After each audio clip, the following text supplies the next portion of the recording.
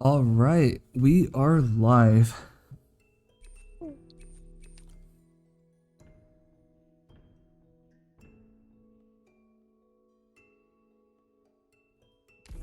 Hello, everyone.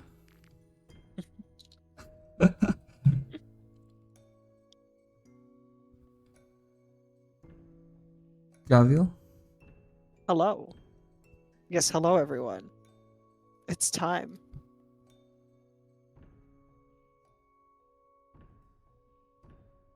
Muted. Interesting. All right, I think it's time to get started. We are kicking off the first day of the tournament today. Oh my god, this has been a long time in the making. I feel like it's been a month now since we first started putting all of this stuff together, and it is finally the day. So yeah, without further ado, this is the tournament. We have a total of 16 teams playing. So it is going to be a really interesting next couple of days. I think like a week and a half. I'm going to introduce some of those teams, but yeah, before we start, there is going to be prizes, yes. In fact, I think 5th and 4th is monthly card. 3rd place is a monthly headhunting pack. 2nd place is a choice of the $50 Originium or a Nian Bean, or really any of the Soy Sibling plushes. And 1st place is going to be the $100 Originium pack. And of course the prizes are for each because this tournament is going to be 2-player. An IS-4 D15. Yeah, let me just introduce the teams real quick. We're going to be seeing 2 of them today. So today we're actually going to be seeing Zyrathan and Asadekai first, followed by Lurky and Skami. Let's see, yeah. After that we have, oh, there's so many. Yeah, I'll introduce the team names as well. Zai's and Asa's team name is exceptionally long. We put more effort into this tournament entry than the writers did into Gundam the Witch from Mercury. No effort. Which is going to be abbreviated for the rest of it, so yeah. Tomorrow we're going to have Team Brain Damage, which is Faglo and Undusk. And we're also going to have Gaviel playing, the defending champions LEE, Suffering Burb, and Gaviel. On Sunday, there's going to be Meat Pigeon Explorers, April and TYR playing. On Monday, we're going to have The Bar, Disseptor and South Heart Violence, as well as Surely We Win, which is Arcturus and Tenebris. We also have Team Collusion on Tuesday with Ramon, R, and Desta, as well as So-Called Free Thinkers, Radio Yaya, and Softform. Wednesday, we're going to have 2 matches as well. Team Ella, Wish, Adele, Oyana, and Cinder Kermit. We also have a Lapdumbration with MJYW and Wingusa. Thursday, we've got Origin Outlaws, Dragichev and Lazy Couch, as well as Duck and Blade, Polymer, and Fibrinojet are playing. And Friday, we've got a single match, Delay No Mo by Danger Asian and WHC 4017. We're going to wrap up the playoffs on Sunday, July 18th, 10 days from now, with EBA, Elven Bathwater, Aquaholic, Sidedask, and Meltup. As well as the last team name, which I wasn't sure we would even allow, but I guess we are, Global Servers, Shoe Feet Lovers, Way Hazel, and Teal 7. Of course, Way Hazel's team is that. And yeah, let's get started. So Zai and Asa are already here and ready to play, and they're going to be playing on D15, IS4, and the big rule is that they're not going to be allowed to share any 6 stars in common. I think we can get started then. Nice putting in contact, so we must wait for that. Then we can start. Zai's putting in contact. Yeah, it helps to be able to see. Unfortunately, Zai decided to idle on an image of Passenger, so And you know, there's no points. There's no points down for that, but really there should be, right? Emotionally, there are points down. Yeah, and if you're just hearing about this for the first time, you should check out the rules and the tournament information, which is here as well as in the Discord. Just gonna throw those commands out right now. Least based LTA Disjoint. Yeah, that's their team name abbreviated. It's an acronym. Absolute. So long. Yeah, I'm not planning on saying it again. I don't think we could get through that again.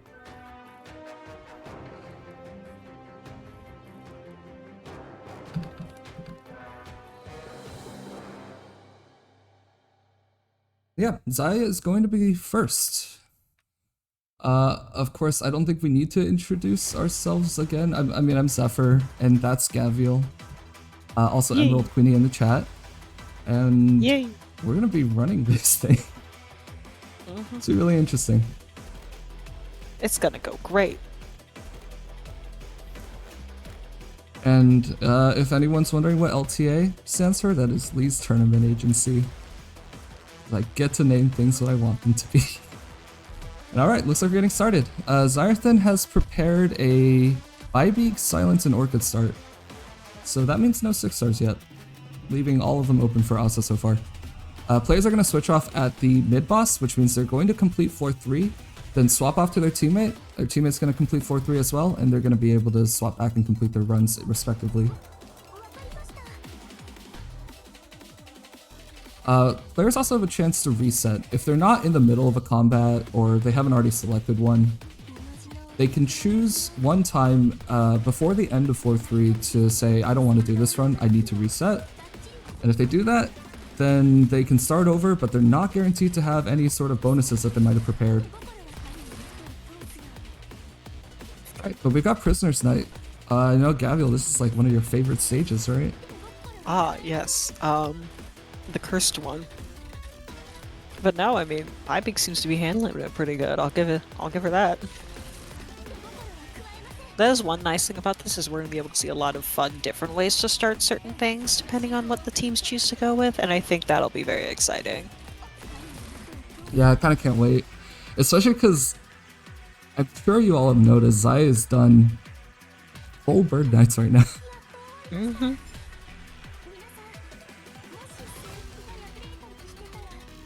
Ooh, okay. We're finishing first combat very very cleanly. A Defender voucher. We're getting that fire whistle.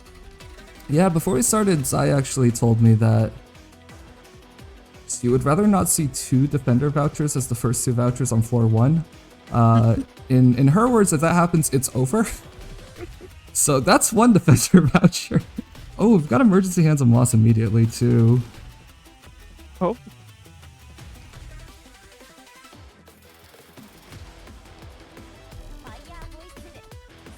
Yeah, Zyrthan's playing with the Tactical Assault Squad. I think that's pretty visible. Shout out to Gaviel for helping with the UI. She designed like 40 something images so I can like stack them on top of each other to make the profile icons. I think it looks nice. I'm proud, considering the fact I did that all in like just a few hours. Not bad. We also discovered that, well, I discovered that the characters all have that little like blue line you see on the UI. Yeah, There's Gaviel, different colors for the different types of characters. Yes, Gaviel, when I first asked if she could help overlap. mock up all of that UI, had like a mini panic attack, and it was just like, you need to like get in here, the colors are different. And it turns out that, what is it? Guards, Vanguards, and Defenders have a certain color, medics and snipers, Yeah, medics they and have, like, the supporters have a yellow. color. Yeah, I never noticed that. I don't think that's the kind of thing that most people ever pay attention to, but we're making them all light blue because it's IS4. And it matched. And also, I didn't want to have to try and pick a specific one of the official colors. Yeah, and then I designed the UI and the controls, and hopefully those are going to work out well for us today. So far, Zai only has Fire Whistle as an extra pick, and that means still no 6 stars actually. Mm-hmm.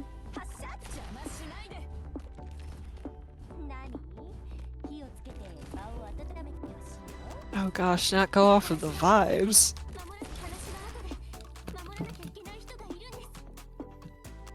Well, that's EM Hands of Moss completed. Leakless.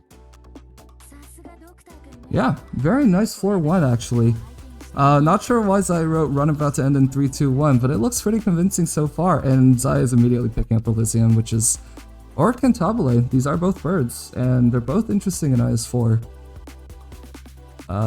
Everyone here who's probably a little bit familiar with the lap system in IS4, which means that players potentially might be playing with minus 20%, minus 40% DP further down the line. So a lot of the times the Vanguard is a really safe pick. A lack of DP can bite you in the ass quite quickly here. Cantabile is picked up though. The Cantabile adds much more damage than Elysium will early on. And it is quick DP, but it's not nearly as consistent DP, so we'll have to see how that plays out. And Zai's also choosing to spend an index here on floor 1. I guess this is a guaranteed combat for Bird Knights, right?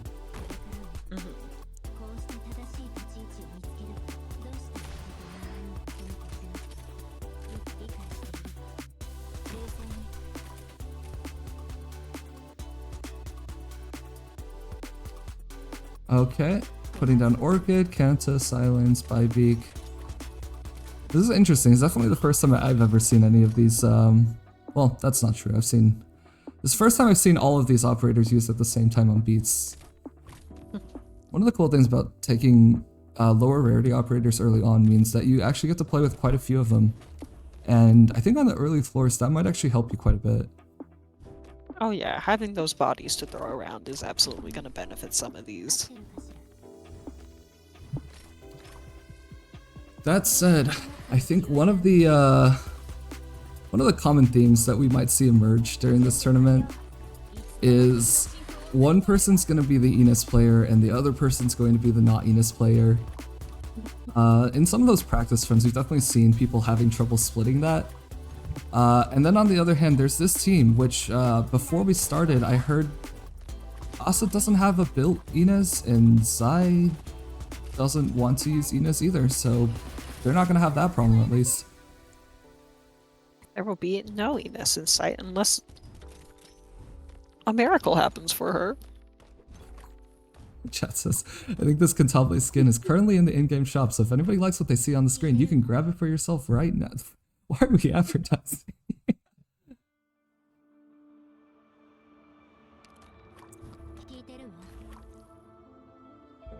Alright, and that's going to be a very safe floor 1 for Zai. Oh, that's the first hurdle that we've got. Ooh.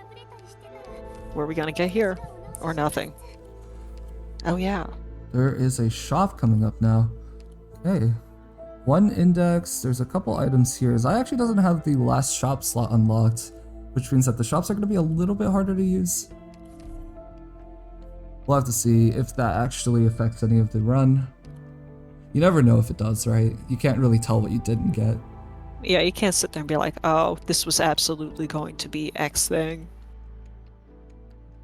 Now that would be wild if it did turn and it said, so here's what you would have gotten if you had unlocked all of the shop.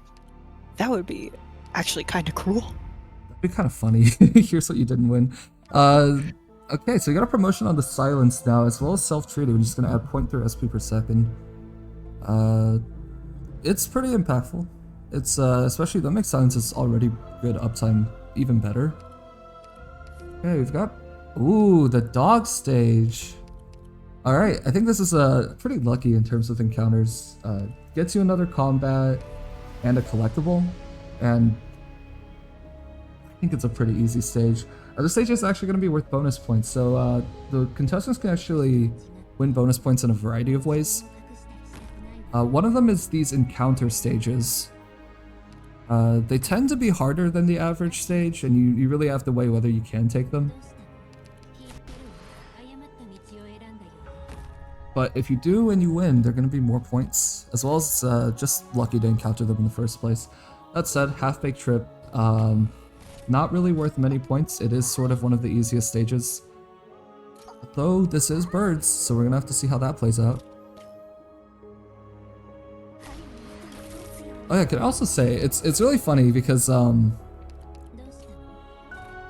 of the players in this tournament are coming from niche knights, right? And if you just have two very disjoint niches, you're sort of already, in a way, equipped to play some of this tournament. You don't have any overlap with your teammate anyway. That said, unfortunately, that dog is sort of wreaking havoc right now. That dog Fire is Whistle.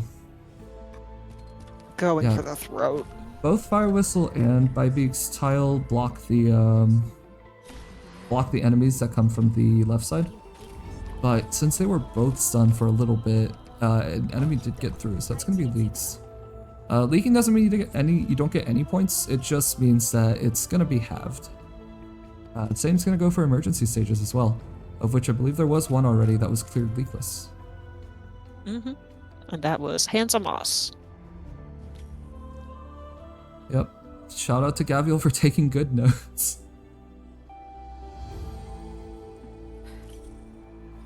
Hey, on my side, managing the UI has never been easier. Zaya's opted not to pick any 6 stars so far. And if there's no 6 stars, there's nothing for us to track. We just get to sit and watch. Arctis asked, do the points for these stages get halved if the enemy you leak is the animal? For emergency stages, no. For the bonus stages involving the duck, bear, and dog, yes.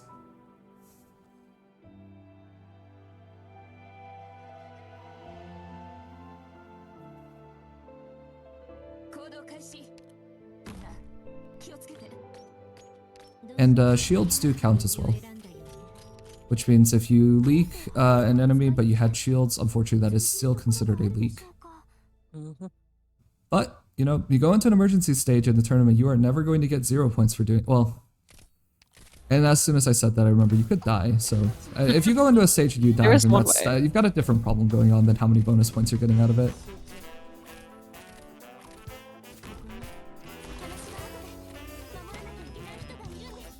Okay, we got Contavle and Bybeak set up to just manage the front right here. Silence is healing everybody right now. I think I tried to get that chest earlier and might still be trying to get the chest here. It's gonna be 2 ingots. Another way that players can earn points is getting spiked chests or vine creep chests. And they're gonna be worth a different amount depending on what floor you're able to get them on. Normal chests are not worth points, but they're still worth ingots, so they're always worth doing.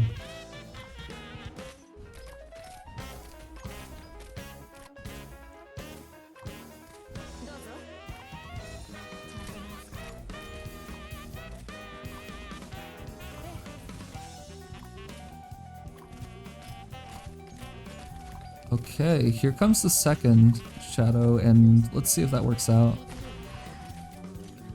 Holding that skill to the last second in order to stun. Oh, it's close. I think it's good. Yeah. Oh, nice. Yeah, no leaks. Had me scared for a second there. Yeah, and that's the last 3 enemies on the stage. Alright, got the chest and the leak.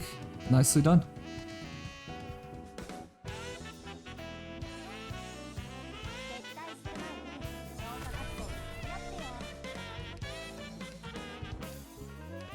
Caster voucher. Oh, for the first time there's 8 hope, and that does mean that we're gonna pick up passenger here because that's the 6 stars caster bird.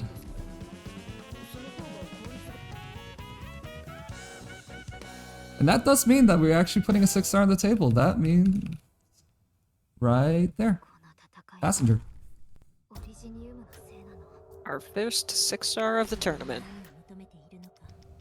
Alright, moving on to Don't Turn Around Sluggies. Sluggies is a, I want to say beloved stage, but no, honestly, I know a lot of people hate this one.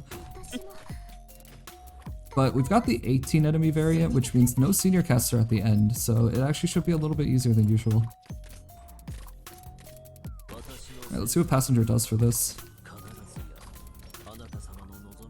Unda says, is Zai playing Liberi only, lol? Yeah, so far. Yep. We'll have to see if Zai wants to keep this up. She honestly might. She honestly might.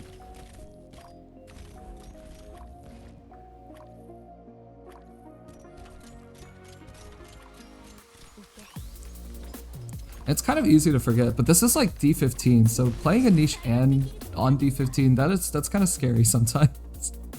That's hard to do. It's terrible, especially even when you draft all the meta picks, sometimes you can lose.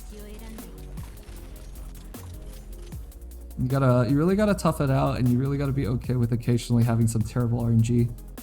This is a good setup, yeah. This is a lot of birds. So far, I haven't seen any really dead vouchers.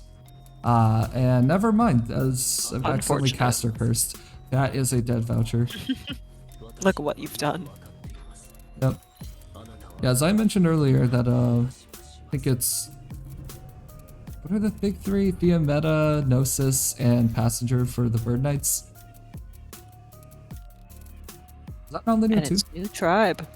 Ooh, New Tribe. New Tribe is a fun one. New Tribe has a either pretty high like ground and healing demand, or just like high damage.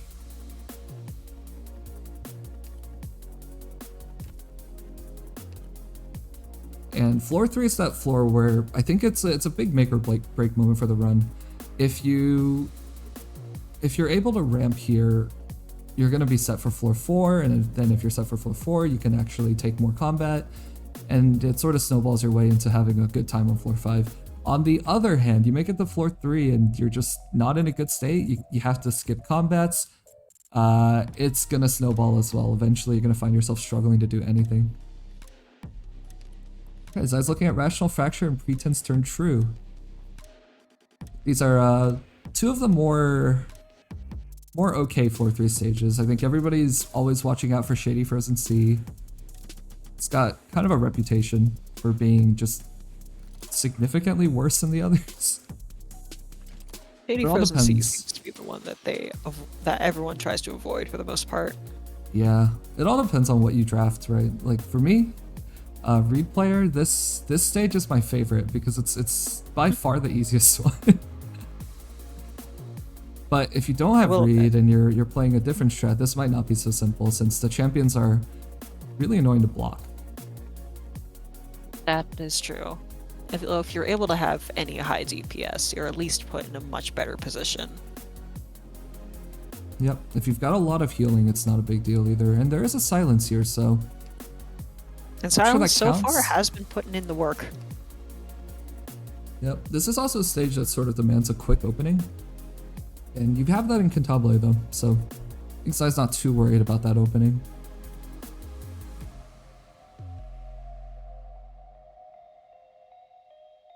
I see people in chat chilling for their own starts.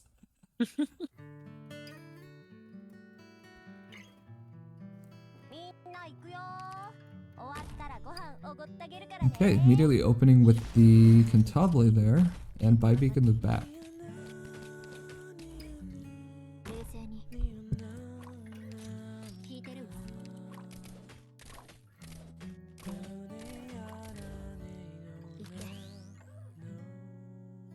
What do you think the strat is here? Is Fire Whistle going to be the block for the champion here? Maybe? She is E1, but she's a defender, so let's see how that works. That gives her at least a little... Oh, that's scary. Oh, that's scary. Oh. Oh, that's really scary. Okay, Bybeak's going to stun the champion for a little bit. That buys you a little time, but... Oh, Fire Whistle's dead. Yep, Cantabile is dead as well. Yeah, so this champion is just... pretty awful always. But right now I believe Zai has non-linear 2, if I saw that correctly. Yes. Non-linear 2 means these collapsals are just, they hit harder, they have more attack speed. I think they have more attack speed. They're just not fun. Non-linear 1, it's just move speed and HP. And then they gain either attack or attack speed on level 2 non-linear. And it's terrible.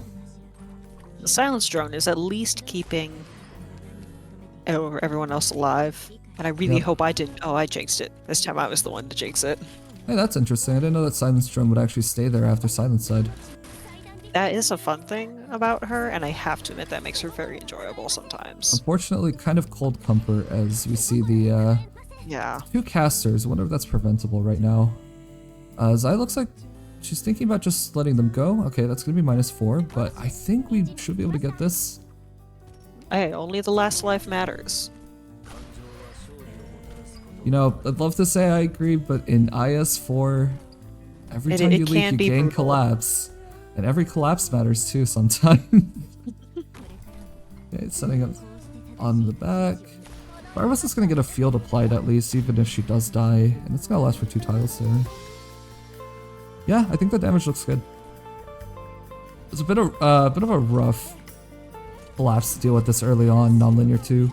Yeah. The only life that they at matters least is... managed to get the last one. Yep, only life that matters is the last one and also the rest of them and also the 11th specific. Yeah, for those of you who, in case anybody doesn't know, the 11th lives is where you can start shield stacking. So if you do a stage perfectly and you don't leak, you can actually pick up a shield every combat. And that might help you stack very quickly.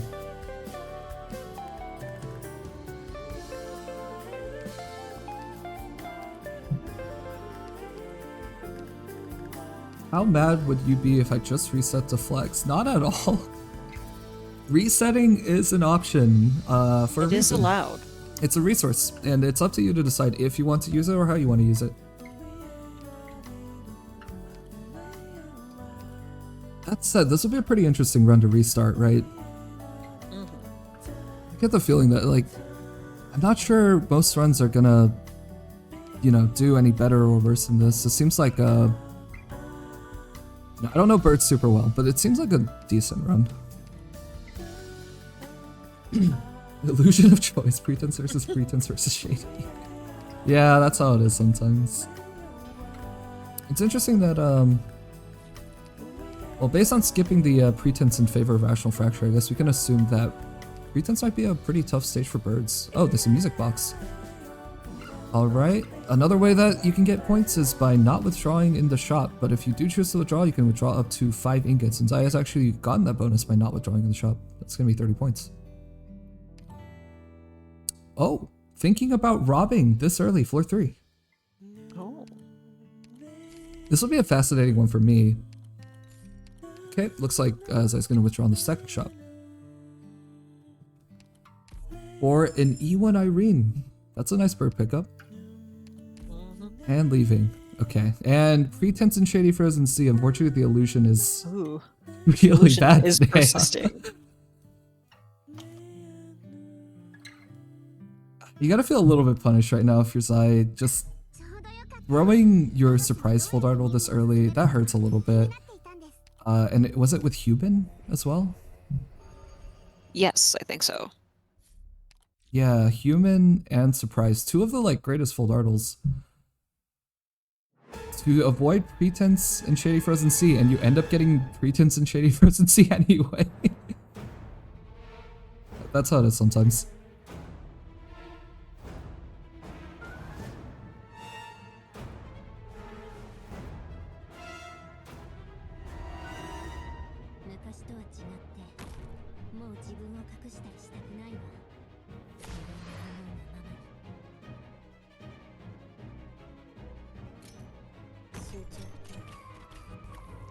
Arctis also asked, do you get the bonus per shop that you don't withdraw in? Yes. Do you get bonuses after fully withdrawing, even after? Yes, you do. So on every shop, you can earn 30 points. Ooh, okay. Yeah, so we saw one of the things that might make this floor 3 a little bit stressful, and it's the lack of healing right now. Silence is actually considered a very good medic in IS4. She also plays incredibly well with Ring of Thorns, which is, it's a 16 cost relic. It's not that often you get it, but when you do get it and you have silence, it's amazing. That said, she is only 1 medic, and she is only a 5-star medic on that. She is 1 medic against the world right now. And yeah, the healing load on this stage is not super light. There's some starts that I think lower it quite a bit. You know, if you look at the Yato version of this stage, if you're able to just kill casters without dealing with anything, that makes the stage a lot easier, but if you're playing this normal back setup, there's a lot of stuff getting hit right now.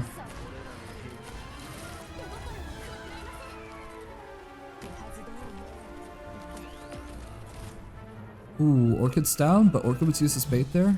It's tactical. It was a tactical down. It's fine. Orchid isn't dead. She'll be back. All It's part of the fine. plan.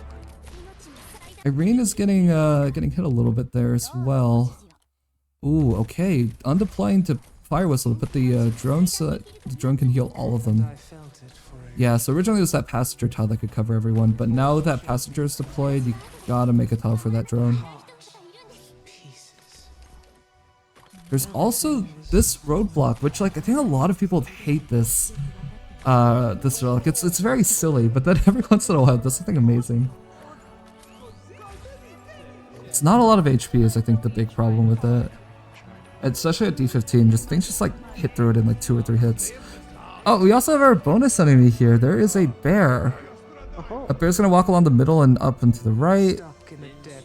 Fortunately, passenger is not facing a good direction for this.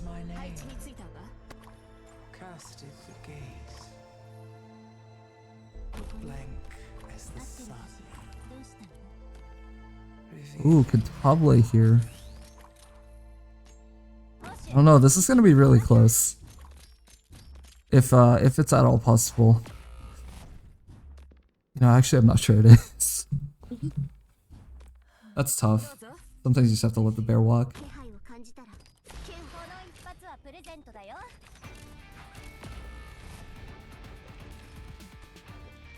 Oh, Fire Whistle's going. Cantable's back actually, and Bybeak is here, but Bybeak doesn't have any SP.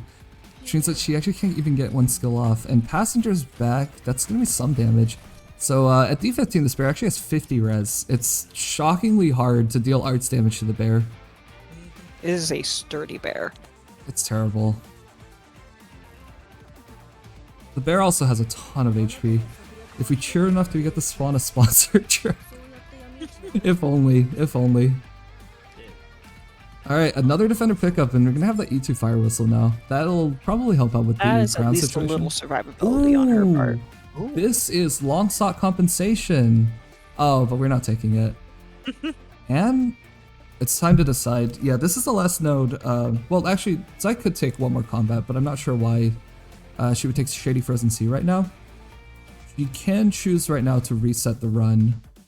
Or if she attempts the mid-boss, that is throwing away the reset, and that's committing to this run.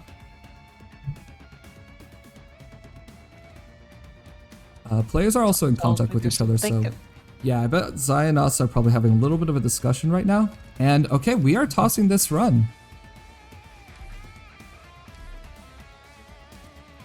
We are going to reset, and what squad is it going to be this time?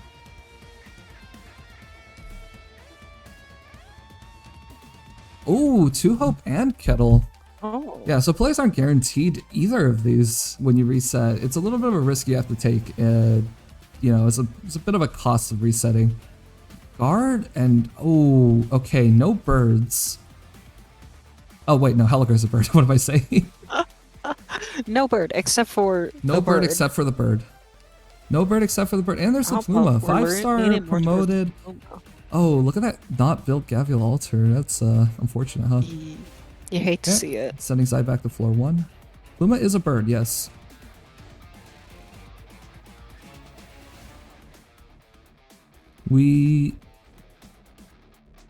Yeah, right now you have to decide. Are you going to take one of these two? Especially if you're sticking to the Bird Knights. Or do you want to just start with an E1? But starting with the E1 is pretty painful sometimes. I think from personal experience, E2 La Pluma is actually not bad. Gets you through the first floor at least pretty comfortably. I'm not really sure. Second one needs a little help. I'm pretty sure we did yesterday actually as I was talking about this and said, and very much called La Pluma start a horrible move. It falls off very fast, and if you're looking for efficiency on your vouchers, it's probably not a good idea. But it does guarantee your survival early on, so I think it might be a fair pick. Okay, yeah. And we've got Silence. Yeah, we have had one restart. So at this point, it is a full commitment to this run, however it goes.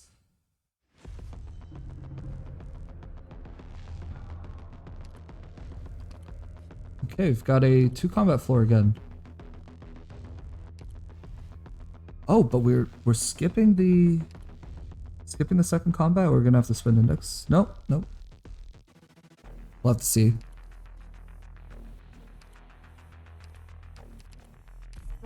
All right, going for Handsome Moss.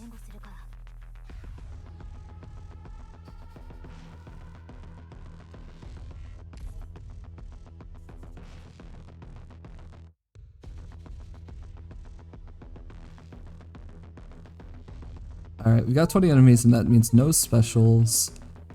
That first butcher's gonna wait there forever. These floor 1 stages are pretty simple. I'm sure we're gonna see them quite a bit throughout this tournament. I think we're all gonna get pretty acquainted with the floor 1 through 3 stages. If we aren't already. But hey, that doesn't mean there can't be some excitement. I mean, have you seen where the Vine Creep chest spawns for this? Oh. There's 2 different locations, right? And one of them is pretty spicy.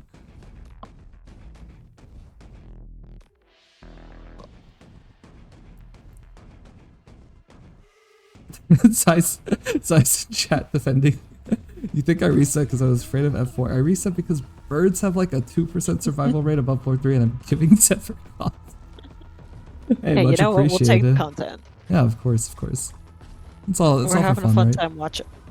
All for fun and, you know, for prizes.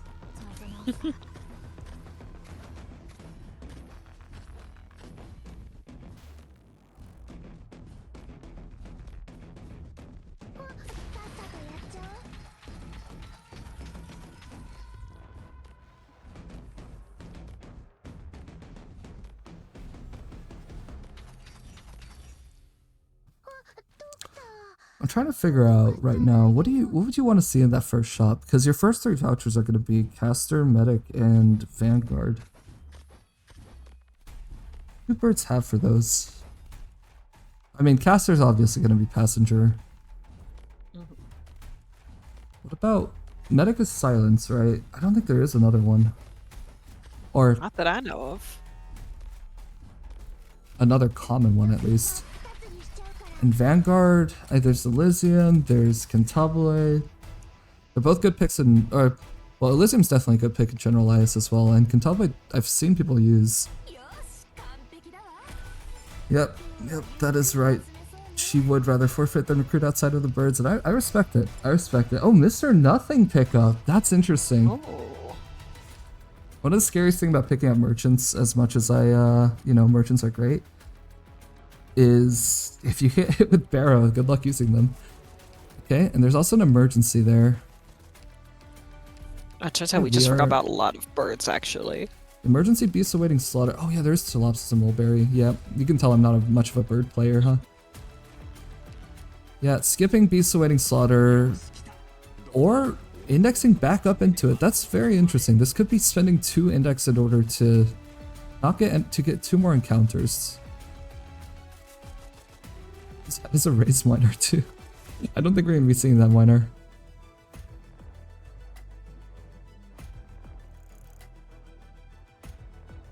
Alright, beast is a little bit scary.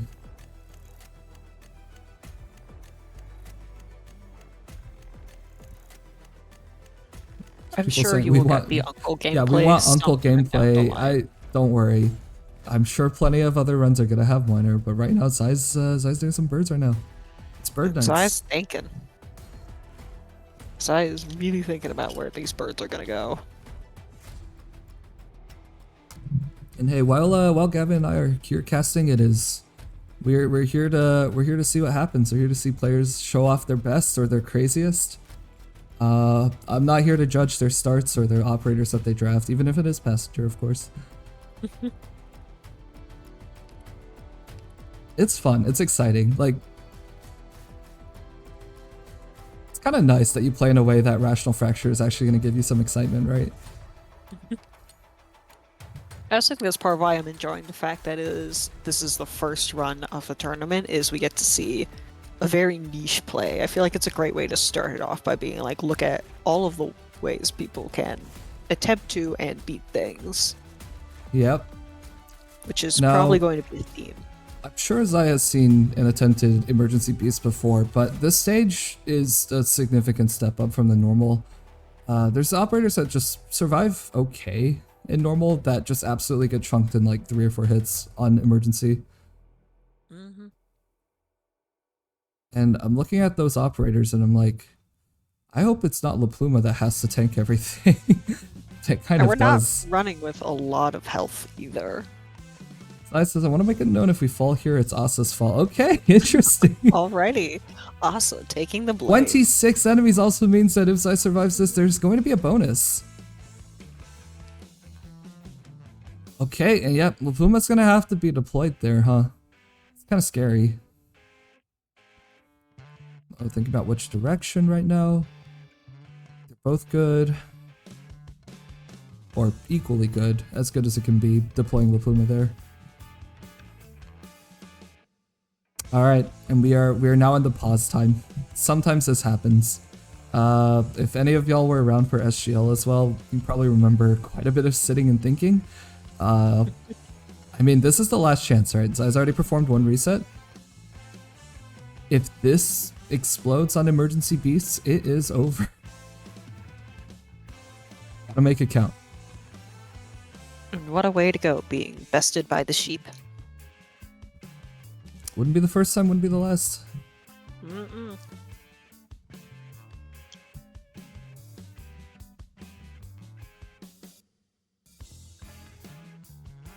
Oh yeah, you can just tell there's some thinking going on. There is a whole conversation going on back there right now. Yep, Arknights also asks, what happens if one person in a team dies? Does the team out or does the other person still run? The other person still runs. If Zai dies here, then Asa is basically going to do an entire run pretty much normally. Zai hasn't picked any 6 stars, which means that Asa's not banned from a single operator right now. Asa can do whatever Asa wants. Yep. And what Asa wants to do is unclear. Not sure yet. Not sure if Asa's playing a niche or not. Not sure. All I know is that Asa doesn't have Ina's build. And that means things are going to get pretty interesting.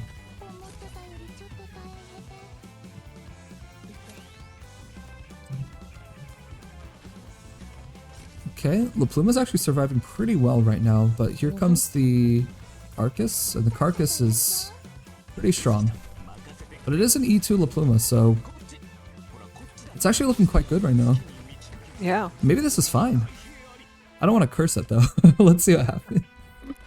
And using the Mr. Nothing to start trying to chip away at all of those sheep so they don't all come running at once is definitely just saved right now for later in the run. People in chat saying, I hope Asa doesn't try Minos. Look, I'm biased, but I gotta say, I might agree with that. Minos is a particularly painful niche, it looks like. We only have 5 operators.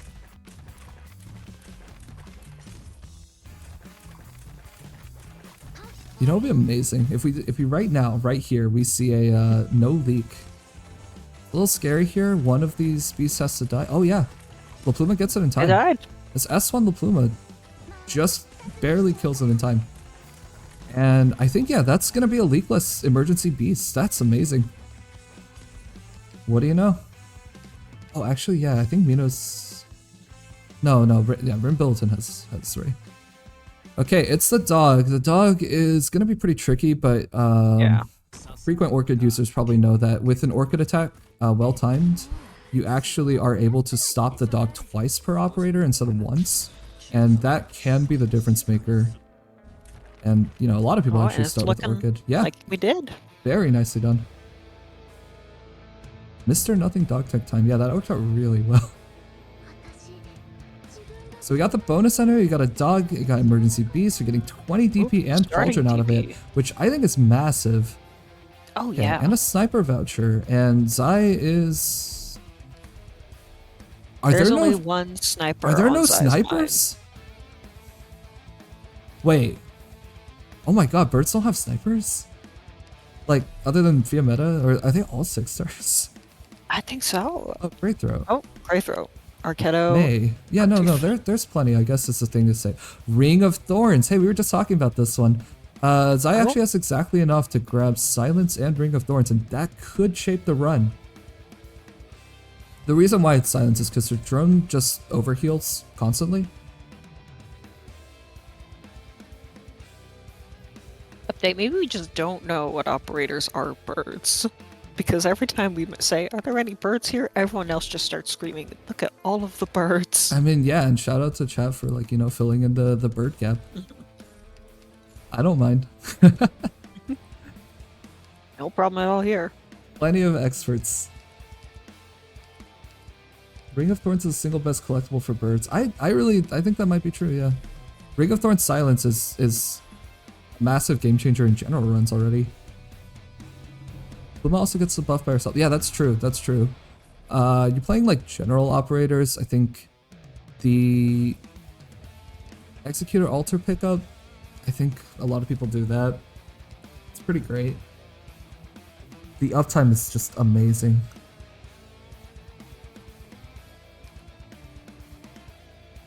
Okay, I think that Zai's probably feeling pretty rewarded by that decision to reset right now. Went from a decent run, but the combats were just really painful, to now it's a similarly decent run. I think there's a little bit less ops, but there's Ring of Thorns. And there's Silence. And there's Lopuma. And Mr. Nothing, who apparently has a certain title that people keep calling him, but I'm not going to be calling them that. It is what it is. Okay, so Silence is going to get shot from behind a couple times. Can't be helped. 29 is the 29 is the upper limit for how many enemies there can be on this stage. It's not a guarantee that there's a bonus, but sometimes there can be. We will have to see. Okay, Lopuma S2 showing up here. That's a really convincing kill.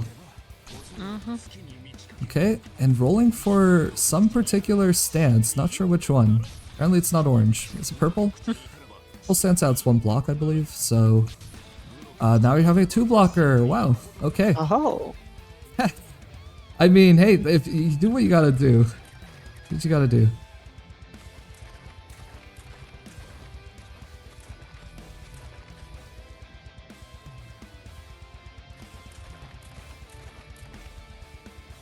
Okay, Lopluma's doing really good with mod management here.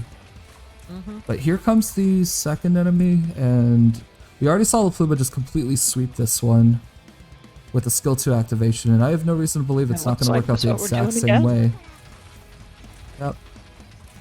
And it looks like no bonus enemy again. Really nice. Really nice. Just gotta make sure that none of these collapsals accidentally... Ooh! That's really clean. You use 1 hit from Orchid in order to separate one of the pack, so you don't end up accidentally getting all 3 at the same time. I believe that Lopluma's attack is, you know, true AoE inside of her range. So every time she slashes, she's going to trigger things in her range. And another Sniper Voucher, but we're at 6-star now, which means we get to pick up Fia Meta. This could be big. This could be very big.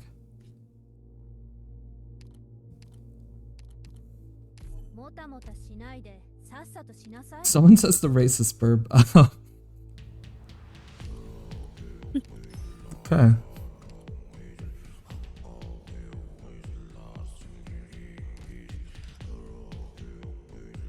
Path with no end. Not emergency. There's a scout on the top, but there's no boss on this floor, which is okay. Sometimes you don't really want that of 2.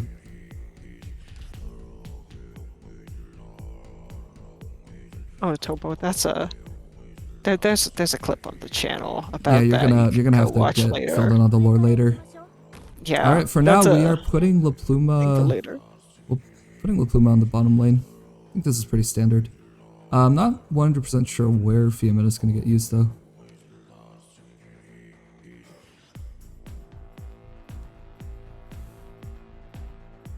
There's a lot of good options. When you have like a simple sniper like Cruz, you can deal with the right side with just her solo. Okay, Fia Meta actually has vision on both lanes right now, so maybe that's the idea. Also, Silence being deployed behind, since Fia has, I think it's Vigor? Since Fia loses health. Well, Fia loses health, but Fia also hits harder based on having more than 80%. That's true.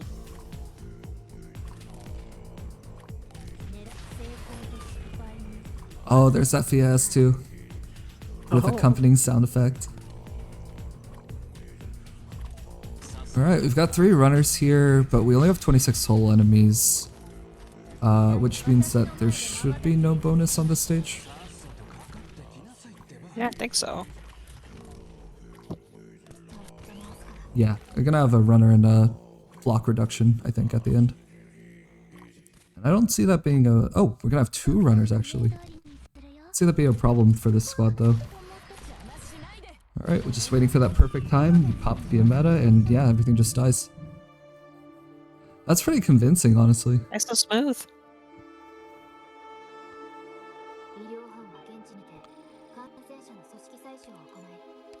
Oh yeah, we also have to update this.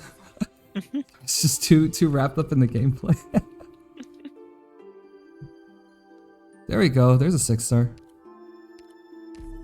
Oh, and we're picking Tanaka with the instant upgrade to a by big.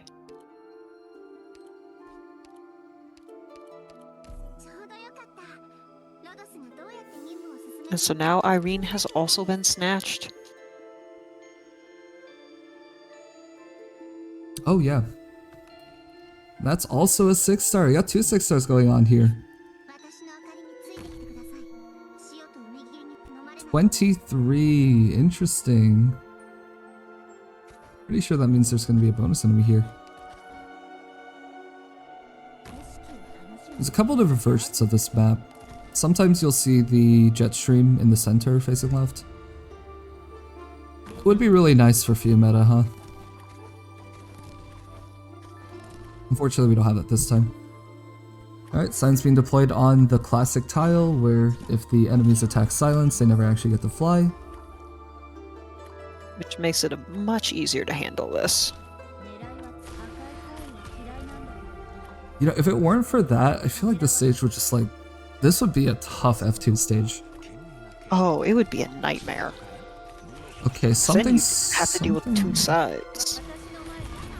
Oh, okay, so Mr. Nothing's being deployed there, I believe, so that Silence doesn't accidentally die from there being 2. I'm not sure. I think Silence... There's a chance that Silence maybe would have actually lived through that, but I guess it's good not to take the chance here. Yeah. And also you want to probably keep some healing focused on the other people.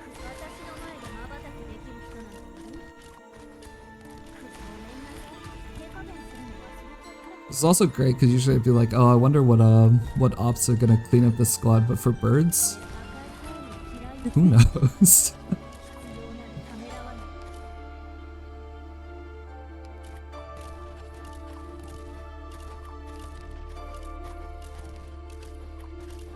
We're stalling out right now in order to make sure that we have skills up for the bonus enemy. There it is. What do we have? We have the dog again. That's gonna be pretty simple.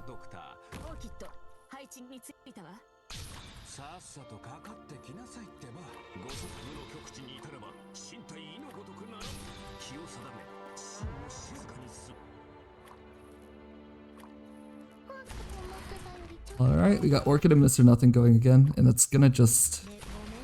Yeah, that's gonna get it so quickly. Okay, another dog. Another dog defeated.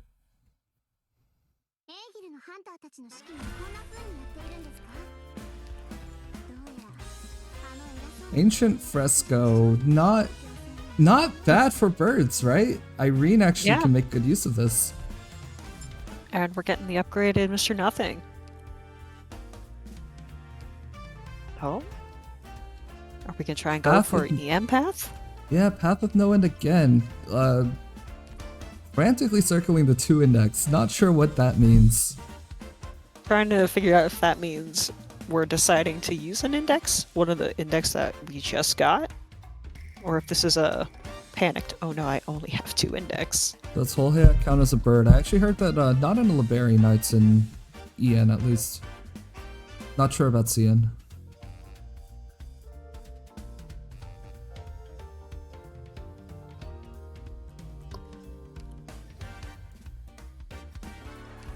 Not on CN either, interesting.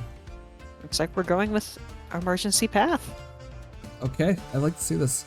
This could be points, and grabbing some of these early stages.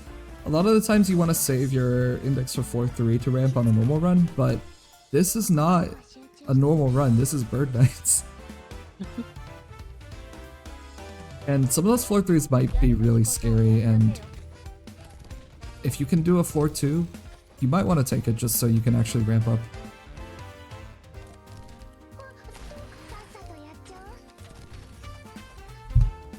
Alright, so far we've got the exact same deployment as normal mode. And now we've got Irene going.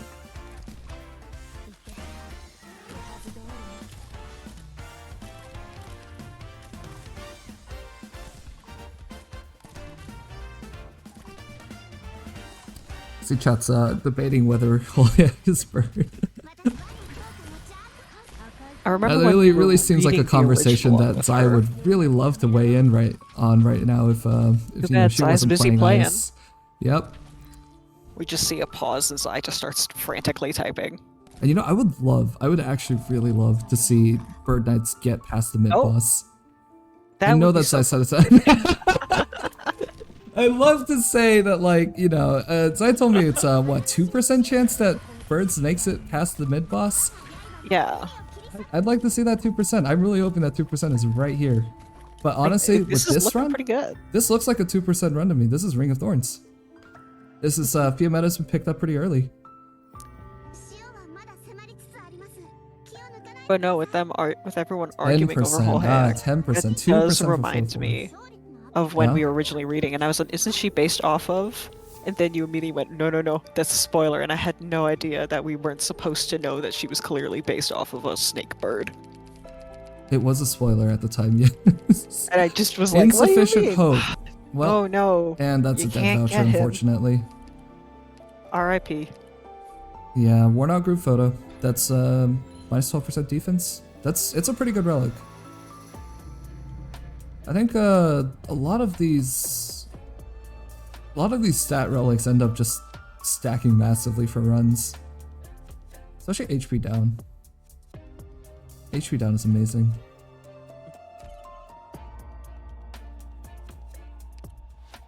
Altar of Craving, Crafty Beast 9Ks.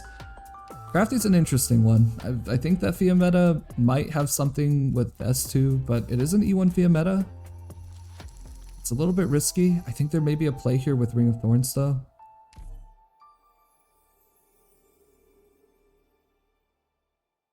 Birds love spinach. I'm learning so much about birds. But like Arknights birds, or never mind. 56 and a Vine Creep chest. If Zai's able to get that, that's gonna be really nice. Ignoring it doesn't cost you anything, and not getting it after waking it up is -2 life points, so you really don't want to do that one. Yeah. One of those things where it is just kind of better to say, no need for it.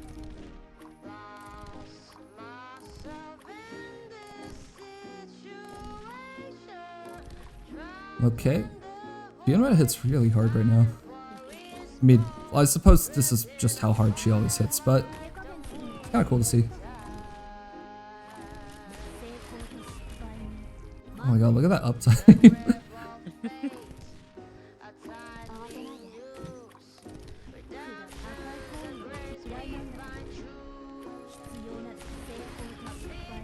That manages to clear out almost the entire field. Yeah.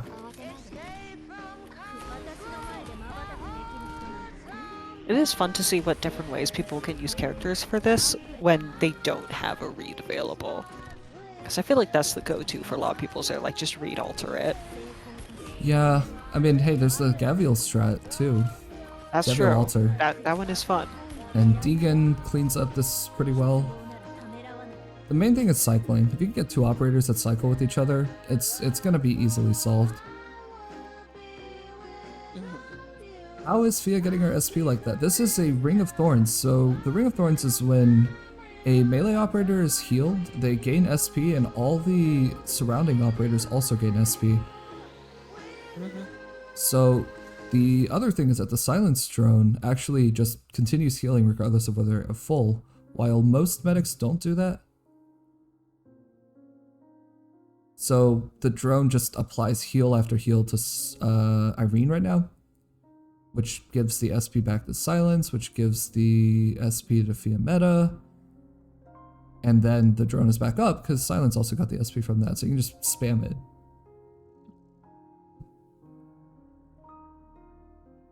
It's definitely why Silence is considered maybe one of, if not the best user of Ring of Thorns.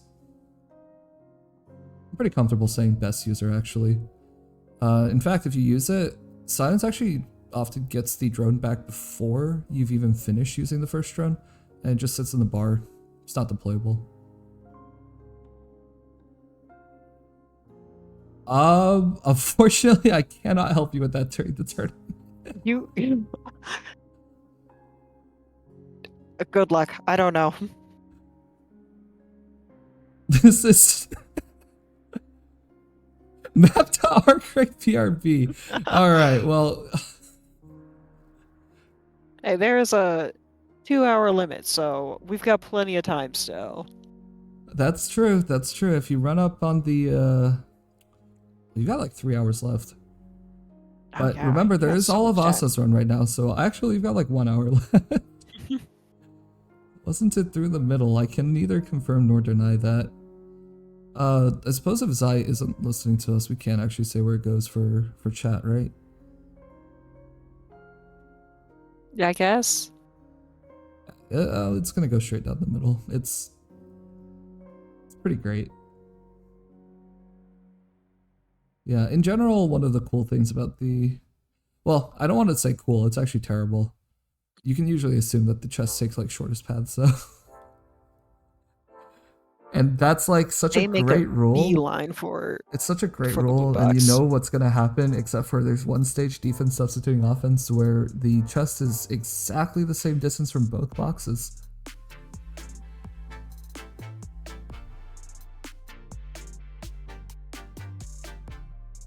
Now, I will admit, the first time I saw the Vine Creep chest in this, I did have the image in my head of it not being able to go, like, through the little teleporter thing for some reason. I just went, oh, it's just gonna run around in circles for a bit. Because I just genuinely did not consider the fact that it would have to go to the blue box. Yeah, anyways, I did lose life points on that one. I did lose life points, because I went, oh, it's not running around for a bit. Oh no, it's not trapped on that side. Yeah, but you watched 56 enemies go through those tiles. Yeah, I did, and I still was like, yeah, surely it will run around for a little bit. Okay. The shock I had when that happened, I was like, oh no. Can't see me, but I'm just giving one big thumbs up. Like, okay, fair enough. Is it man, a disappointed thumbs up? No, it's. We'll talk about this later, right, Gavin? Hey, by the way, Gavin's playing tomorrow. And I'm sure me saying that has boosted everyone's confidence in my run for tomorrow. Blacksuit says, I wonder if the chest still lives. Still takes lives in IS5. Unfortunately, we are not talking about CN spoilers here. I will not disclose. I will not disclose that. Okay, but hey, we made it through Crafty with no leaks. The Discord. No leaks, and unfortunately, Shady Frozen Sea again. This is a big question. Can Bird Knights actually just take on Shady Frozen Sea given that they have the Ring of Thorns right now? I think it's possible, but it is kind of a big risk. It is stressful because we've said now multiple times that Shady Frozen Sea is the scary run. This is the one that everyone's like, oh god, oh no. I think most teams are probably going to have something prepared for this.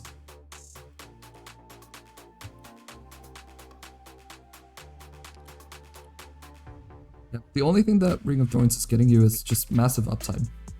But if the skills that you have don't kill, then that doesn't help.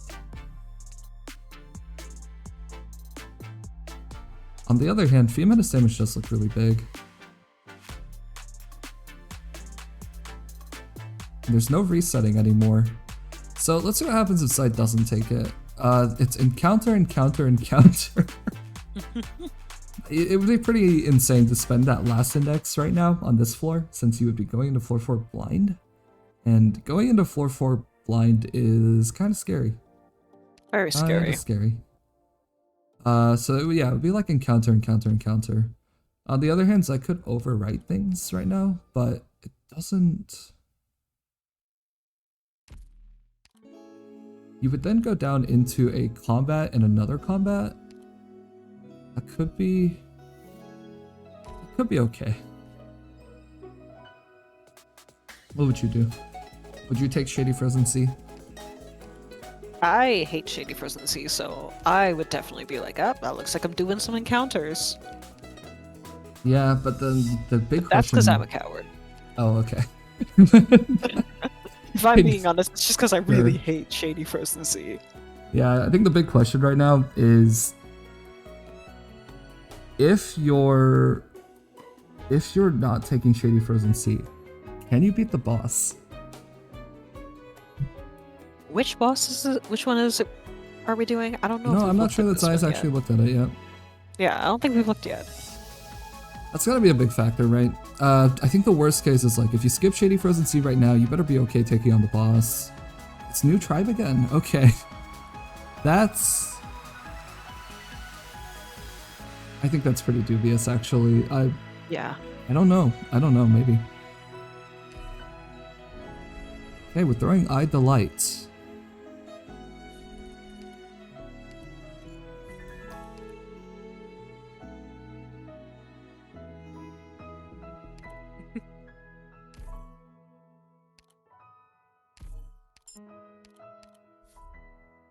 Well, we at least now have an E2 Fia. That's true. And we can throw Eye Surprise on a shop.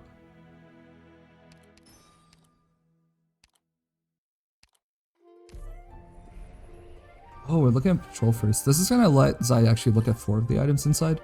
Oh, and gets her. Oh, trinkets! Oh, we love trinkets. Everyone, trinkets is so fun. That's just a fun one to do. Even if you don't know what you're gonna get, you're like, oh hell yeah. Little trinkets. Okay, could take Eye Surprise here. That's going to make the prices halved. I'm not actually sure if that rewrites what's in the shop. Ooh, 50% ranged, and 6 hope and a squat size. And a little attack speed too. I mean, that's trinkets value. That is good. 6 hope for 12 ingots. That's really on curve. And now we have an Elysium. Yep. Okay, there's a guard here with 10 hope. Okay, we're withdrawing from this shop.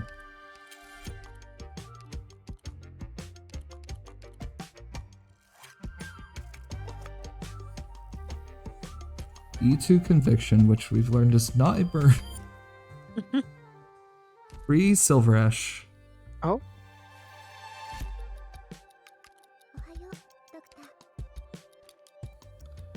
What is this? Help. Oh. Okay, something's happening here. Oh, okay, we're putting Silver Ash in jail. Interesting. Oh, really? And no Silver Ash absolute pickup. Anger at Silver Ash. Hello, Raiders. We are in the middle of Zai's second run.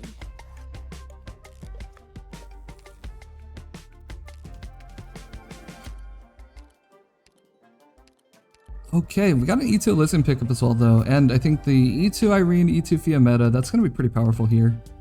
And a safe house, into an emergency. Given we're skipping regular Shady Frozen Sea, maybe taking emergencies might not be the best idea on floor 3. Oh, but Eye Surprise is such a good combination. So I having maybe second thoughts about that. Yep, okay, we can go back. We could also go for ending 2, but... You know, we were talking about this yesterday. The birds have like a theory crafted way to get ending 2, but actually reaching ending 2 is a totally different story. Getting to that point is not easy.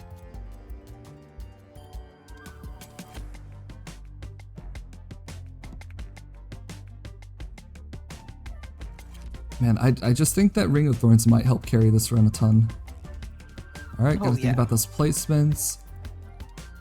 If anybody hasn't seen this stage on D15, the enemies that get buffed by the boss are really scary. And when you're playing Bird Knights, you don't have that many options in order to tank. And if you're using Lapluma can't be healed by outside healing. Or not by active healing, I guess is the term.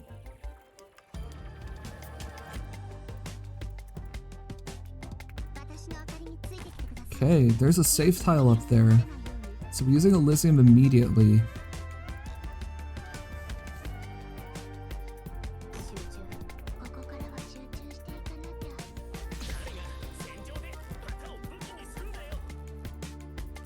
Do you think this is like an early kill angle? It looks like it might be. Ooh, there's that first enemy. Are we gonna try to prevent this? That's gonna get hit by the boss. The other thing that's a little bit scary right now is that the Ring of Thorns requires a melee target. But Silence is actually deployed on a tile. It doesn't have any melee targets next to it.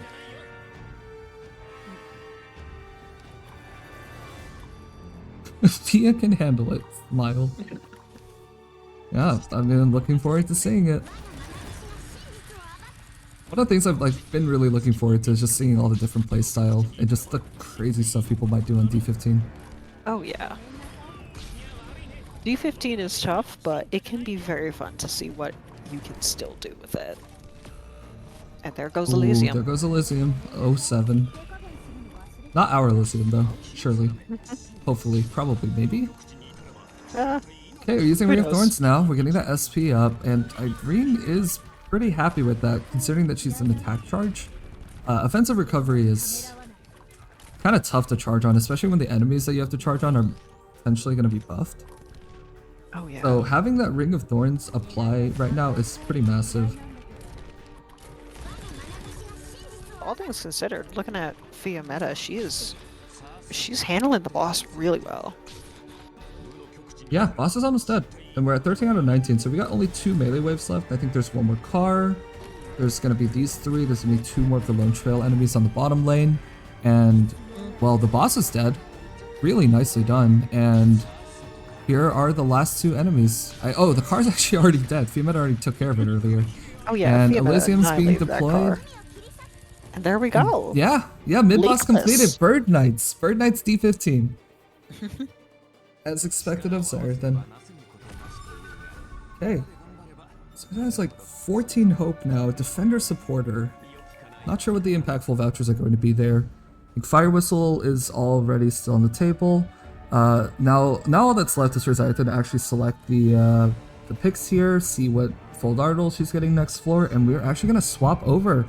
And Asa is going to make his debut in the tournament. Looks like we're going with the Fire Whistle. Yep, Fire Whistle pick. Profound Silence is amazing. Just having HP down on the enemy is like having attack up for everything. Alright. Ooh, no collapses into 2 stacks of Pan Civilization. That Eye Surprise is actually maybe some critical stuff now. And we're getting Hunter. And alright, it's time to pause. And we are going to see what Asa's going to do here. Asa is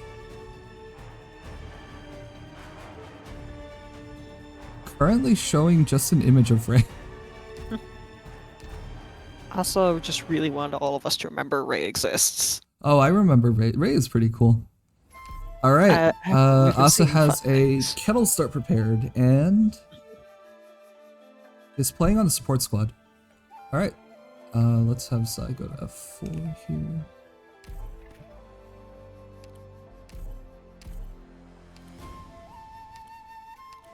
Yep, at this point Zai does not have any ending collectibles. I think we are maybe looking at an ending 1. But Asa has a support squad, so that means 2 more hope at the start. That's a Fire Whistle start. You're not restricted on sharing any 5 stars or below, so that's totally fine. And so is preparing the kettle start. We also have April here. Fire Whistle, April Stewart, pretty solid. It's not necessarily the most orthodox start, but they're both pretty strong, so. Here we go. Oh, spike chest. Wrong start. Not sure what that means. Not sure what that might mean. Ooh, there's a spike chest there. No, that is going to be points if Asa can actually get it. But it is also a little bit of danger because That Fire is Whistle shots scary. might be landing AoE on there. Definitely one already got. That's gonna. Yeah, that's where I think she lost most of her That little bit of help HP there. that she lost. Oh, from. that's another one. Yep. But it No looks like she can lava. take. If that is the only damage she receives, she can still hit it. Like, what would that be? Oh, okay. So this is actually a bit of a variation 5-6 on times. the classic 3-star squad. Just going to be Spot, Lava, and Cruise. And you just substitute Spot for Fire Whistle, well, Stewart for Lava actually, and then April for Cruise. Sadly, unable to get the chest, but The fires before we call it a day. can you do? Wanna join me?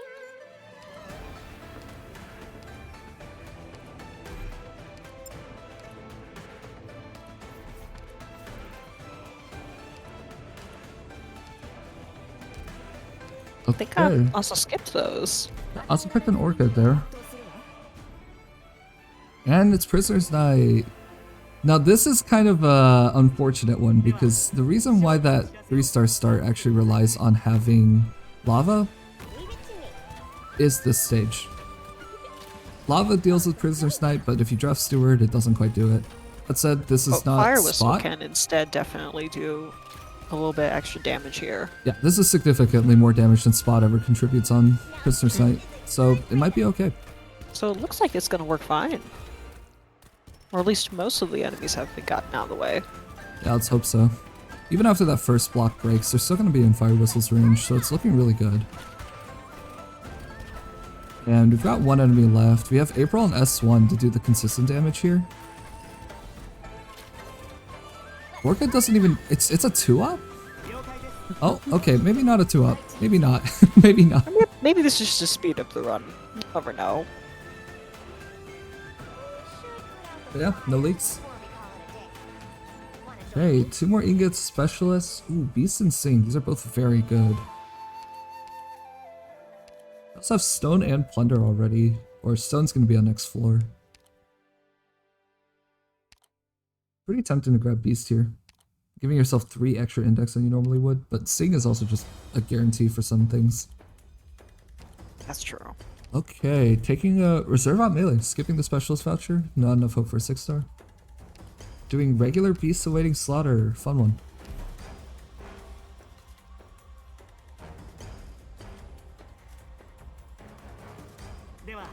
So right now, I think, is April and Fire Whistle, are they both Rim Billiton? I think they are, right? I think so. What this looks like to me is like Rim Billiton, but also just take whatever else when you get Bilton and take some anything else you may 3 need. stars.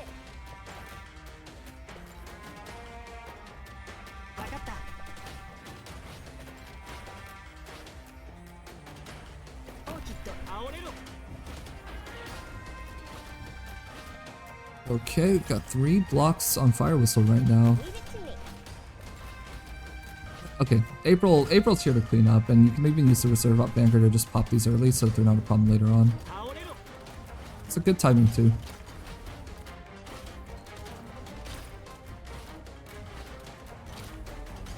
I was a little bit worried about how Fire Whistle's HP was going to look by the end of this, but it actually looks okay so far. As long as she can stay alive long enough, she'll be good. It's an E1 that Fire is- Whistle though, there's no healing. Let's unite it. So we'll have to see about that. Rhythm. It'll be okay. Orders, please. Alright, S2 Press the fire. in order to kill That this will kill Basora this beast guy as real fast as quick. possible. Yeah, this looks totally fine. Now this is a good rhythm.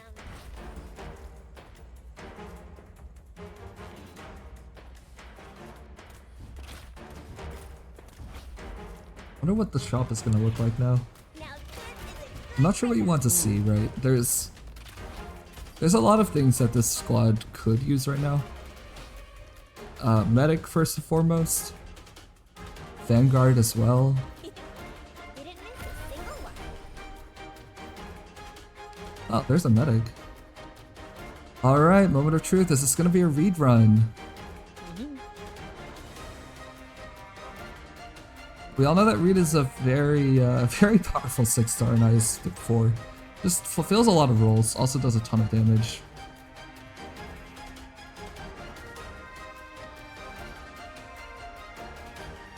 Support squad does mean that when you go into the shop, you're gonna...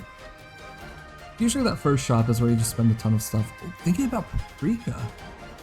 Ooh. Interesting. But ultimately we don't deciding need against Reed. it, we are going for Reed. The classic. Alright. And another medic voucher, but not enough hope to get it. Unless there's a silk... There is a silk scarf, so... E2 read is on the table right now. There's sabotage. Elimination. So that's what we're going for. Interesting. Okay, we're getting that E2 read. We are getting the E2 read. That's a huge pickup early on. Oh, sheet music, keen hands, heavy music anthology. There's a lot of good stuff here. Read with 50 attack speed is pretty big. Getting another 4 hope means that hope curve is going to be really nice early on. And heavy music, I mean, you don't get much benefit out of it, unfortunately, since there's no collapse gain so far, no leaks. It is 2 hope, but that for 8 is not nearly quite as good. No S2 Masters on Reed. Oh yeah, you're right. I'm not gonna lie, that's a little bit concerning. I think a lot of Reed users like to use S2 and S3 for different stages.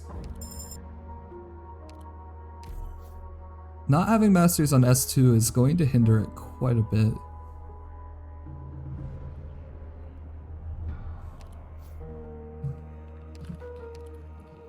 And with that, we're on to floor 2.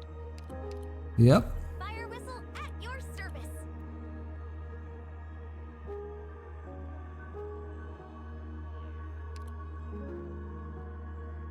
Did you catch what stage this was?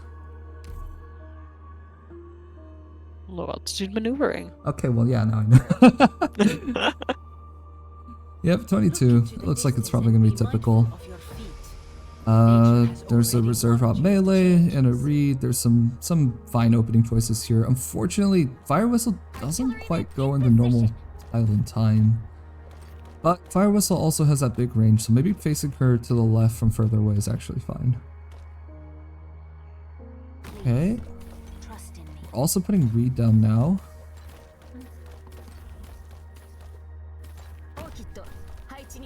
Oh, okay. As long as Orchid has other targets to attack, this is fine. If Orchid lands a hit on one of these, it can sometimes mess things up. That's a thing to always might have to watch out for that later, but we'll see. Oh, and Centala. Somehow missed the Centala pickup. That's actually kind of huge. Not an operator that you see too commonly in IS4, so it'll be really interesting to see how this gets used.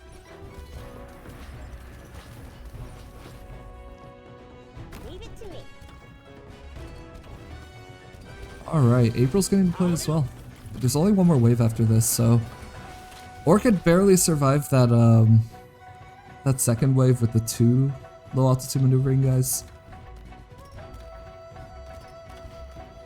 But if she survives that, she should survive everything. And yeah, she never hit any of the enemies on the bottom side, so it was totally fine. No leaks. I'd love to see it.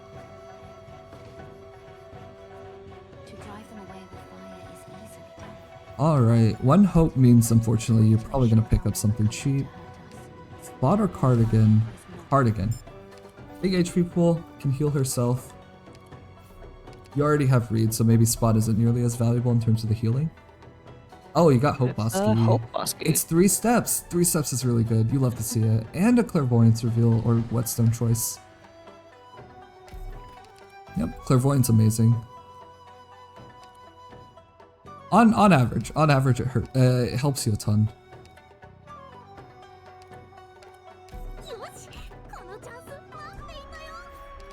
Safe house? Oh, Okay, Reproduce is pretty interesting. It could actually be an ending 4 guarantee. Or, sorry, ending 3 guarantee. There's no ending 4 yet. 3 life points lets you shield stack immediately. 3 hope lets you get a 6-star in your next draft, although 21 out of 36, I think you might be leveling up anyway. Alright, 2 safe houses and already leaving with a increased hope from that, so went from 1 to 7. Oh, and immediately found the scout. That's kind of huge. Oh. Throwing plunder here, that could be interesting. There's one way this ends really badly, is if it goes on the combat above and the combat below. But, I mean, what are the chances that happens, right? What are the odds? Yep, that is a guaranteed scout. On floor 2, Boskies confirm, Boskies guarantee a scout. Not the other way around.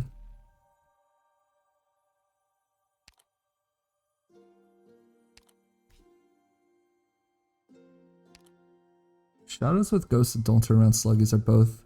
I think those are good stages, and if you have Reed, they're both pretty simple stages.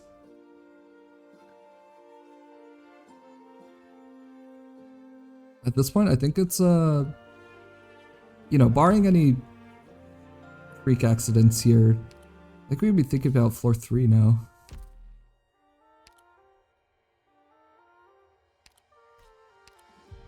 Gaviel, what would you want to see in this squad? Oh, an E2 on Fire Whistle if we're gonna keep relying on her. Just being honest. This is a biased pick. It is I will admit, it is a biased opinion. Okay, we're going up to Don't Turn Around Sluggies. Alrighty. Sure, yeah. 19 means it could be a bonus or it could be a senior caster. Ooh, this is a very forward repositioning. Maybe this is nice. This is an E2 read. That is going to give a little benefit. It's also Keen Hands read, which means this is like really powerful as far as reads goes. Yeah, just look at that attack speed.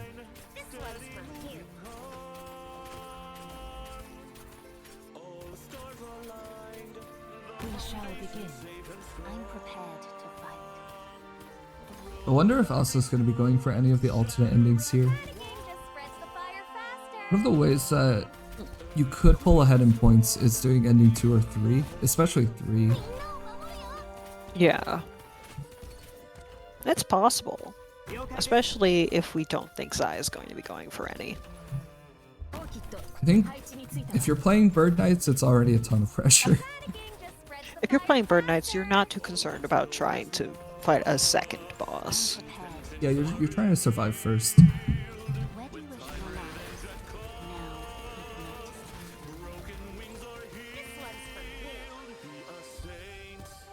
Oh, and it's the Oh, duck. it is a bonus enemy. Yeah, as soon as you didn't see a senior caster, we knew. There are tiles where the duck stops, I believe. Oh, Centala, look at that. Oh, Centala, no. Okay, we're just getting undeployed. That is the tile that waits on, apparently. Yeah, got the duck. It's also going to be bonus points, huh? And there's the level up, and 12 hope on floor 2 with a decreased cost for 5 stars. This is kind of crazy. Defender voucher. So there's that E2 fire whistle that you said could be pretty good here. There we go. That's exactly what it is. 0 index, but we all know that there's a scout. And now the plunder's guaranteed to land nicely. That's a really good play.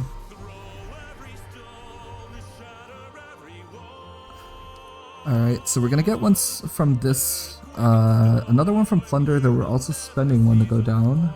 And we'll pick up another index from the scout, which means that you'll be at floor 3 with 2 index. It's not bad, not bad.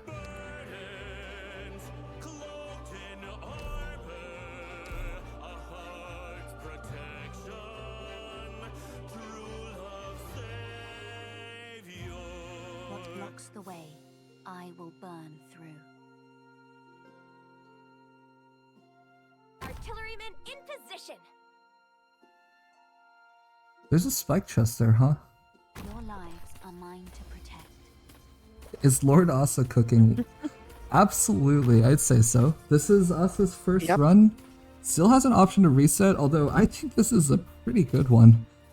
I think this is a solid start. Yeah, the start was Fire Whistle in April, so I'm not really sure like what else would you want to see, right? This looks good. April. Ooh, okay, April might die if that chest. If that's her only target. Yep, there goes April, unfortunately. The chest reflects true damage based on how much you do.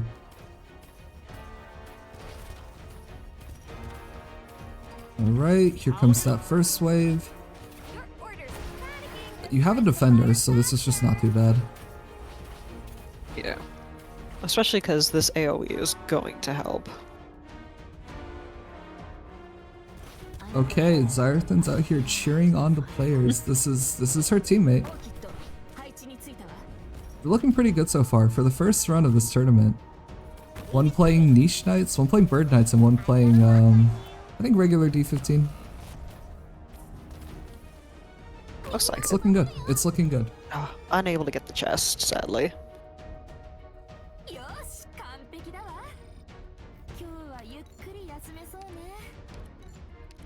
Alright, and there's more hope, more shield. Ooh. Orcus would be kind of a really nice pickup in general. But not at level 2. No, not at level 50, E1. Not at this level. Or E0, actually.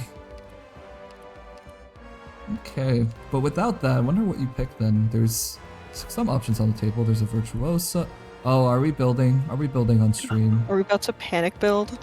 Okay, we are. We're not supposed to be doing this, but unfortunately, even if we wanted to, we can't be doing that. The serval is malnourished. There's only so much we can do. That's unfortunate. I mean, if you want more healing, it's gotta be either Sculptor or Suzerain. Yeah, there's also a Virtuosa option there, but yeah, we're going for the Sculptor. A little bit expensive. Unfortunately, I have to pass up that 2 Hope E2 Quirkus. It's really unfortunate. And we're getting 1 stack of non-linear movement there.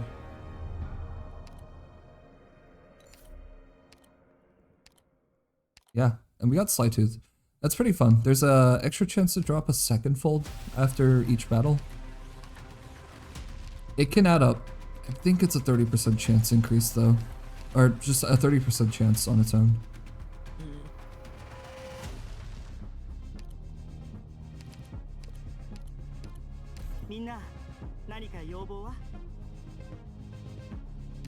Oh, someone in the chat's encouraging Asa to go farm the tokens right now. No, unfortunately not right now. But hey, 32 enemies. You know what that means? Gotta fight for your life. What? You gotta fight for your life. And yes. I'm not sure Gabriel knows what that means. I could simply choose to just give the wrong response to it every time you ask that. Oh, that is a fun way to use Fire Whistle on this.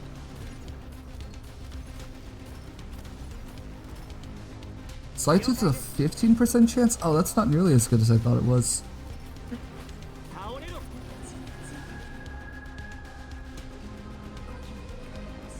Okay, Fire Whistle's pointing up to help with the damage early and then also the damage late, and it's looking pretty good.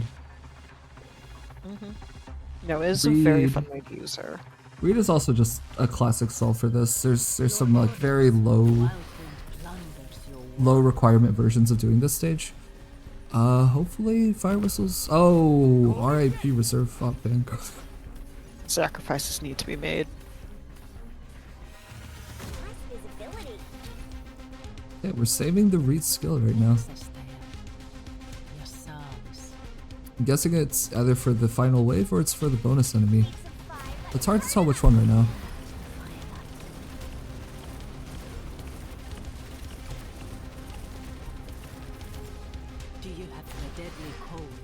Alright, it's about to show up. Let's see which one we got.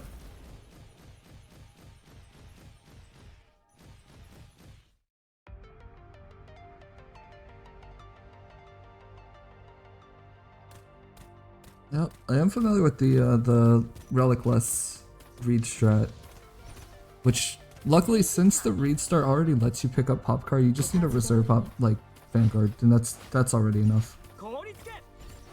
Do you have need of me? The eyes of some Okay, the bear is kind of hard to get here. Throwing a lot at it, but it looks like we're barely even at half.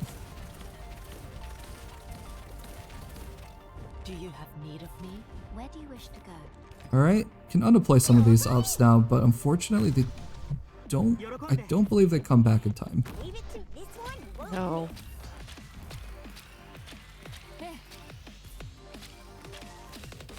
Okay, April's just shooting the bear, but it doesn't look like the HP's going down too much. And here's the welcome party. The bear does not like the welcome party. Oh no, not Cardigan, not Cardigan. No. Oh, there goes Cardigan. You hate to see this. You really hate to see it. Alright, and Fire Whistle is here. Orders, please. And Fire Whistle is not here. Yeah, unfortunately, it's just not quite enough. What? I don't know what Stewart was gonna do, but he at least wanted to join one last time. To drive them away. Just in case there's another bonus enemy, you know, you gotta check. You never know. Sure them. Medic and Specialist with 7 health, that means it could be a 6-star here. No big full dartles to apply. We're doing his best. He's trying. Alright, E2 Almond. Unfortunately, that Almond is actually E0. There's a lot of ups here. Oh, that is an E0 Yato altar. I wonder if the Texas is built though. Well, There's a couple she's pickups at here. least E1 level 80. That is true. That is true. Yeah, Dorothy's a good op here. Tex Alt's good here. There's you could start going for Ak, but this doesn't really look like the sort of team that would pick that up as the next trap. Okay, we're going for Spectre Altar instead. That is fascinating. New tribe as well. Wow, it's just all new tribe today. Sculptor and Spectre Altar. I think these are... Which one did we go with? Oh, we went with Spectre. Okay. S1, M1 Spalter. Yeah, you got an M3 or S1 on Spectre. It's really good. HP swap is like amazing healing.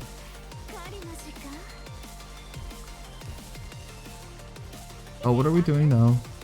Oh, What are we doing now? What is this? oh, we're considering something. Oh my god.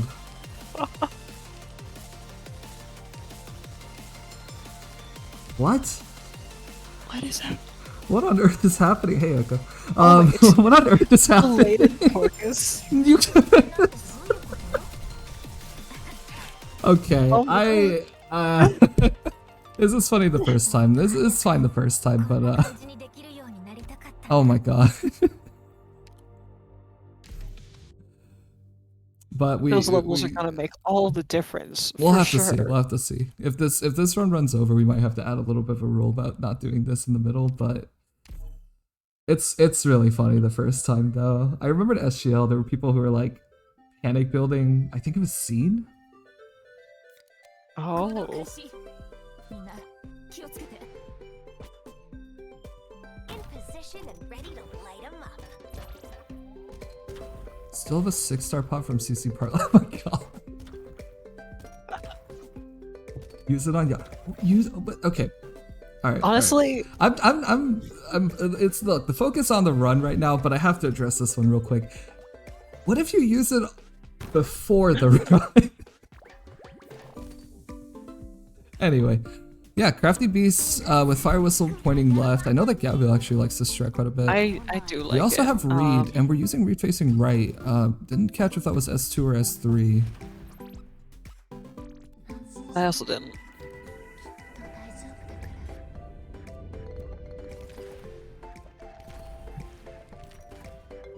Now this is a good rhythm. This endless burn. Needed that.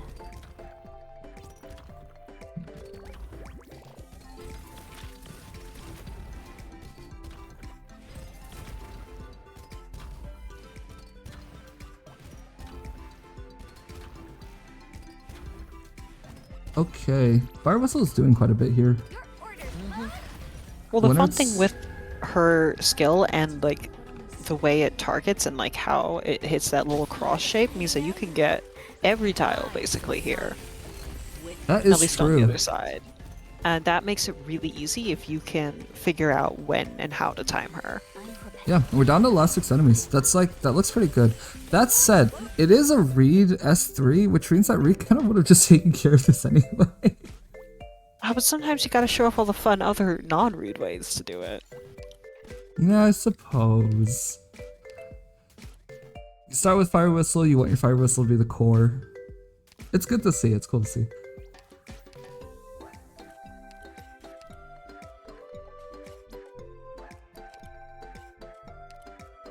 And now we Alright. got the E2 April. Yeah, E2 April is huge.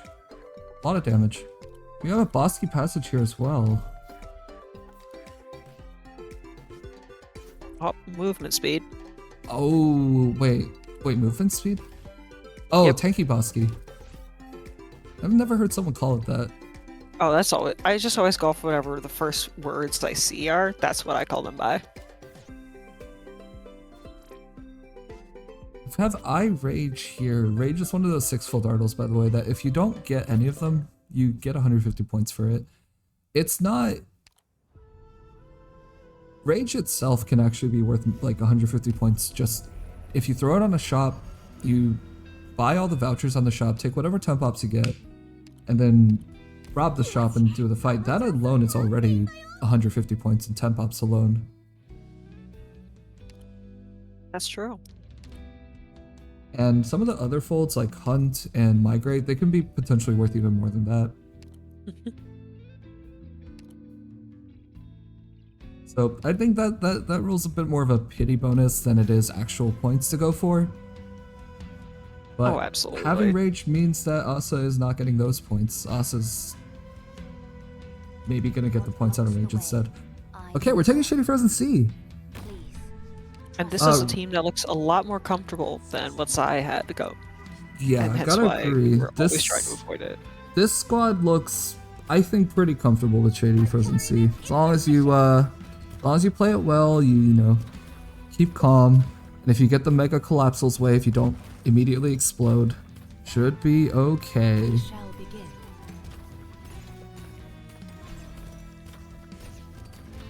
Does Tanky Bosky work on friendly boats? I believe yes.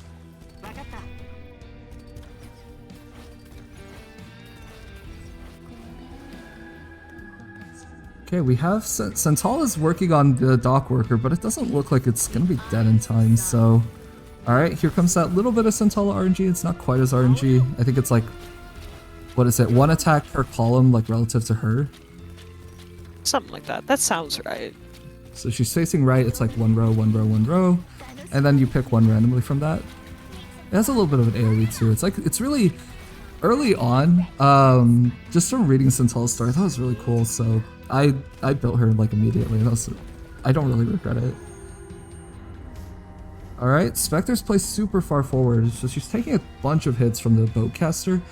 It's a little scary. It's a little scary. She needs to at least survive her, you know, to go back into phase 1. But yeah, she's gonna do it. A little bit of bait necessary, but it's okay.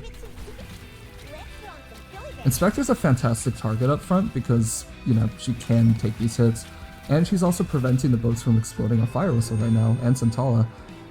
Which is very good. Yeah, that's preserving their defense. This might actually be a pretty nice play. Alright, Reed's also keeping the skill. Centala's got another skill up. Oh, RIP April. I'm prepared to But We got lucky here with the... comes Spectre again. One collapse enemy. Yeah, Spectre Altar is just... Eyes of sun. Oh, Witness. unfortunately, Spectre Altar is dead.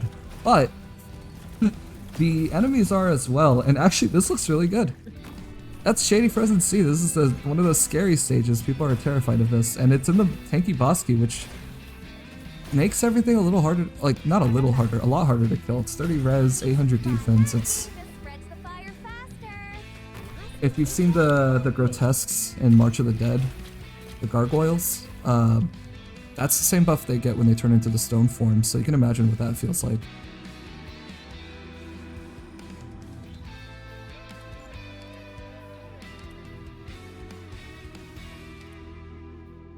I'm not. Oh, a temporary raid. Wow. Okay, that's gonna be points too. Temp ups are worth points. And if you get a temp 6 star, you actually can both draft the same operator, which is super nice. 27 ingots going into North Wizard Cup. North Wizard Cup, I'm sorry, I think North Wizard Cup is a total scam. I know there's people who are like, you gotta gamble, you gotta get... Never mind. What the heck? I've never Gamble saved. won. The gamble helped. Okay, 3 ingots for the flute is incredible value. That's so good. That's so lucky. That is so lucky. I mean, you love to see it, you know? Sometimes a run is a little bit blessed. Sometimes maybe the run rewards you for doing Shady Frozen Sea in the tanky Bosky.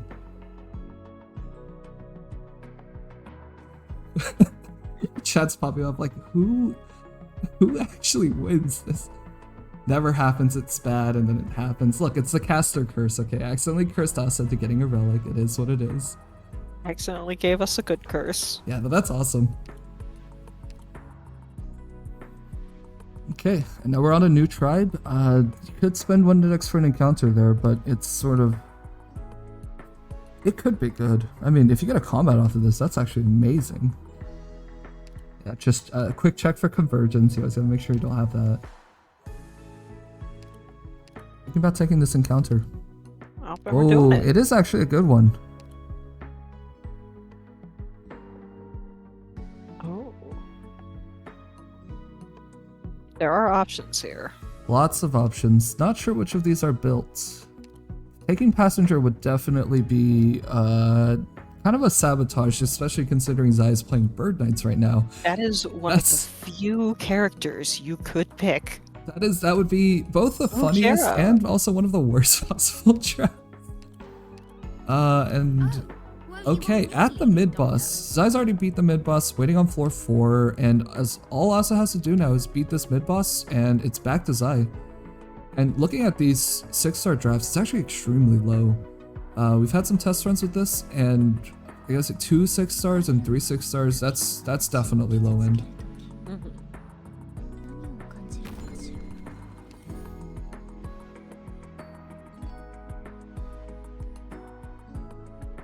Okay, we've got Spectre, who's immediately going to start taking hits here. And Sculptor.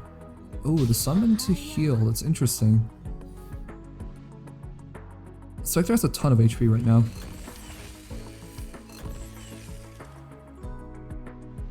Your lives are mine to protect. But is that enough? I think Spectre might be dead. Okay, switching into doll form, which is probably okay. Reed's also facing left right now, which means this bottom line takes a lot of that pressure, right? The collapsals, the lone trail enemies. I mean, This bottom lane is purely reliant on Sculptor's monster for this in order to... the Seaborn is like the only source of healing that this lane is going to get. Also, Cardigan's own healing. Spectre's like doll form just regenerates at full HP, but still, that's a little bit scary. A 5-star read, yeah, it's a fully reeded run. It's a double reeded instrument, you know. Okay, Spectre is back. Reserve Op Vanguard is having a terrible time right now. Reserve Op Vanguard is having the worst time of his life. They score. In position and ready to light 'em. Okay, Fire Whistle's been placed. My flames. after this wave is over, ooh, looks like, okay, we're gonna accept a couple leaks here.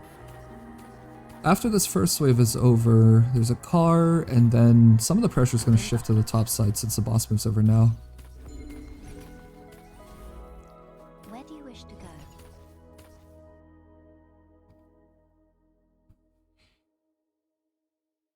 No need for We trying, do you think we're trying to kill the boss, before the end of the stage? Like, this is aggressive. This replacement is super aggressive. I like the idea, you know, putting Spectre very far forward does bait, but also then Fire Whistle's able to hit the stuff blocked on her. Unfortunately, when the boss buffs that enemy, they're just too strong. They are scary.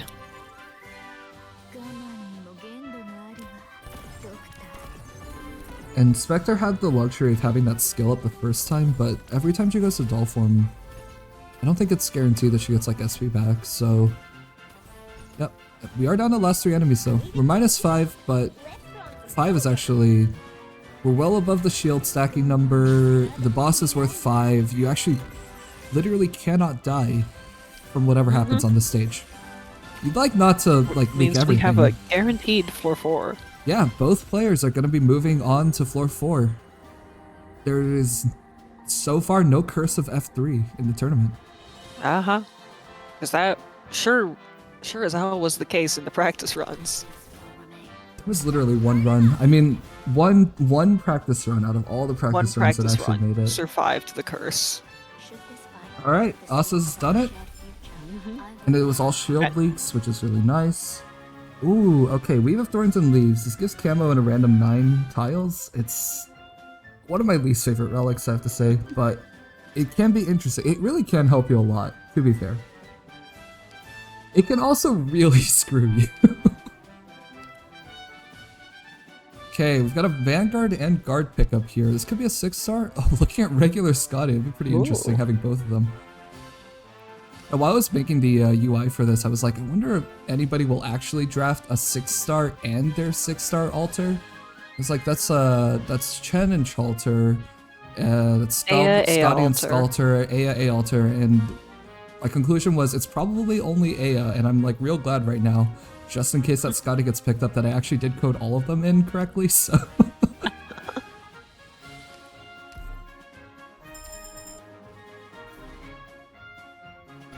We're going with Hoder.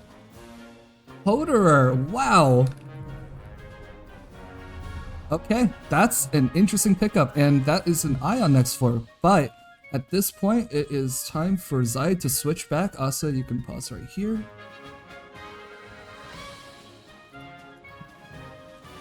And Zai's stuck on passenger screen again. This is...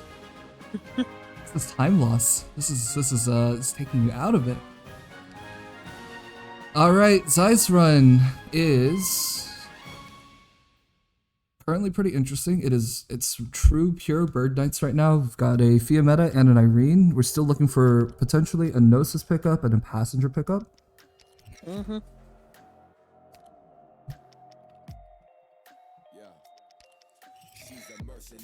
Sounds curious what happened earlier. I said that if Asa picks up passenger, it would be one of the worst picks because Asa's teammate is playing Bird Knights, and Zai really needs the passenger to have a more consistent experience. It'd be kind of a wild act of sabotage to take one of the only 6-star bird. And then it also, of course, did not actually do that. Yeah, that'd be real sabotage.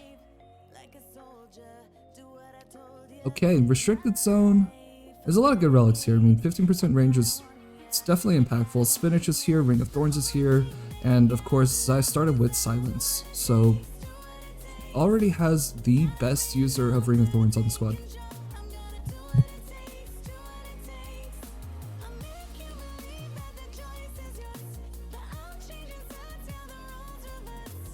I surprise. Okay, with only 8 ingots, it's a bit early. Floor 4 encounters are okay. You can still get Conquest on this floor. I think you actually can also get Luxurious Fleet. Okay, we got a random trinket here. It's a bowl. That's not bad. It's not bad. That's just 2 shields.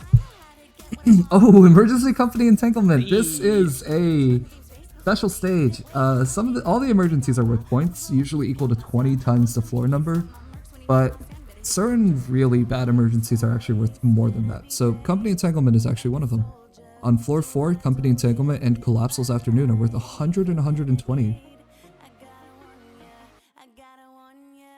So if you can beat him, you're set. If you can't, if you leak on good them, luck. you are going to get half the points, but it is still 50 that way.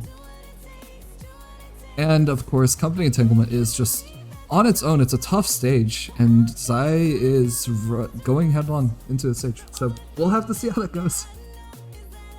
This is, I'm not gonna lie, I'm a little bit scared of this one.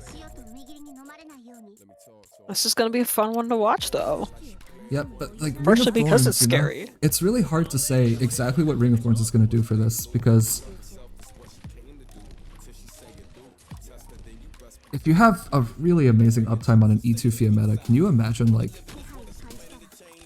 you're probably okay, right? That is true. You're gonna be able to do quite a bit of damage and hit a lot of enemies at that choke point. Yep, but I am questioning where is the drone going to go to use Ring of Thorns, because you definitely want to heal a melee unit that's next to Silence so that you can always have 100% uptime. But Elysium is that melee unit, and the tile that would be for the drone got taken by Fire Whistle. Of course, Fire Whistle's dead now, so there's not really much you can do about that first one. That's unfortunately going to be a leak. But hey, that tile was very important for keeping the Silence drone up at 100% uptime. Unfortunately, that's not what we're using it for. Okay, here come a couple of the Fanatics. Fanatics are pretty bad on this stage. They're actually quite damaging. Yeah, you can see Irene actually went under half in a single hit. And on top of that, there are also the stun snipers, which if you don't manage those well, you're in big trouble. That said, Irene just completely cleans that up. No problem. Yeah, I think I've got a bit of a guess on how this might go. It's actually Zai's handling all these other mobs extremely well. But at some point, these the bullies and the fanatics actually start to sort of sync up a little bit. That wave, I'm a little worried about that. I really want to see how Zai's gonna handle it.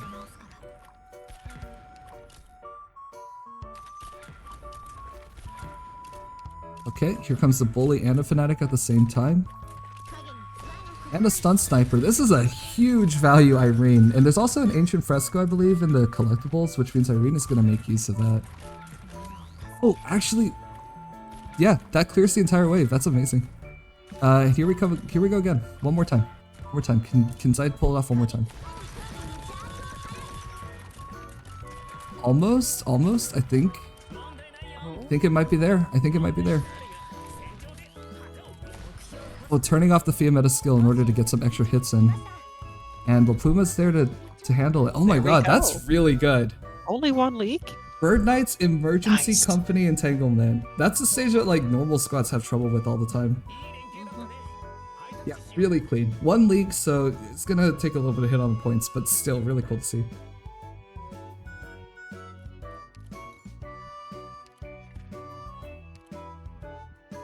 Oh, there's a free susser which could be points, or you could take something else right now.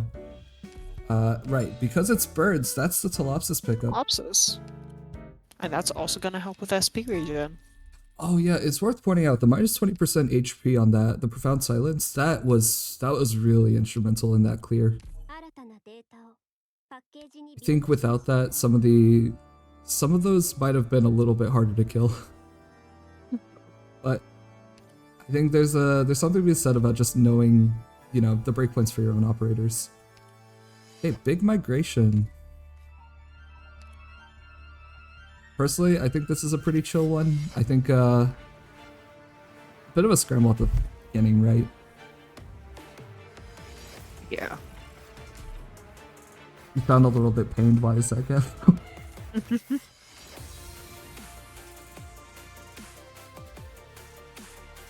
fond memories of this stage. Honestly, this isn't the worst one of these stages, so I don't mind this one too much. Yeah, 24 means that we're looking at a completely normal amount.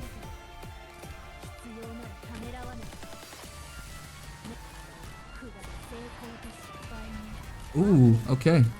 Fiameta's already completely cleared out. And Fiametta also has spinach right now, so this S2 activations are like really strong right now. And there goes the dinosaur. Yep. This time, Silence actually has a perfect tile open to just throw Ring of Thorns on repeat. Yep, you can see that the drone comes back before you're even allowed to use it. And I think this is I want to say this is what the typical Ring of Thorns run is going to look like, where you figure out a way to supercharge Silence and at least one ground unit, maybe two. And you just throw it on repeat constantly. You don't even have to think about when you want to use it. I guess unless you have Barrow or something. Alright, here comes the Dire Swine.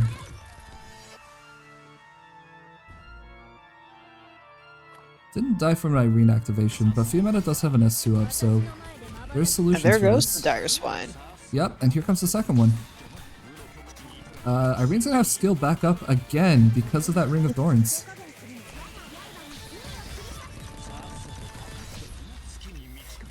Alright.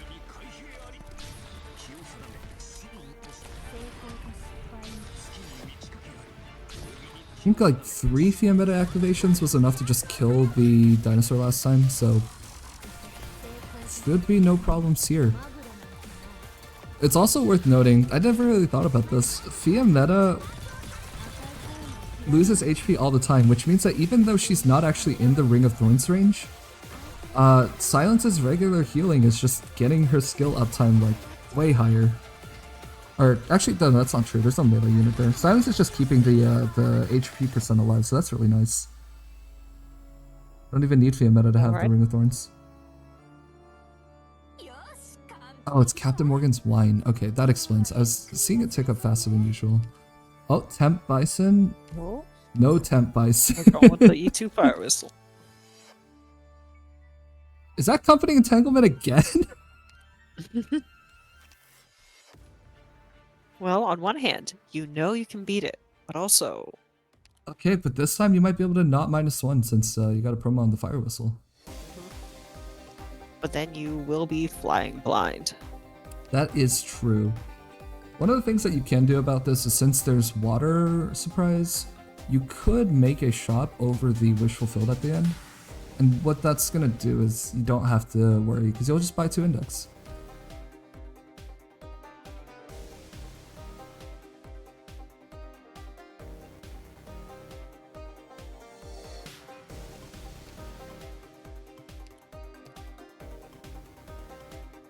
Oh, 63 out of 65 means you're also going to level up from this combat if you do take it. And that bonus hope could be nice considering the other people that we know Zai wants to get. Looking for a couple 6-stars right now. And yeah, okay, Captain Morgan's wine is actually just...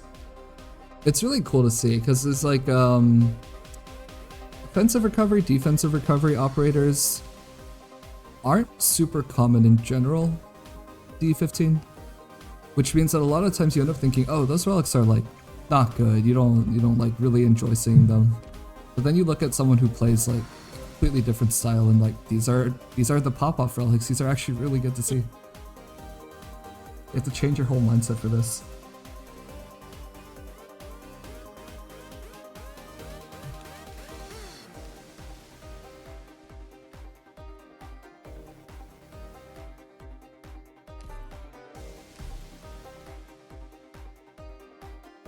Alright, we're doing Company Entanglement. One more time. Let's see if it's leakless this time.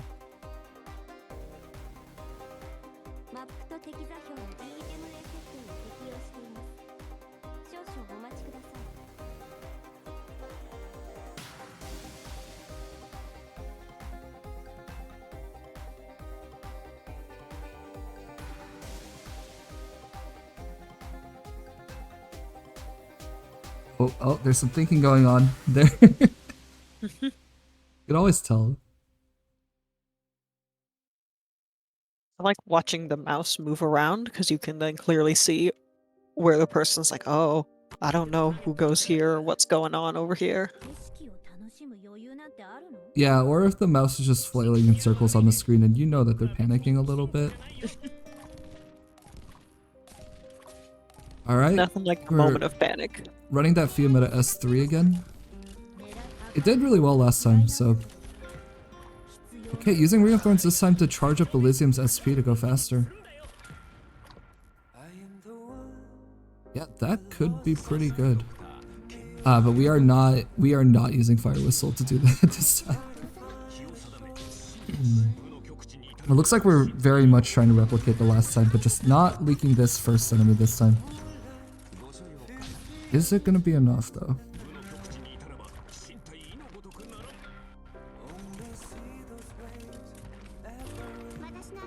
That's a second Irene activation thanks to Ring of Thorns, and yeah, that's gonna do it. That was the Irene only is leak last time? Fighting over here. Ring of Thorns is so good. Yeah, Irene was, that was the only leak last time, so now that Irene's cleaned it up, it's just, it should be okay. Everything just has to play out exactly as it did last time. I'm not super familiar with this. I'm hoping there's no like crits in this kit that are gonna just ruin things. Surely not, right? Surely Bird Knights doesn't have RNG like that. Oh, that would just be too cruel. Zai says, yes, the Elysium S1s are intentional. You know, I never questioned whether they were or not. I figured they all were.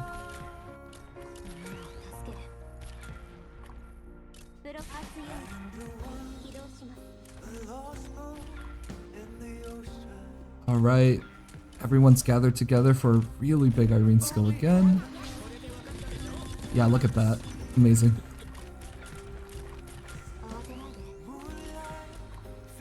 I'm not really sure. What other relics do you think, like, they're even looking for at this point? Honestly, I have no idea. I think there could still be more, like, melee attack. Oh, that's fair. You can't, like, randomly get View Vanguard's Blade usually, but if you could, you definitely can get Carriage Driver's Whip, though. So 35%, 25%, those are going to go a really long way. This is, like, super physical Alrighty, heavy that right was now. a leakless. Yeah, leakless company entanglement emergency. Love to see it. That's 100 points, and it's kind of hard to overstate just like how impactful that is. A typical ending 3 run, you're looking at something from like maybe 1600 to 2000 at most. And only truly exceptionally good or bad runs go below or above that. 100 is... that's significant. These points can go a long way. Okay, applying Arch here. Arch is, can randomly apply on 2 of the non-combat nodes, but it won't apply on the combat node there. So right now Zai has to make a decision. Take a blind combat, which is a little scary, or overwrite the combat, but lose out on a combat, of course. And a combat is a voucher. A combat is a voucher, it's EXP, potential relic, potential full Ardle. There's, every time you skip a And when combat, you're you limited really are... in the operators you can get, you really want as many opportunities as possible to get them. Yeah, you really have to maximize vouchers. And one thing that Wish Fulfilled I don't think can ever give you is voucher options. You can get promotions, sure, but not vouchers. Alright, and drop the collapse just in time to enjoy this half-price drop. Let's see how it goes. Oh, okay, this is... it's not amazing.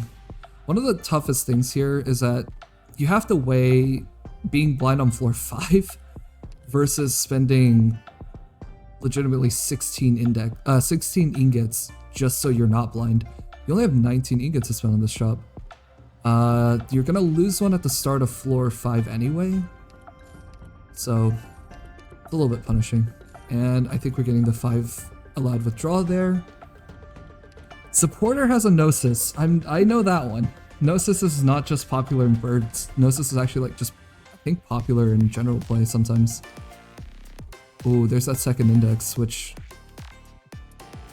if you don't buy it, then I'm kind of curious why that first index. Pulverization.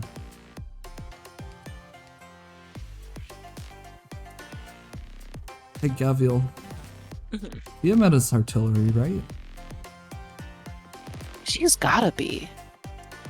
I think she is. I think that hand might be huge damage.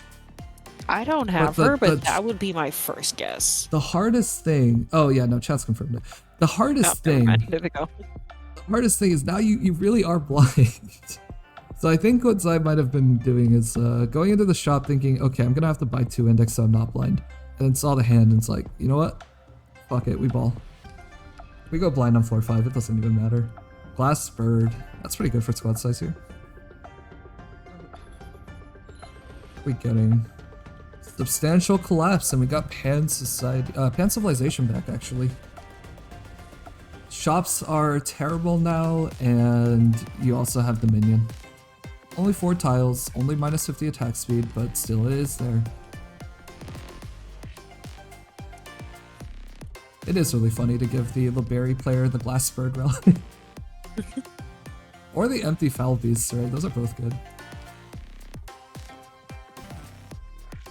Shops are good, you can steal from them. In Arknights. In Arknights. Pluma, Fiametta, Irene, Elysium, Fire Whistle, Telopsis, Mr. Nothing, Orchid Silence. Look at that squad. It would be fun to watch this squad rob the shop. Larky, no.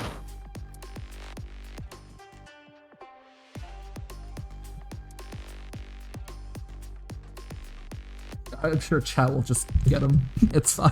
It was the instinct. Not my problem, not your problem. It was the oh no instinct.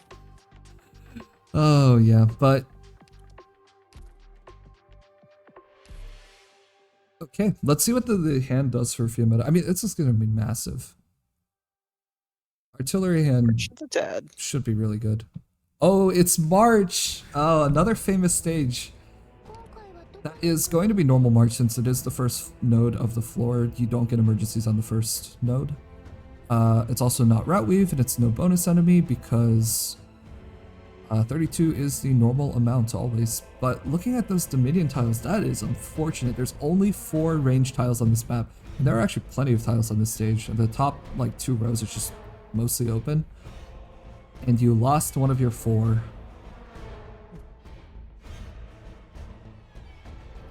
I kind of feel like that top right tile might have been a pretty impactful one for the solution here. That said, I don't know if, like, I don't know what Bird's solution to March of the Dead even is, so... Well, hopefully we'll be finding out. We'll have to see.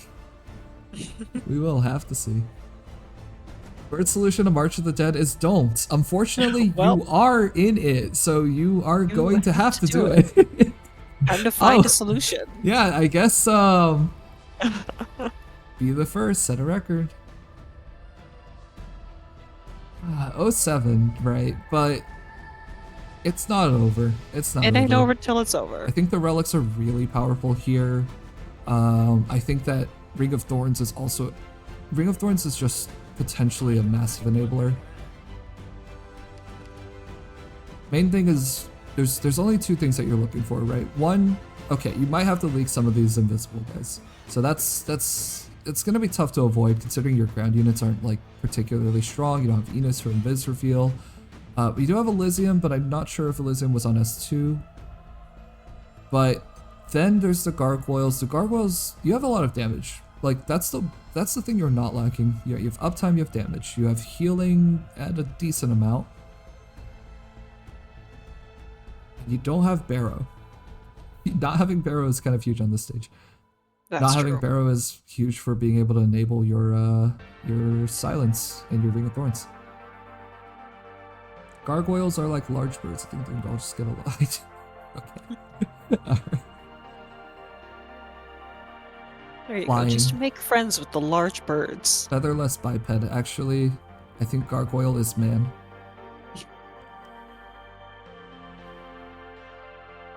$22 Hope and Elysium's already deployed. That miniature stage model, I believe, really helping out with the opening. Oh, there's also a diminishing tile on that first, like, lower level, that left side deployable tile. That one sucks. That one also kind of sucks. It's a tile that you want to assassinate as early as possible on. Yeah, there are 2 Dominion tiles that are very, very unfortunate here.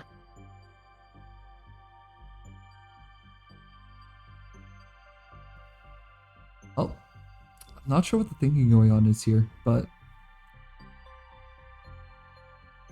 you have to survive, right? So how many things do you have to kill here, Gabriel? I'm unfortunately asking you to do math. It was 32 minus 13, folks. You can do it. I'm working on it.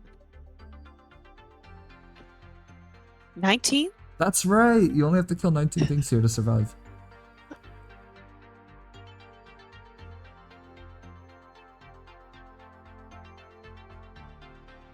I mean, ideally you wouldn't just kill 19, since, you know, every life point kind of counts here. Especially with a team like this. When you're playing a niche, you want as many lives as possible. Yeah, there's inevitably going to be some stages where you just need a leak. This is one of them, but there might be others.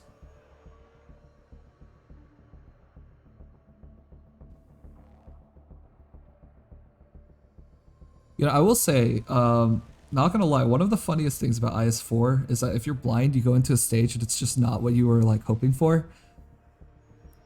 You do your thinking after you enter the stage instead of before you enter the stage. And it's like in IS3, oh yeah, you would like sit outside the stage and really like figure out what the hell you were gonna do. But now it's like now you're already here. It. Then you see the reds pop up, yeah. You see the red pop up and that's... It's exciting. That's more bonus points. We love it. It's scary. It's more bonus points. But I kind of have a feeling that bonus points are like the last thing on Zai's mind right now. It's survive. It's always survive.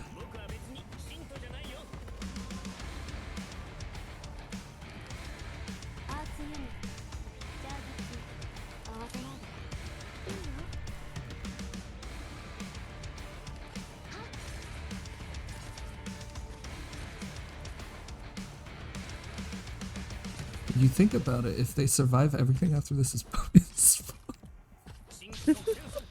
I love this positive mindset that like chat's apparently embracing during this tournament. Positivity is key. Oh, and here comes the first. This guy. This is the problem. This guy is the problem. Every third hit that he does is going to be a massive AOE. Not 100% sure if that actually used up that AOE just now. It might have. When I say massive, I actually just mean like surrounding tiles.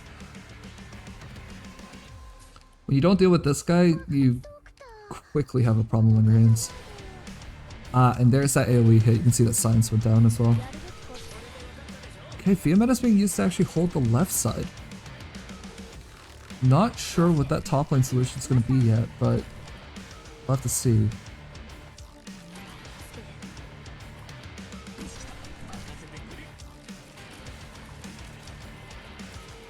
Okay, Mr. Nothing's the last deployed. Does mean that DP gain is going to be a little bit iffy from here on out. Probably going to be undeployed at the end of this, though. Just in time. Dealt with that in time for the second one to show up, and now it's accompanied by a caster. And that's just going to keep ramping. It's going to be another one and 2 casters, and then another one and 2 casters. It's going to be... It's going to be a bit of a scramble, but so far no leaks actually. Fire Whistle... I wonder if Fire Whistle's residual field's actually really good for killing this. I think it's possible. Ooh. It will definitely help, I think.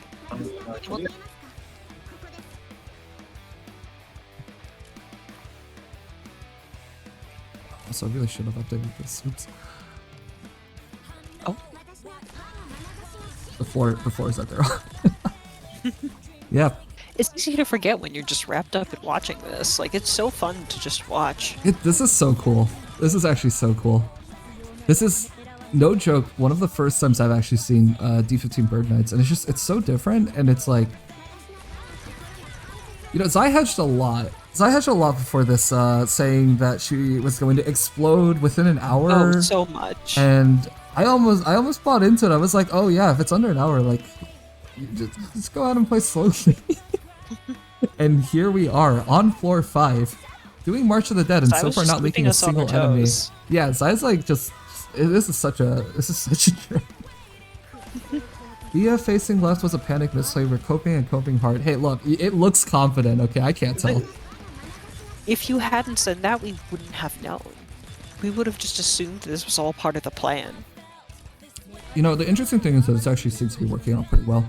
When you play normal, one of the biggest things is that you want to assassinate that as early as possible, and Because otherwise they like, will tear through your people. yeah, a lot of times you devote like the FRD. If you have a pretty powerful Yato at that point, you can just point into the box. Some people use Typhon for that. So seeing Via meta used this way actually looks pretty reasonable to me. This feels like very within the realm of normal gameplay.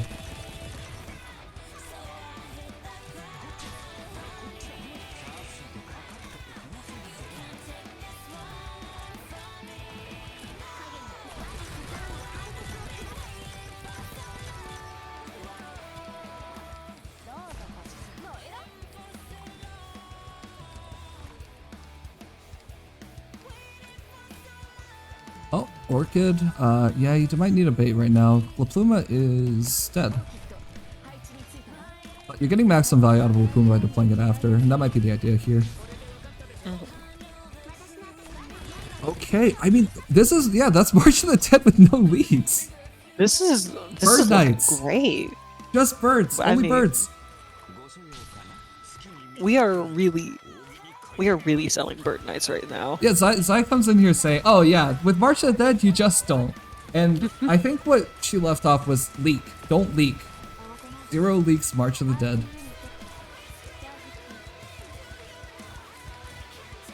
There is a little bit of yeah, you have to make sure to clean up this ending here, and that residual takes so many hits that I'm not sure it works without a little help.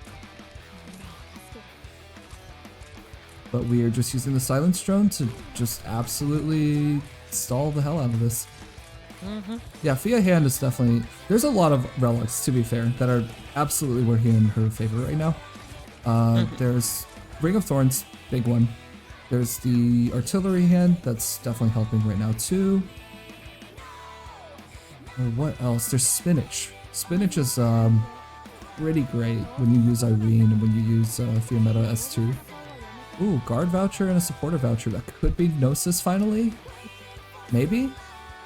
It's amazing that this run also only has 2 6-stars so far. Oh, there's Silver Ash, who is probably still in jail. But it's a guard voucher, and we're going for Helger! That is a 3rd 6-star. Alrighty.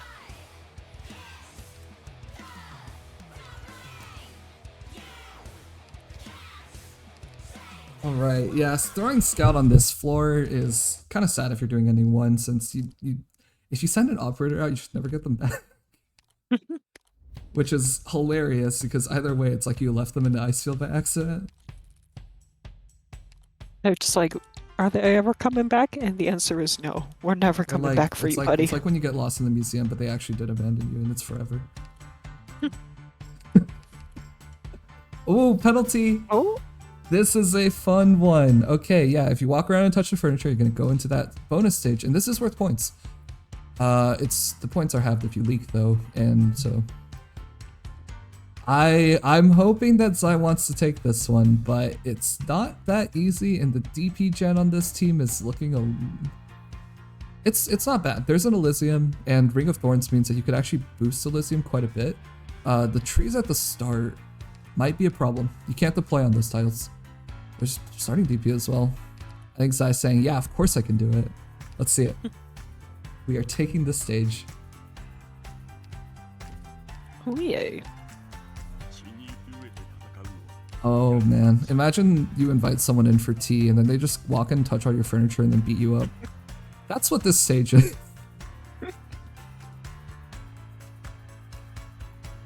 Okay, the Dominion tiles. So it's a very limited stage. There's only 11 Dominion, 11 tiles deployable on this entire map, including the tree tiles. And it is substantial collapses. 4 of them are taken, but honestly, I think those are actually not too bad. Not the worst 4 tiles you could have. Would have been much worse. Yeah, you could get both rage tiles taken, and you could get that center tile taken. Those are pretty bad. I think worse than average even.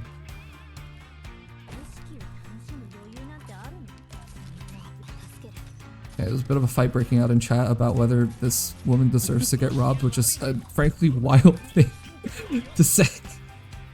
Wild argument. Okay, Helger could... I wonder what the strategy is here. So, there's... I guess I would call the, straightforward naive approach, which is break the... kill the hounds and then have a terrible time with these. I hope that's not what's happening here. Right now there is only 1 hound alive. Oh, there are no hounds alive. Okay, that's -1. That first tree is gone. That second tree looks like it's close to dead. Oh, it's close. It's close, but that's not quite.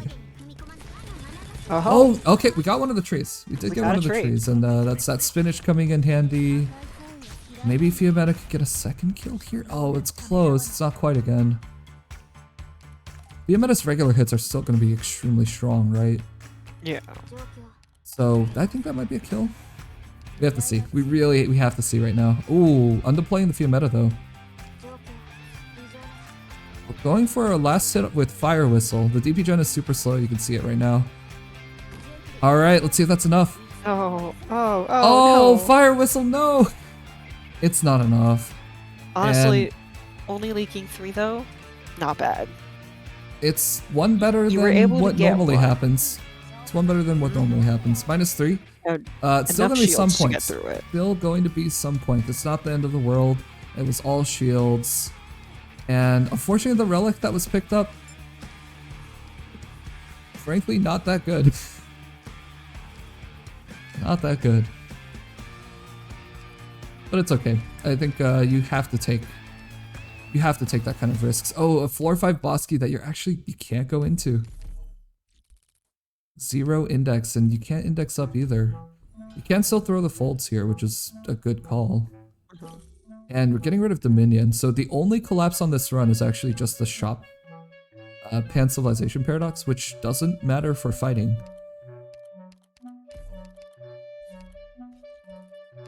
Okay. Lofty Silverfrost. We're actually on the boss. Made it to ending 1. And Zai is not going for ending 3, so this is the last fight. Mm-hmm.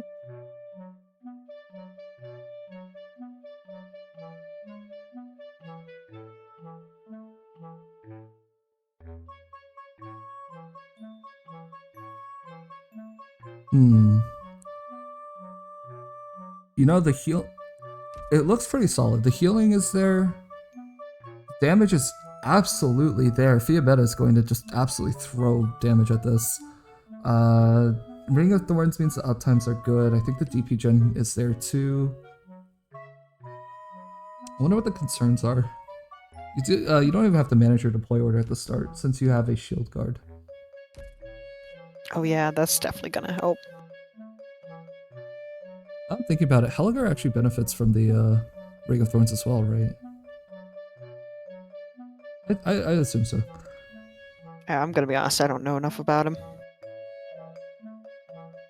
That is such a good pick. Besides the obvious Ring of Thorns synergy, there's actually quite a bit that birds can use.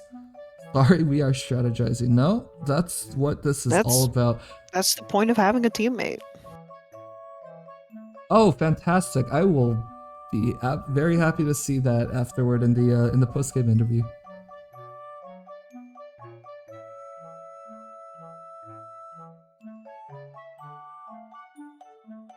What I'll say is this run, no matter how it goes now, this is setting the bar pretty high. Playing Bird Knights and getting to the floor 1 boss.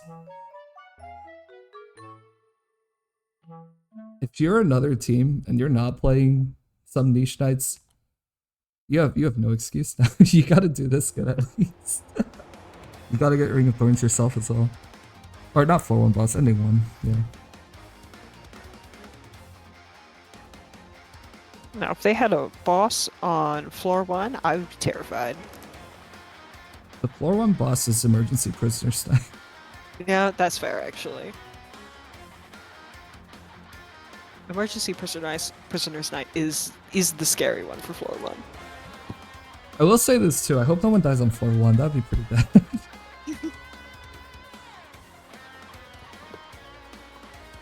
I know what I'm gonna do on my run then.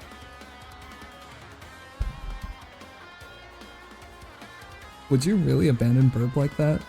God, no. I'd feel so bad. I would be racked with guilt.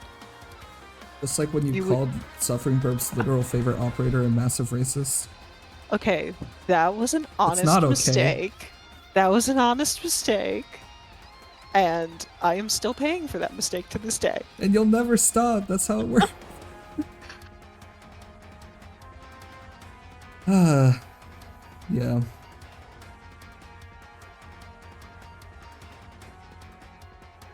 So there's a couple things that just need to be figured out here.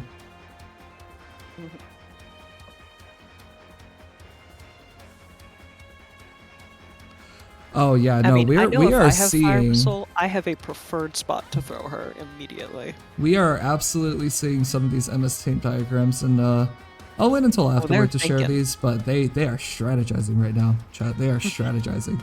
It's gonna be a very interesting thing. Oh, these are great.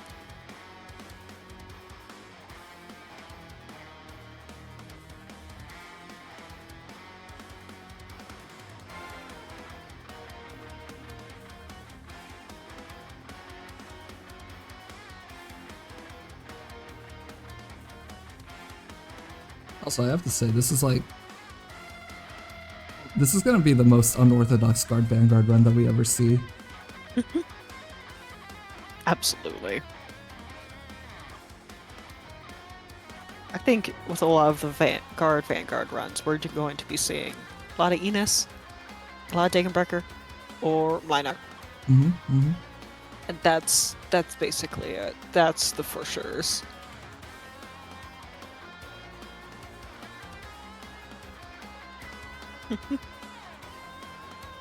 Okay, they're cooking, but they're also freezing at the same time, so. They're having a rough time out here in the ice. Still thinking about this. It's a tense moment. It's a tense moment. I thought this during SGL as well. I still think this now. You gotta cook. You gotta give them time to do their thing. We're here to see the coolest runs. We're here to see the best, the craziest. We're not here to just rush people through their runs as fast as possible.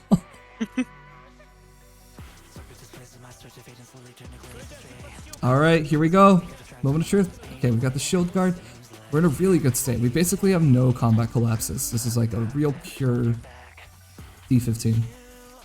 Ending 1. Yep, and they're doing the classic Fire Whistle to clear out all of that middle area. Ooh, so you're familiar with this one. This is actually a new one for me. Oh yes. I've never seen this before. Anytime, if you have a Fortress Defender, put them there. They do amazing. It's especially good if you don't have Raid or anyone else who can do kind of like a massive, just blow up the middle area. Yeah, it's looking pretty good. I think that the sun attack comes soon. Probably.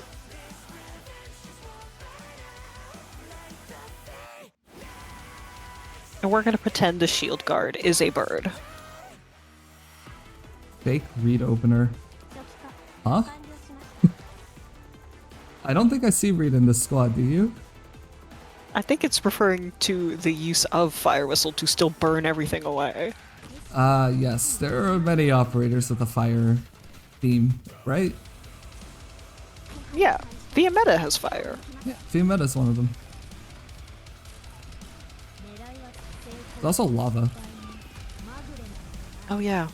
Alright, so, okay, Shield Guard is taking that hit. Shield Guard's already at half health, actually. It's a little bit... Man, I must admit, like, you know, a lot of the times I get here, I have Moiner. You know, I'm working with the easy mode on this map.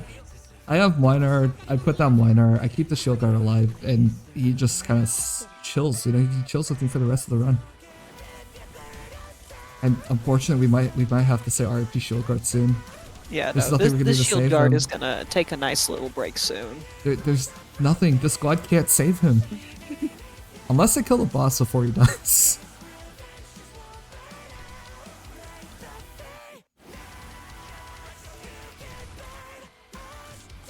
Why take Miner? You can take Executor Altar. I mean, the big thing that I'm referencing there is that Miner has Taunt. It's one of those properties where if you have an operator that has Taunt, suddenly the column attack, you don't really think about your deploy order at all. It's just like how the shield guard works. And honestly, the only other operator that I frequently bring that has Taunt is Lee, so... and yeah, that's a big surprise for everybody, I'm sure. Who could have seen it coming?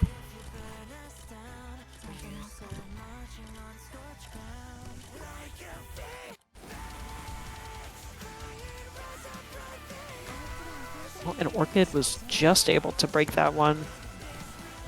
Ice block. I just wanted to test something, but I'm sure chat just got a tiny jump scare. Oh no, what did you do? I turned on Elysium's profile picture for a second. Okay, 13 out of 54 and 07 to the shield guard, and it's now time to see how the tanking's gonna go. La Pluma out for now. Helliger's down, but Helliger can't be healed. Let's see how this 1v1ing goes, huh? Oh, Elysium's taking hits now. That's good, because Helliger's actually losing that 1v1, unfortunately. It's not really a true 1v1. He was able to it's a take 1v1. It's a 1v1, and then there's two casters that are just like shooting things at you. That's not fair. All right, Helliger's out, but now you got the two casters now, and I believe you only have like the caster there, and that is actually the end of the first. Yeah, two casters there. And you got the end of the first phase at 24 out of 54. And Feeman has been slowly chipping away at that boss the entire time. Yes, the boss is getting close to half. You're on a bit of a timer here if you want to perform any adjustments on your deploy now. It looks like maybe Zai might be committed to just taking this layout to the end. It's possible. There might be a little bit of time. I think you would have to undeploy Fiametta. And that is a big commitment when you could just, I don't know, Ring of Thorns your way through some of this. Alright, so the two columns right now, I believe, are Elysium and on Fire Whistle. Actually, yeah, you can see those last two deployed because of the Sun Attack. Silence is going to just throw the drone on the right side every time. Oh, Orchid's a one-shot. There she goes. Colossus's healing doesn't look like quite enough for this. It might be time to throw some bait. It's yep. If you're gonna alleviate that pressure of the column attacks, you might be in a better shape here.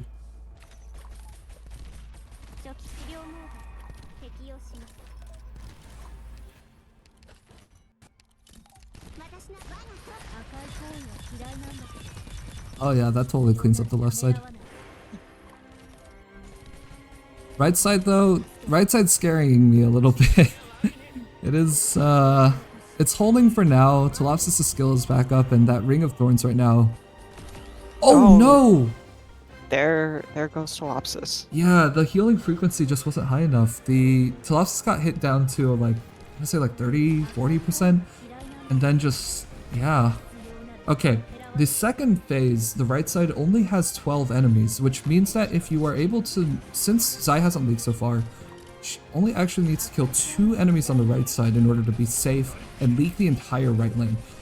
It's kind of a scary strategy, especially since once that entire right side goes, like Silence is also going to be taking hits, unless you like put down even more bait. But it might just be the only option. This or nothing's down to continue baiting attacks on the right column. That keeps the pressure on the left side low. It's a bit of a scramble that's now. definitely going to help. You have to, yeah, you have to gauge it now. It's really scary. Heligra's down. Okay, Mr. Nothing is one target, but the other target, I think it's gonna be... Oh, it's Silence! That's really not good. Well, good news is her drone is at least still healing. That's true. That's true. That's true, and she has like infinite uptime with it. Okay, Mr. Nothing is out now.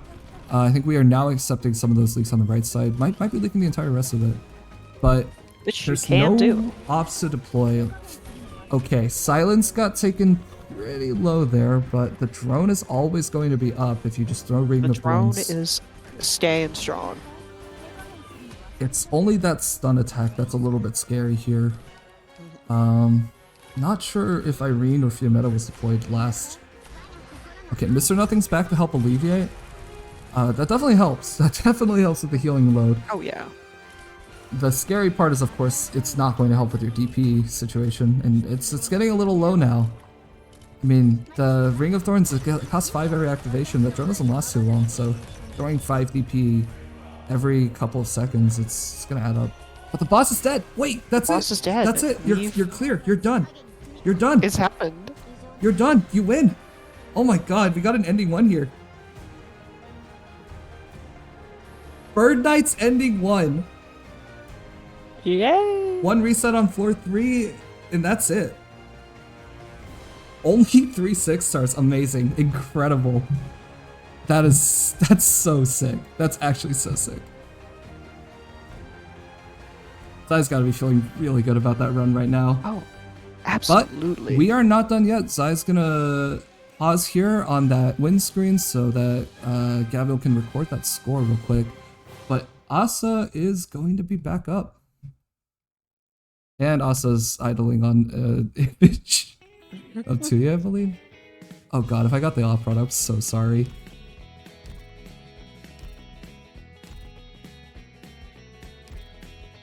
And it's time. Congratulations on the ending 1.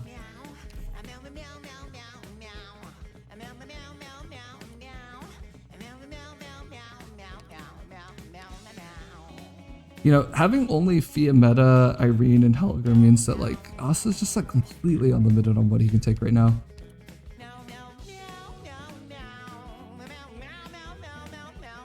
Yeah, none of those are operas. I would say Asa's probably like, oh man, I really wanted them. Unless Asa has a very interesting strat. I think it's already been quite interesting so far. There's some common picks like Spectre Alter. You see it from time to time. You see Reed. I've definitely seen April Sculptor. I've even like picked Hodor a couple times, but like Centala's cool. I mean, there's a lot of stuff going on here. Oh yeah, and an E2 Kira. It's an ice comp right now. And now that Zai's done, Asa can actually go ahead and grab Gnosis if it's like leading into the pure ice of this.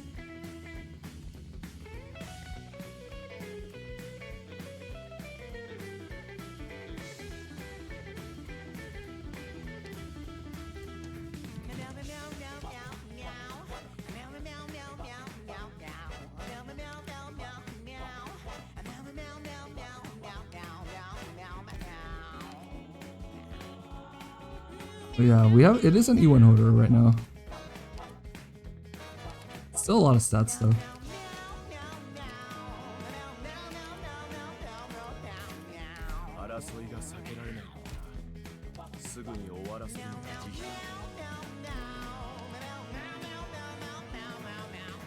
Company Entanglement and Collapsals Afternoon. We saw 2 Company Entanglement emergency runs actually the previous one. But there were some big solves there. There were like some operators that just... Fiametta, shockingly, just like handles a lot of it. And then having Ring of Thorns and the uptime on Irene means that you're totally able to handle every wave. A lot of things come together to make that possible. On this side, I think the relics have been pretty normal so far. Has there been anything that's like, you know, really stands out? Not that I can think of. Oh, and we Yeah, also not have that I can Dominion here. Ooh. We have the minion on, and we have, oh yeah, we have Weave. The camo relic. Not gonna lie, this set of camo, I think is actually not bad. It prevents your stun sniper from actually doing anything terrible to you. That's true.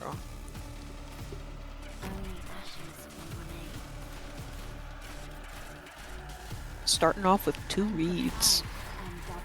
Read and read. Apparently you can just only use read on this map for now. Alright, company entanglement I believe is 36 to 39, so 38 means that we are in the realm of possible bonus enemy, but probably not. Fire Whistle's helping out here. Okay, enemy's gonna walk right through read, unfortunately, because it requires to block.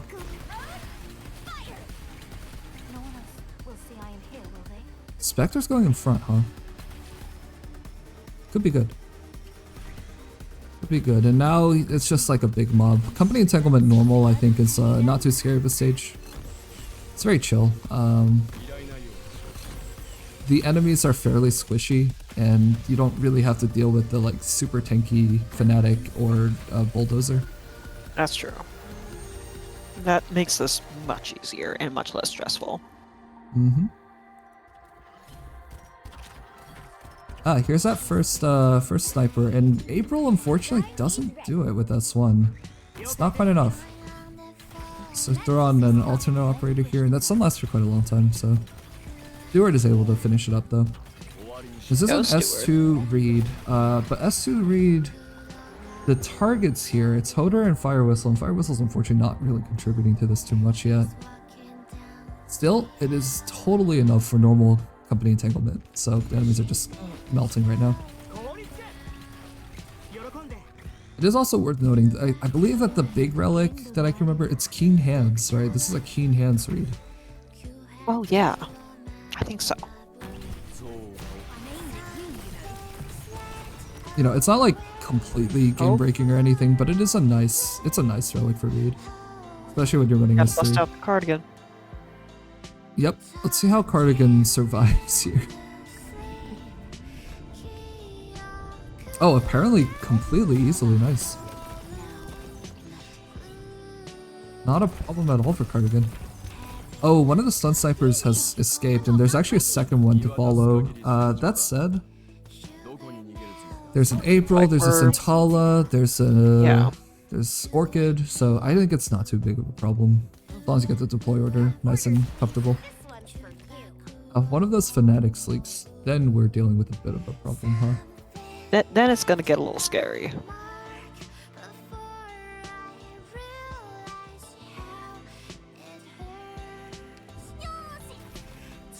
We shall begin.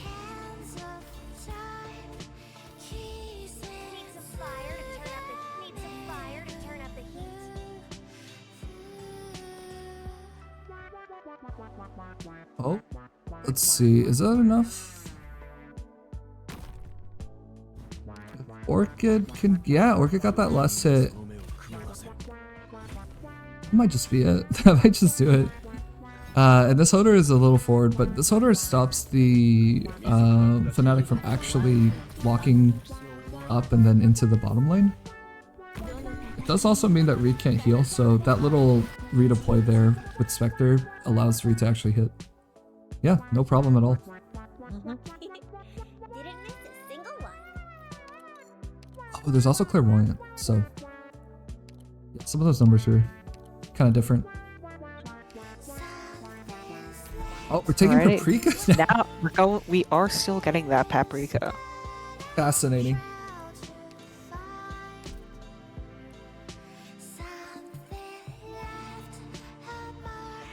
Not a 6 stars, so I'm not marking it down, but that is cool to see. It's still fun to see her.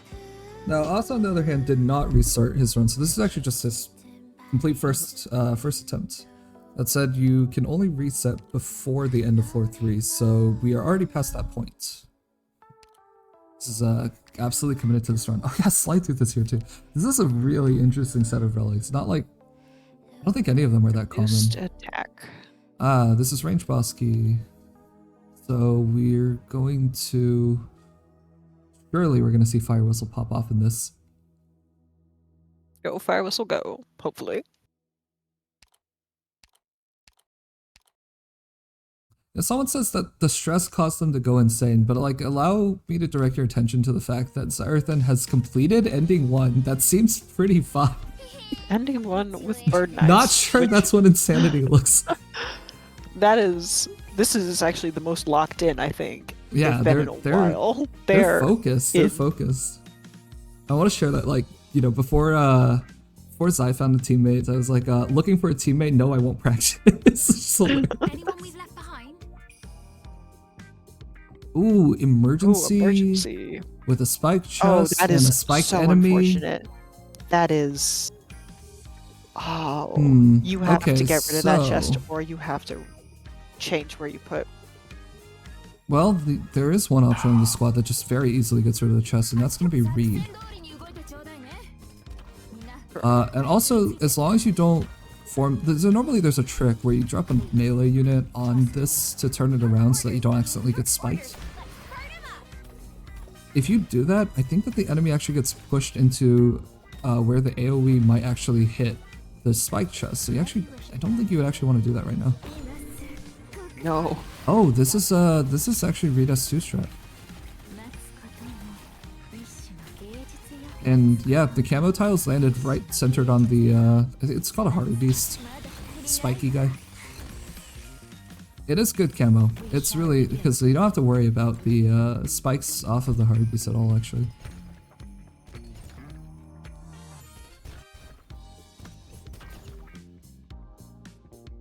Your orders. There's still a little bit of time before it moves. The eyes of sun.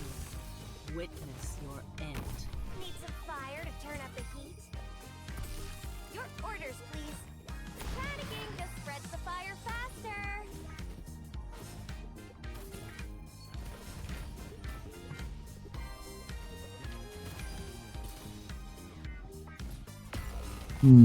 That's not amazing. That's a little scary. Yeah, Paprika just got killed. There's also a normal chest up there. Of course, spike chests are going to be points if you can actually get them. For 4 through 6, they're worth the same amount. Leave it to me. This one won't miss. And yeah, there goes the dinosaur. Unfortunately, there's not enough damage to actually deal with it. And here goes the Hari Beast finally. Yeah, it waits quite a while before you actually have to deal with it. Is it possible that Santala doesn't accidentally destroy herself with that skill? No. Now this is a good rhythm. Alright, here comes the Dire Swine. This is... It's not terrible just yet. It's -1 so far, but okay, normal Reed is unfortunately dead. Using Cardigan to slow it down for a little bit. It does sort of look like it's gonna get stuck on Spectre next. I'm prepared. And Reed has skill again.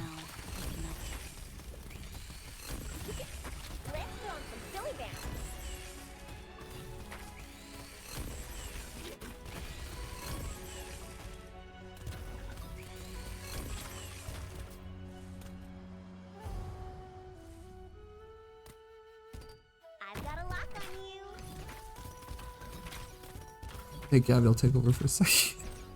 I'm checking some stats. That swine is zooming. It is. That's probably gonna. Oh. No need for mercy on the enemy, correct? No, that's gonna be another late. Now, it looks like we're in a better position to at least be able to deal with this dinosaur than we were the first one. Although it is, unless you can get that. I'm just gonna call it the turtle because that's what I call it. Unless you can kill that far left turtle. Yeah, that's exactly what I was looking up. Did you know that the dinosaur is called a Catelator? Because I did not. I'm still calling it a dinosaur. The dino. Yeah. Catillator? Sure. No, dinosaur. That's the And then dinosaur. the We were turtles are able to get called the spiked claw chest, though. beasts. Yeah, that's pretty nice, and that's gonna be points. Love to see it. Alright. It's a little bit dubious whether they're actually going to be able to do enough damage to this guy. Yeah. We'll have to see. Let's assist others, shall we? Certainly Vanguard Reed is not going to be the one doing it, but It looks maybe like the, there's a little bit of banking on the drones being able to do something here.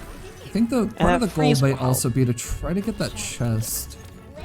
Yeah. It's still ingots. It's not bonus points, but it's ingots, and ingots is always Ingots are valuable. ingots. Always valuable. Okay, halfway done with the chest. The dino is also half dead, but is now moving. Okay, helping out with both of these problems right now. Do you have the eyes of sun? Oh, got it frozen. Ooh, Okay, got the chest. You're getting skill and tech. We are not, unfortunately. That is going to walk, so we're looking... Oh, still trying to fight it, but is that enough? I don't think so. Yeah, this is, Oh, it's just this so is a much. It's fight just for so life. much damage. But you gotta fight for it, right? And unfortunately, it's You know still, what? It was a still good lost attempt, though. cause. And you know what? Not too many lives lost. Only 2. 3. Only 3. Only 3. Not too bad. Oh, great. I just Is can't that count. the Roundstone altar? Oh. Are we getting 10 stacks? Surely we can get 10 If stacks. we can, Right? that'll be great. That would be so fun. Yeah, actually, I to put in somehow get 10. I put in one fun rule for anybody who doesn't know, and it's if you get 10 stacks of the Roundstone altar, that's 500 points. That's worth 2 emergency terminuses. That's worth 2.5 March of the Deads. That's worth more than 4 Shady Frozen Seas.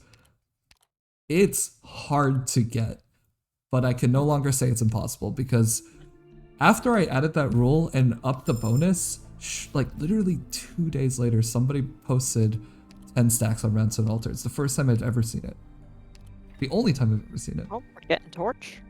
But yeah, so we'll have to see. Oh yeah, there's a torch. It's a really good pickup for 12 and another index. Suppression, advancement. I don't think these squads are quite class-based enough to actually make good use of that. Yeah, a lot of casters though. A lot of casters and a specialist, actually. That's not too bad. And there's, yeah, lowering the collapse, 2 life points. 14 out of 14 is really comfortable right now. Another specialist, topographic. That's the deploy limit.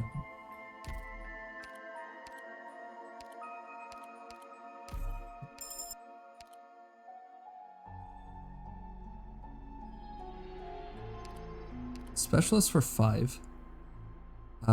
Not sure what 5-star below specialist that would be. Oh, thought about robbing. Thought about robbing for a second. But did not, and I don't think that there's he any withdrew. withdrawals there. Yes, he did not. Oh, gambling on this and immediately winning Oh. 2 deployment. This is some incredible It's kind luck of with blessed. This things is kind of a that blessed usually run. are a nightmare. I swear those don't happen. That doesn't happen. Like, us is the best gambler. I think. Yeah, I gotta agree with that. Yeah. We I mean, look. I've said this I is usually say something rolling gamble is a would. skill. You know, rolling is a skill. Gambling on IS nodes also a skill. I just don't happen to have that one.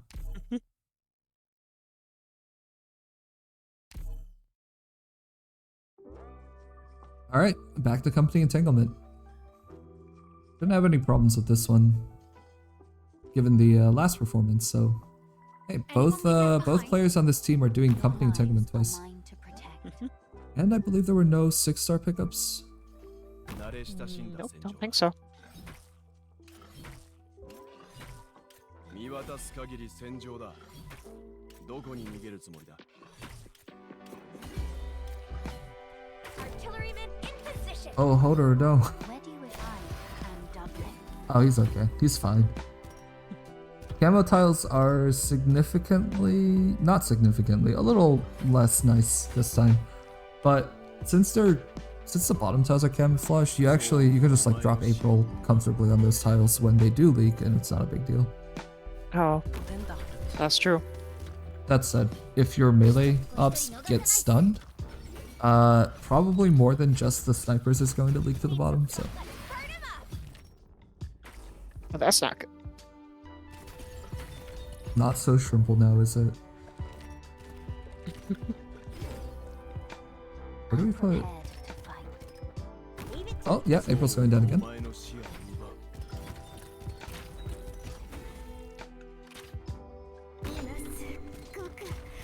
And actually, Spectre being deployed after April means that she can reliably take bait, so that April doesn't need to be redeployed.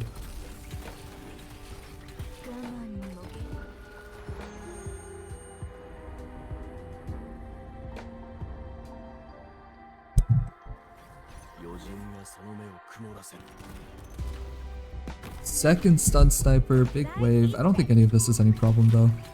No. We're chilling. Do you think Asa's gonna pick up an extra ending though?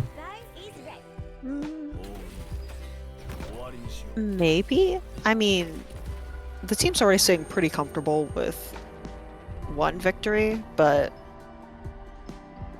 I would still want to probably go for at least one other ending.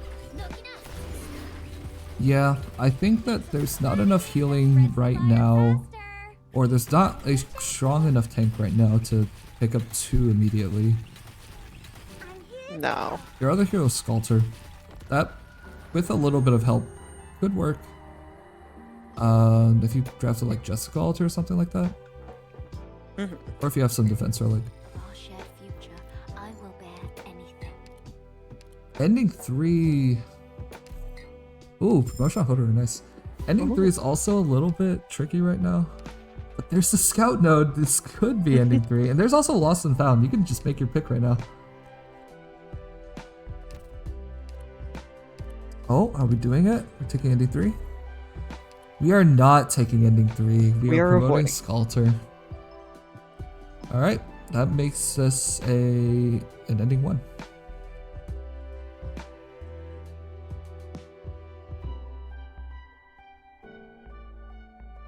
Oh, there's a little bit of debate here, huh? Nope, not really. Okay, and not spending index on the defense substituting offense because that would make you go blind. Ooh, music box.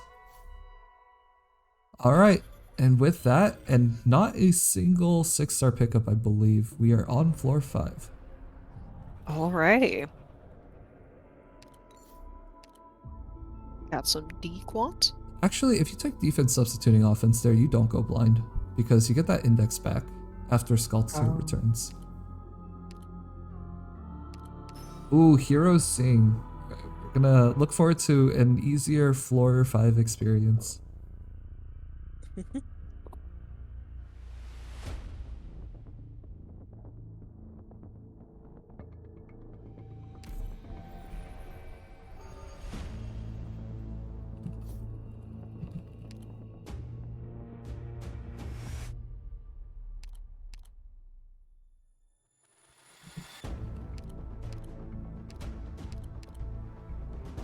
Instant contamination.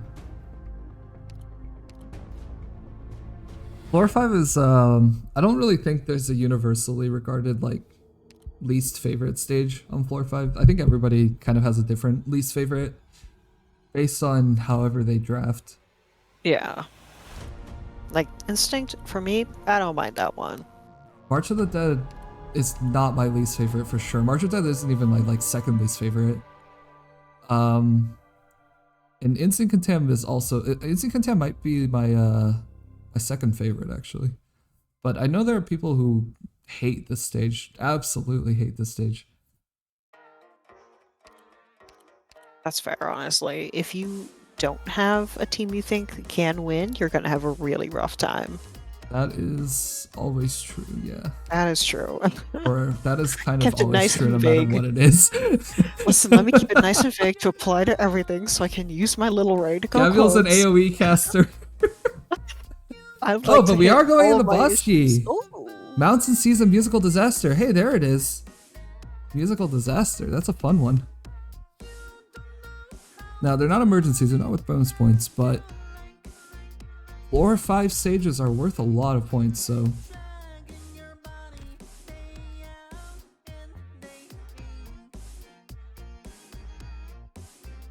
See, this is exactly what I'm saying. There's someone saying that stay away from strangers is the worst. That is my favorite stage. That one. That is the stage that I never lose. It just all comes down to how you're drafting. What you end up on 4-5 with, it's just so wildly varied sometimes. There's gonna be different weaknesses for everybody.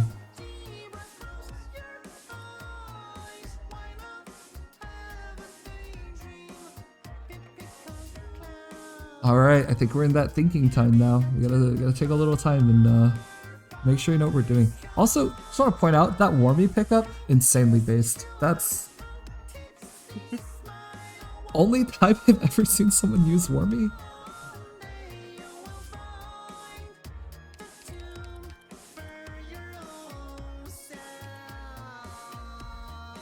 Even if they totally screwed her kit. It gave me.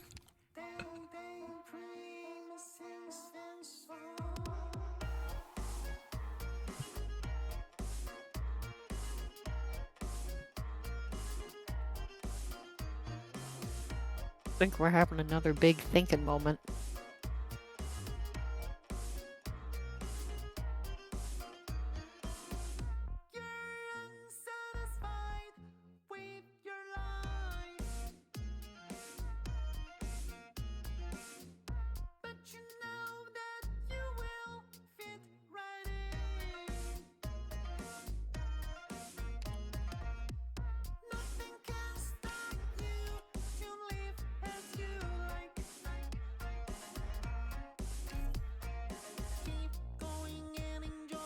Alrighty, looks like we're going in.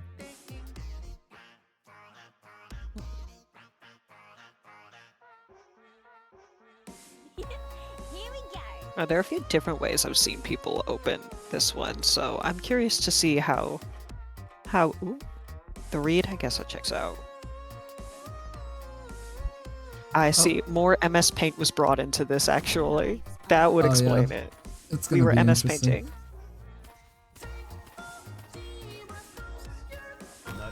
Oh, I need to close that real quick once.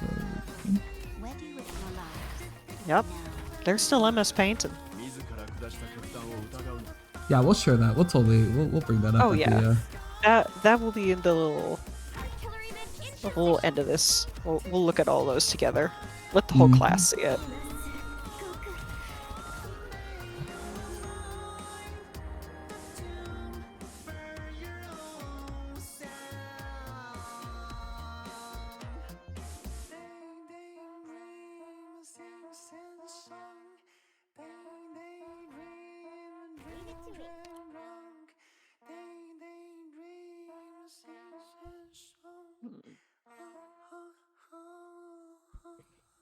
Hmm, 19.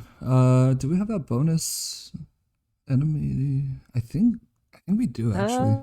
Yeah, because look, there's only 3 casters. There's like there can be 4, right? Yes, there came before.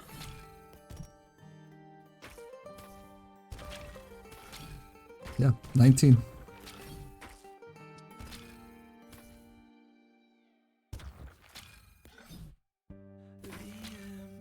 If Fire Whistle's facing left, and this is not a bad idea because I mean, you're gonna get all of them. yeah, if you get rid of the casters really early, then the stage is, I think, significantly less stressful.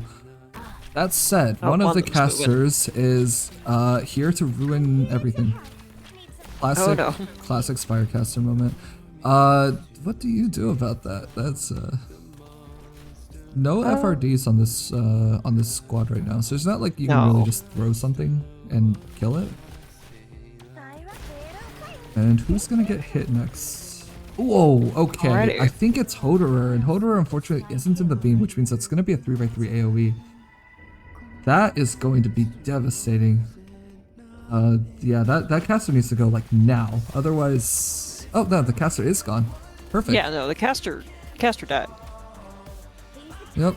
And there's only one more. There's only one more caster on the left side now, and I think Fire Whistle's got totally enough damage to get rid of it. So that bit of pressure is completely gone. The next thing to deal with is the beam, and that is Reed S2 again. Very interesting. That's I wouldn't say that's the skill that I usually think of for this stage, but hey, maybe there's some cool stuff you could do with it here. Alright, you can see that Violinist is here to cause some trouble. But Hodor is actually doing a lot for this. Hodor is really just... he's been tearing it up. Actually, look at this beam management. Undeploying the operator below means that only Reed and Hodor actually have to deal with it, so all the stuff on the left is totally preserved. And now that you use Cardigan to disconnect the beam, nobody is in it. I've seen a variation of this where you have one up to the left of Cardigan facing up, and you can actually do some interesting stuff there too. But this is a really good banishment. Yeah. Because of this, the Violinists just aren't that big of a problem anymore.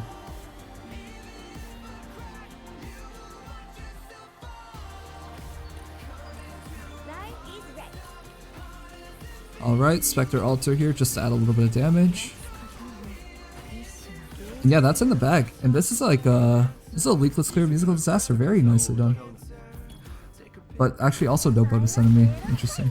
I guess there wasn't a bonus there. Your orders. Leakless. Yeah, and we are in the max life boss keys, so if Asa can just hold on to all of these extra life points that he just got, It's gonna be really nice. it's gonna open him up to leaking the entire right side right now. There's 20 life points, only 18 on the right side.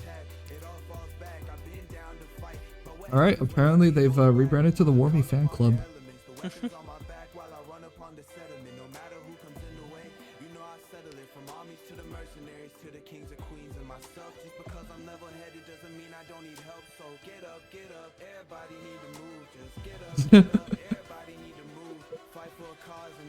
You know, there's other competitors like watching just to see how our absolute firsts are going to do and what they're going to do. I see I think Kenner was saying this dude's trying to convert my drafting in 5 different ways and I don't know.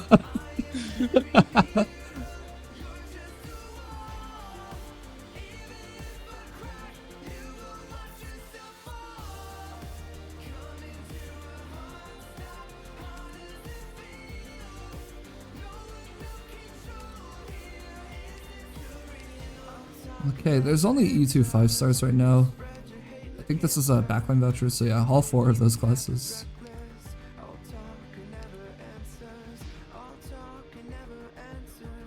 Could pick up a 6 star right now. Oh wow, hey, check out that round zone altar real quick. You see how it has no stacks on it?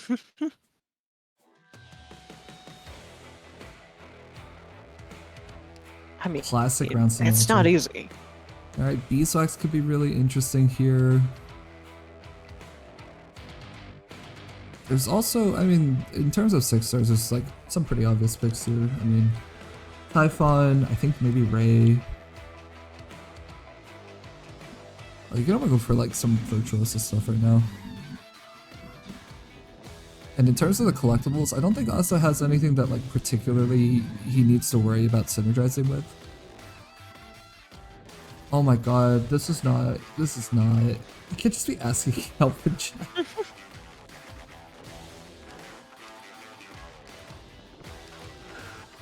As I said, let me double check something Yeah, real quick. this is silliness, this is silliness.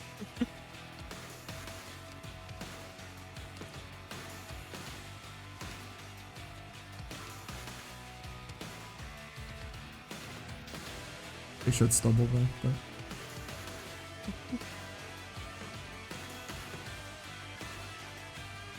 Or something, I don't know. Anyway, alright. We are kind of cutting it close to the time now. We have another whole match after this. I'm not sure how long that one's gonna go either. That's true. But this is only one, so...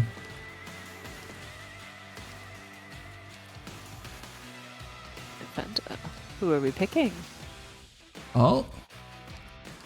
Eunactus is wild. Oh, that Jessica's E0! Oh no, Jessica.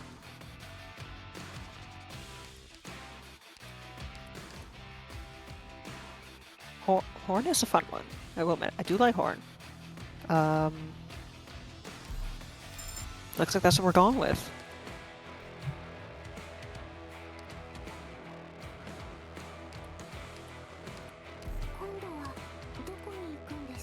Victorious servicemen should take pride in their own discipline.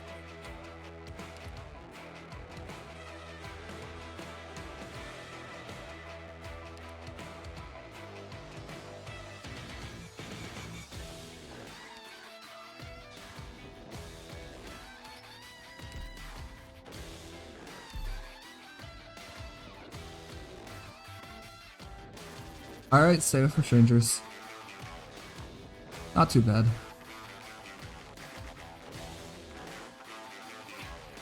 Not too bad on Dominion tiles either. I think these are fine. We have a... Yeah, we have a read... Oh. Putting read very far back, huh?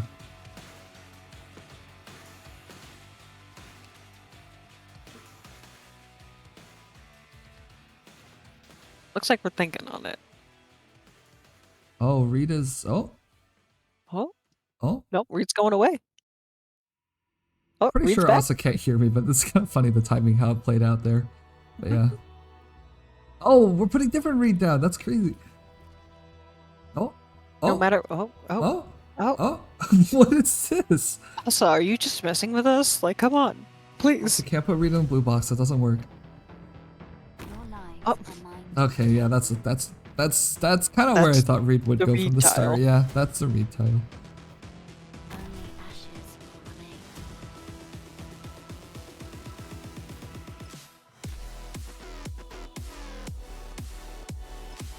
How does he deal with drone wave? I don't think that's a big problem here. I mean, there's read.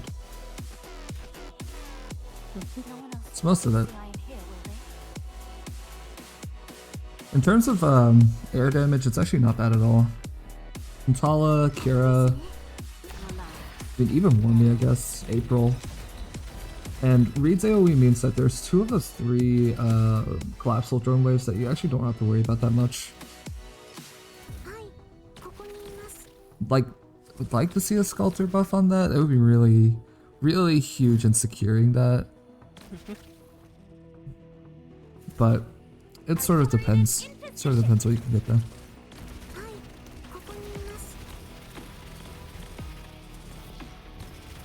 Oh, right, the camo square.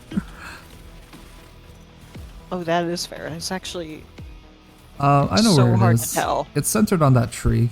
Yeah. No, I do see it, but it is very hard to tell. Especially when you pause. It's like not a bad one too. It means that the collapsible drones pretty much don't have a target, and neither does Raptor for a while. Unfortunately, that front row of range tiles is just not very good right now because of the Dominion. So you kind of get a mixed eye out of that.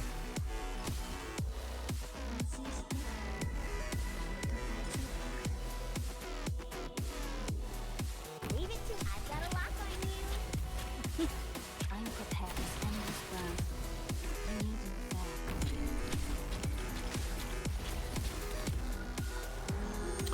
Okay. Put Spectre outside of the camo in order to bait some of those hits. It looks okay. And it also looks like the April and Hodor are waking up that tree on the left. That's always a good one to get rid of early. It means you don't have nearly as much pressure when you get to the ending. That one tree is by far the hardest one to deal with at the end if you leave it alive. Here's the target. Ooh, that's actually not doing it. We're gonna get some drone There's a leaks. little bit of overestimation in terms of like not devoting April to some of the damage. And okay, the Sculptor buff is alive is live now, which means that I think for the future drone waves it's not as bad. If Reed had skill up, I think this would be a different story, but it's a little scary. Billy Bam. Need some fire. Ooh, Complete my assignment. this is a lot of drones. Really hoping not to leak that. And Reed almost has skill up, which means that if the next wave happens, it should get most of it. It should get all of it actually, but there it is. I hope so. Yeah, there it is. Minus 18 though. That's Yeah, terrifying. Oh this is my scary. god. I didn't actually know how many drones there were in that wave. I've never like. This isn't usually the stage that I explode on. So wow, that's terrifying. This just went from a leak the entire right side run to don't leak run. Oh my god. No leaking now.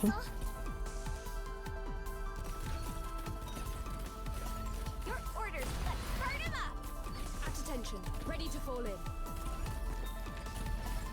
Yep, Rita's able to save that at the last second, and it's still rough, and it's not over, and there's still the trees, but I think that's the highest pressure that you usually experience on this stage, and that's done.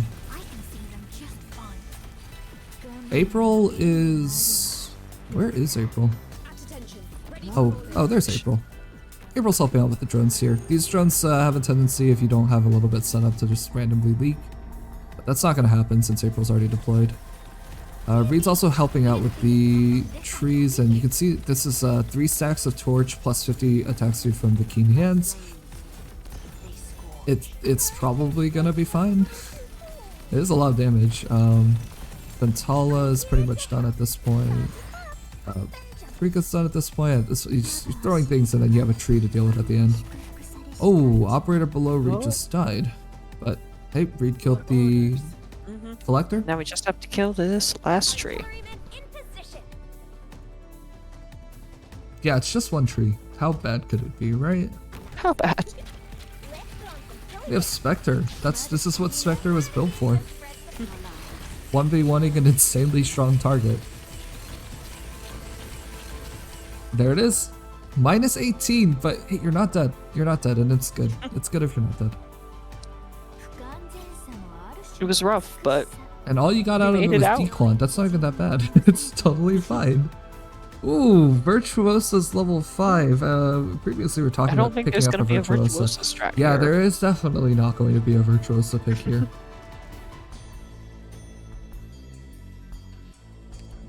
You won level 5. Yeah. Yeah, unfortunately that's really not...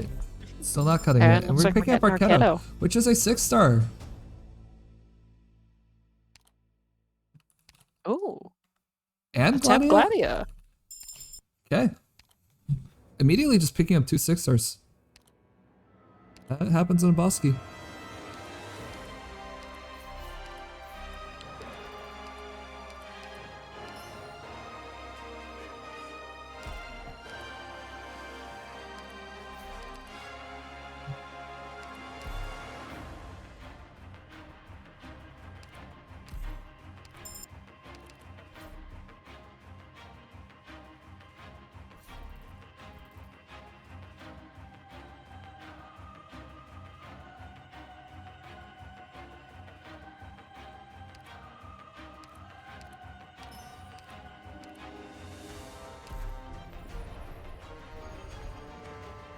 Oh, shoot. Yeah, I didn't need that. There we go.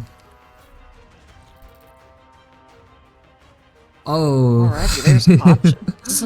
Instant contain There's emergency. options. That's a tough one. That's a tough one. Double ending to save the... What? There's no double ending. You can't have a double ending at this point, no. You actually can't,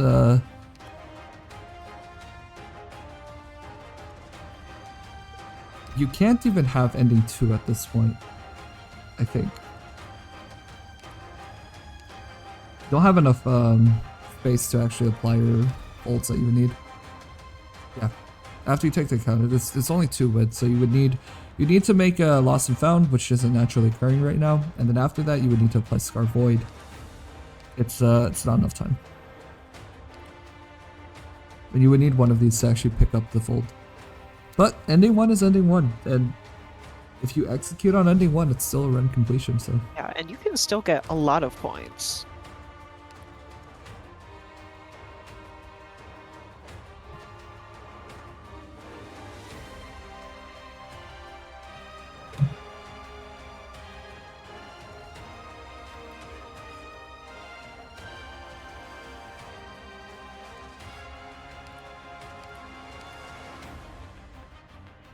And looks like that is what the team is trying to figure out, is how much more they need. Ooh.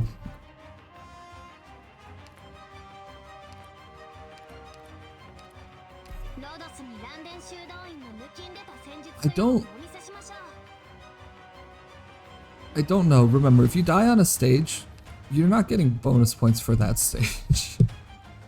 You have to win. You do need to survive.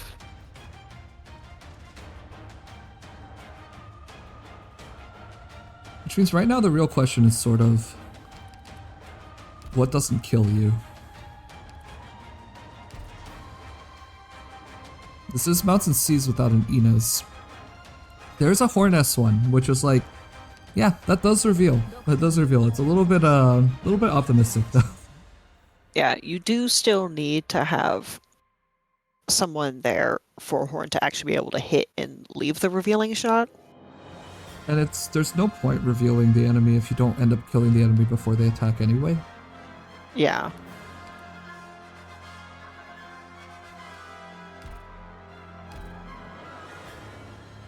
That trader would be kind of nice to see though. Like, look at these collectibles. There's a lot going on, but Torch is definitely quite impactful for combat, but it's very low. There's not too much power here.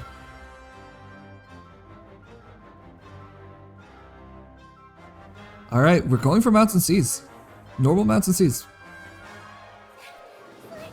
Okay, yeah, that is a Vine Creep chest. That's and there's Sing applied. There's Sing applied. There has been Sing applied this whole time on all of these stages outside. Not in the boss queue though. That Vine Creep chest is not... It's not impossible. Not impossible. With this much attack speed, if you pop both of those drones, it's actually Horn is looking a little rough, and you have to remember because she's E1, she does not have that second life. Yep. If she dies, she dies. Santala would sing, yeah, we'll see. Okay.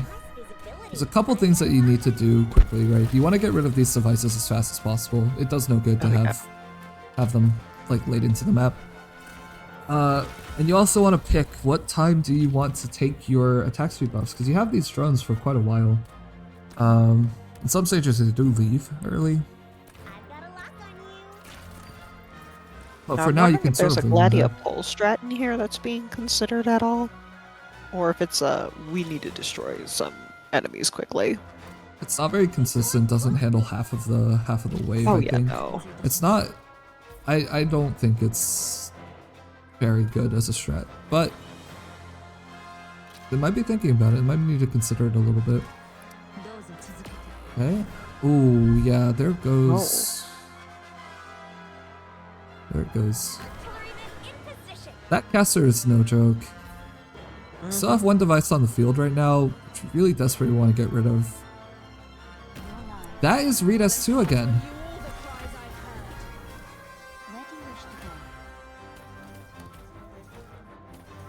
You know, on the other ones, I think there was like some talk, maybe some discussion about, you know, what, maybe there's a strategy going on here. I think for this stage, Reed S2 is not a good look. Okay. The camo actually did fall completely on the inside though, which is why his Spectre isn't getting hit, but Horn is not in it.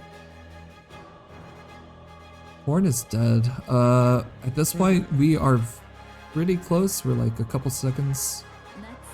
We're like, what, 10 seconds maybe? There's a little bit. It's not that long though. And we're gonna have to deal with the first champion.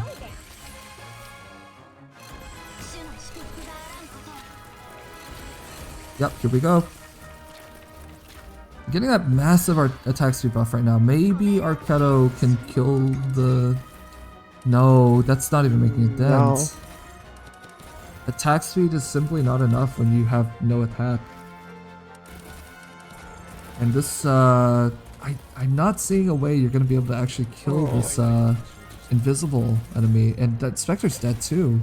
Yeah, Spectre's going to take a heavy hit here. There's no DP. This,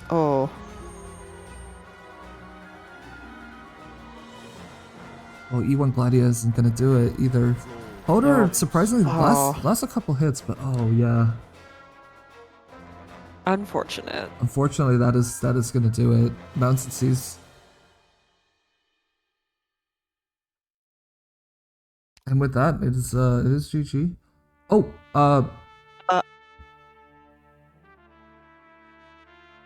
so we needed We needed the number. the number? Is it? What is this? I don't think that number even showed up on the screen.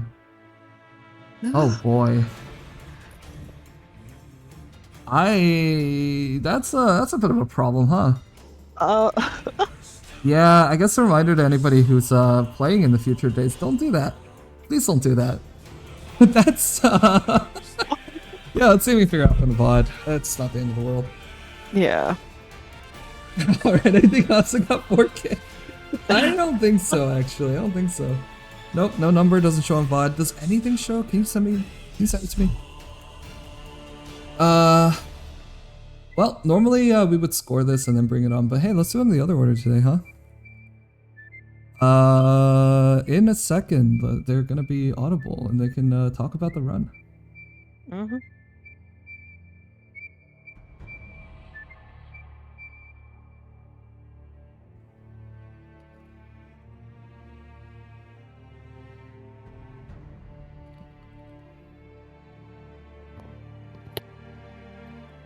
And make sure this is good.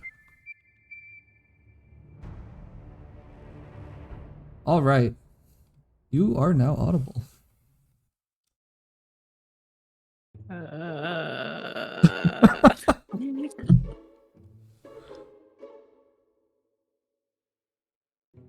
Yeah, the ending there was... It was the 9 leaked drones into that really annoying chest, right? So it was just, I forgot, which... It just had a bit of a panic moment.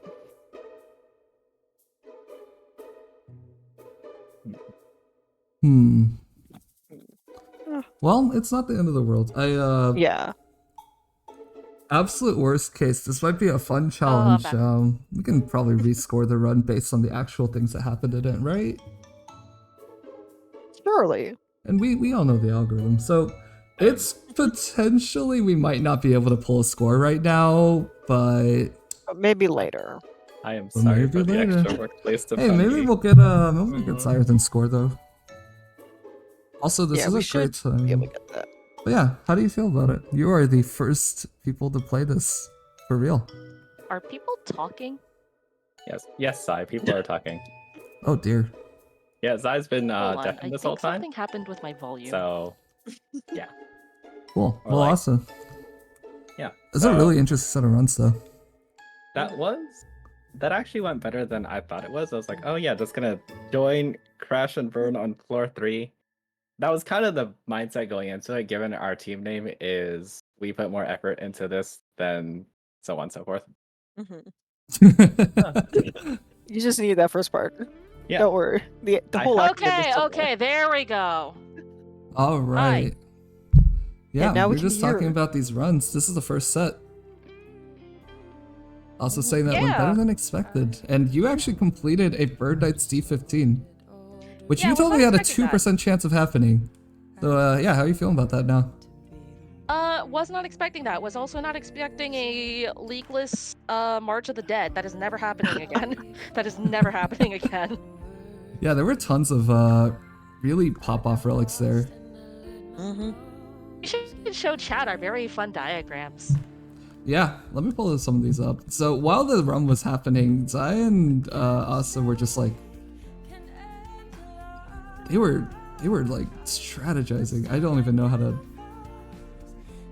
Does this work? Yeah, that works. And then I ended up misplacing Telopsis anyway. Yeah, just stuff like this the whole time. It was just absurd, back and forth. Yep. But yeah, successful run from Zai, and also you got the floor 5, so that's like pretty good. Respectable. Again, in the main- testing for this, you know, people died on F3 a lot. The main goal really was just survival, which is why no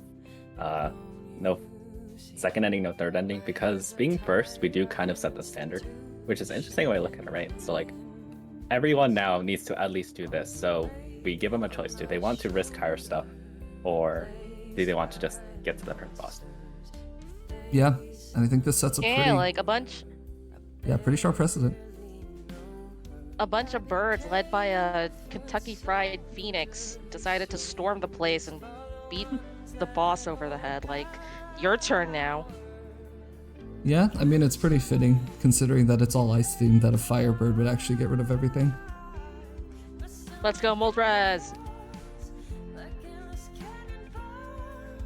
Gabriel, you got any questions?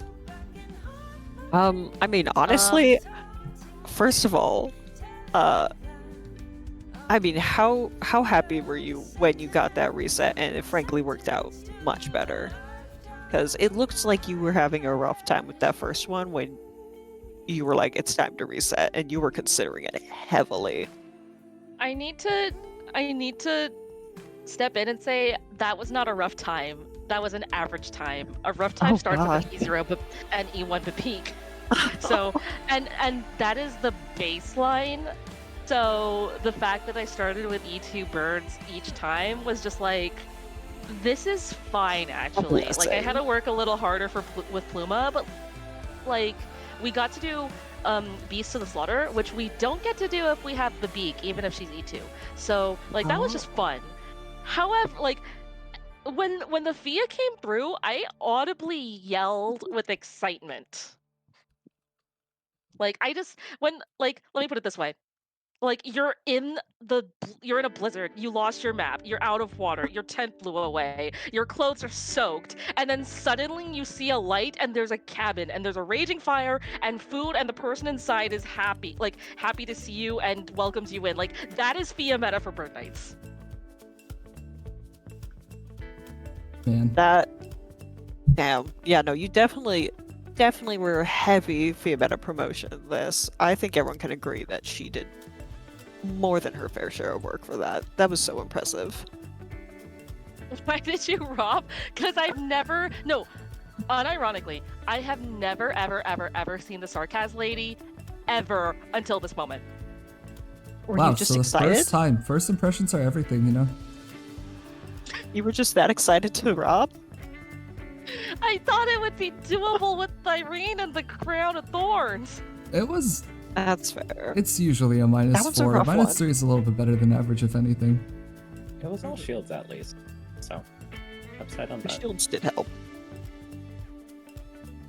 Oh yeah, so what was it like when you two were sitting there working on the MS Paint little versions of that final one? Because you were sitting there for quite a while trying to figure that out. Oh, so the left side formation is pretty much solved if you have Irene via Silence and Ring of Thorns. Like, it just works. However, on the right side, you need to have 2 tanks and they need to be kept alive by a medic, or it needs to be Helliger. And the reason I picked Helliger was because with Ring of Thorns, he has 100% better uptime on his S2. So that's why I did that.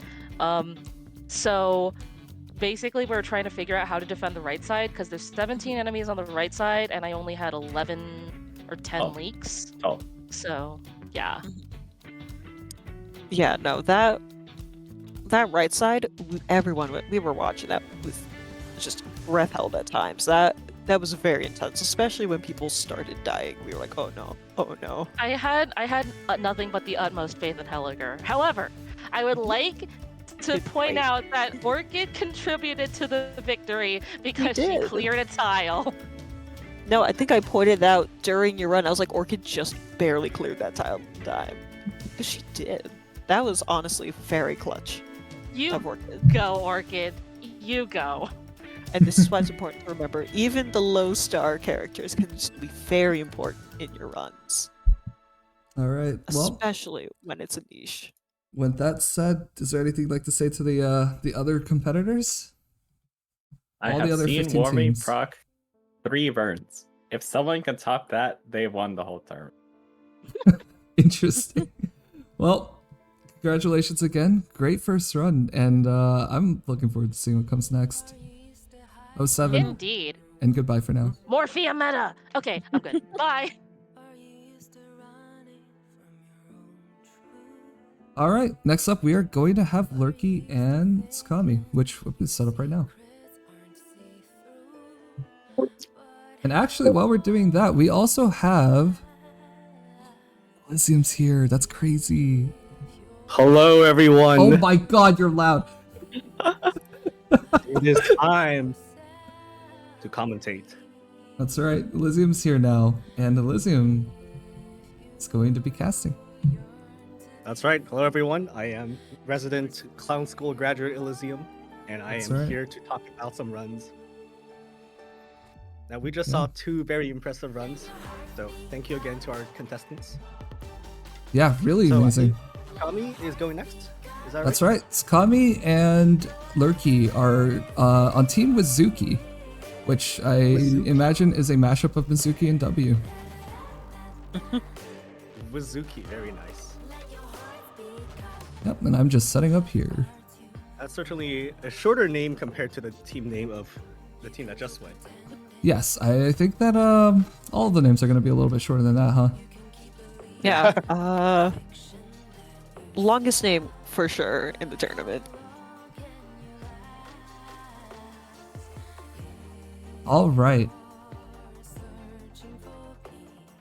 All right, we're just getting set up.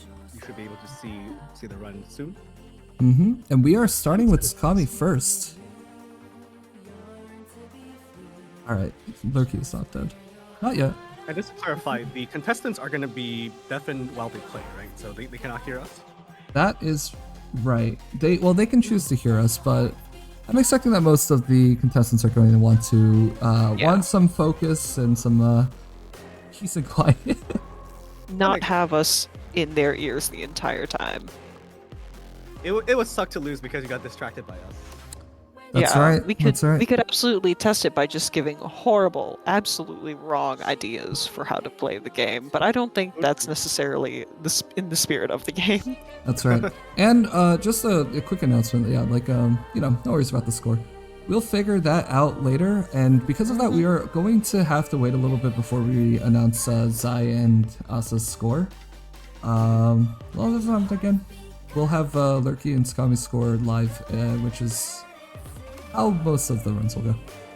Yeah. And with that said, it's time to start. Good luck. And to we really do Mizuki. want to get the score accurate, so that's why it's going to take a bit. That's right. All right. And starting all right. off with Kettle. Yes, and we have a leader squad start. Mm. Leader squad is actually worth 1.2x.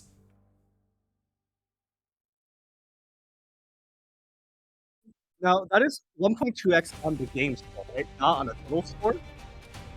That's right. That is actually only on the game score. That said, it's still quite significant. I mean, we saw that in the last practice run we had. So it looks like this is going to be a 2 combat for 1, not a 3 combat. Yep, 2 combat 4-1's not too bad. And we have Beast Awaiting Slaughter.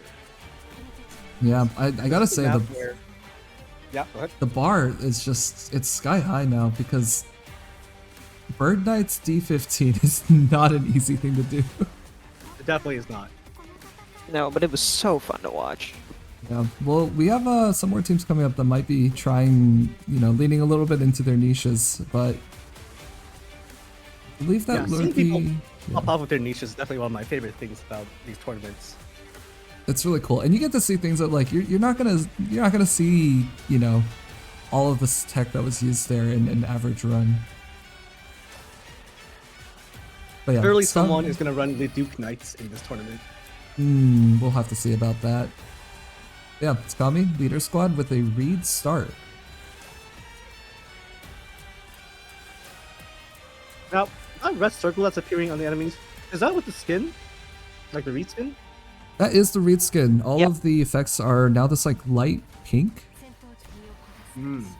I'll be honest, it's not my favorite effects. They're a little bit hard to see, but A little tricky at times. we like the S3 because all of the enemies kind of just like puff in this pillar of light and they're just dead. It does kind of appear below their sprite, unlike the default reskin where it's like kind of on them. Mhm. So a little bit caught off guard.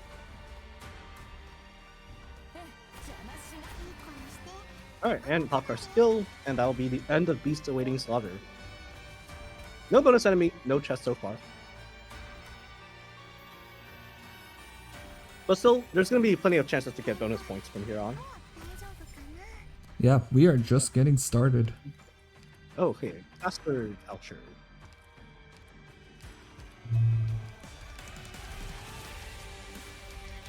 Alright, no Warmy this time. Ooh, okay, no, it is a three combat stage. Or 3 combat Nice. floor. Yeah, a big trip. Chance to go Tiny Thief for extra points.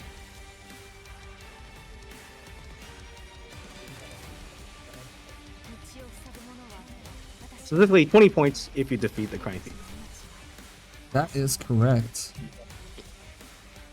And the thief actually does count as part of the leaks. So if you don't manage to actually get the thief here, that is unfortunately going to be a half points. On the other hand, the thief is actually double counted here. The thief is worth another 20 if you can actually just get the thief. Oh, right. Because a Thief, by default, it's already 20 points in any state. That's right. So it's a somewhat valuable stage actually. Not to mention that just, you know, if you're doing this at all, you kind of want the collectible anyway. For sure. Is unfortunate though, getting it this early means that sometimes you don't have a second ground operator, and without that second ground operator, I don't think Reed can actually get this. So we may not be able to get the points from the dog here. Ooh, that's gonna be unfortunate. And especially with the leader squad, you really want to get this collectible early on because you're one of the squads that struggles a bit early on because you don't have the instant promotes, which Yep. means that you kind of want the power of early collectibles to help you get through the early game. Yep, and that dog is gonna idle on that tile for like another 20 seconds just to taunt you. Yeah, That's the worst. feels bad. But it is still experience from the stage itself. And it's a choice out of voucher. Yeah. Interestingly, picking Amiya on the caster voucher is a way to get a ground unit early on if you want a ground unit. That is true.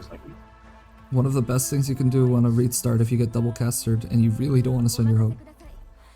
But we are moving on to Prisoner's Night, normal. No emergencies on the first floor. Yeah. There was an emergency, but it required a key. It required an index.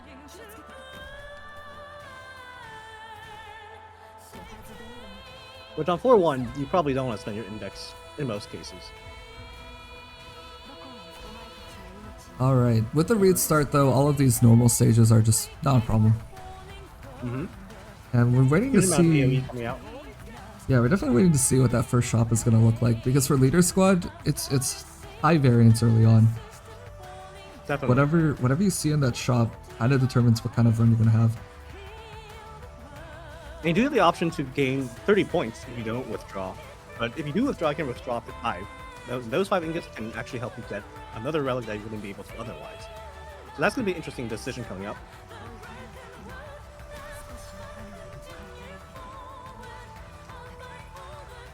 Okay, E2 on Reed. It's a very good pickup. Shaman and Recite. Shaman's a really good one. Recite's sure. not bad either. When you're playing Leader Squad, you're actually one away from just life stacking. That said, first shop, have a good chance you can actually just get 1 life. Yeah, literally any life increasing relic will get you there. So doesn't have to take the Recite here, but Recite does give you that guarantee. Yep. Not a bad pick either way, but we're going for the Shaman. Yep. Oh, HR letter floor 1! Ooh. Okay, this is one of those Relic. run-defining things. The big downside of Leader Squad, right, is a lot of the good squads, either they give you vision or they give you a way to promote cheaper. So your hope curve is terrible. But if you get HR letter on the first floor, suddenly your hope curve is better than most runs. That's and right. the transceiver! Oh my Ooh. god! The transceiver Wait. costs 12, which means Gonna have to You would have to withdraw at withdraw. least 3 ingots. Yeah. That is true, but it is +2 hope, which is something that like Leader Squad really can't afford to pass up usually. Indeed. And it's a very early transceiver as well. Wow, Transceiver we're taking really Evan Holtz. gives you a lot of value. The early you pick it up. Yeah, for a second, you know, I thought that. Okay, withdraw. Yeah, unfortunately, we are not taking the transceiver then. I gotta It's say, okay. this is some of Evan will be the worth it. yeah, this is some of the most chaotic mouse movement I've ever seen. Yeah, some of them sometimes you can kind of tell what's being thought about, but with this, it's like everything. Okay, but HR letter means we are not going to suffer from the big thing that Leader Squad suffers from. That's right. Now I get to see some Eben skill 2 action. I'm sad that they don't have Glory Pack in this anymore. Glory Pack with Eben skill 2 was so much fun. Yeah.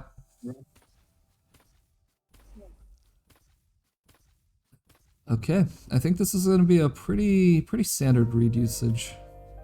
Yeah. 私たちにお任せください。 Bang being placed down to block this agent. The agent is able to reduce operator's block by 1, but that's okay because Bang has 2 block. Yep. みんな、私に続け。 They're also going to be the two ground targets for Root's fireballs. It's going to be pretty chill. Indeed. Just in case anyone slips past Bang, there's still Popcar there guarding the lane. Oh, that is E2. That's E2 read. So there's Yeah. no fireball targets actually. That's just gonna kill. It's a good cycling though. Yeah, That's you can a see pretty those. cool effect.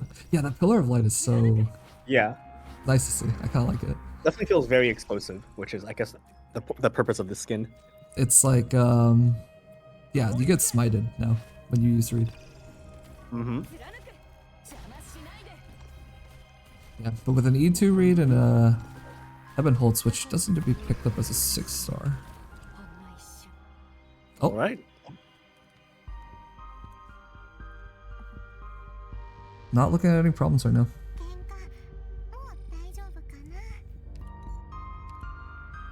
な。 Defender. Oh, but no hope yet. It's okay. The next promotion is coming up pretty soon, and Another recite. okay, at this point, I guess you could take it.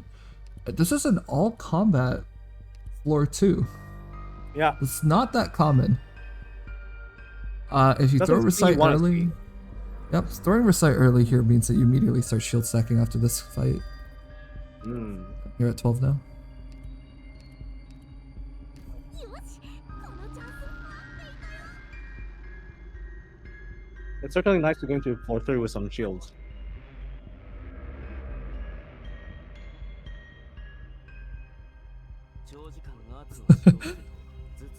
Oh yeah, we've got some fans. We got some fans of Bazuki here.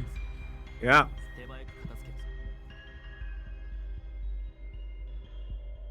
Okay, cardigan down, and then read. 私が守る。 Since That's this is right, an because then E2, Cal points to cheer the players. 戦闘 that's right. It doesn't do anything other than that, but it is. Ooh. It's nice. You can That's show your up there. support. 配置につけ。 Getting a little bit closer to the blue box there. Yeah, it is a stable strat. Surprisingly, it's a way you can play this with an E2 read. There's also a way you can play this with E1, where you use Orchid to pop the left side, and use Popcar and read on S2. Actually, you do it with the full starting squad, no relics. This is, of course, more comfortable, safer.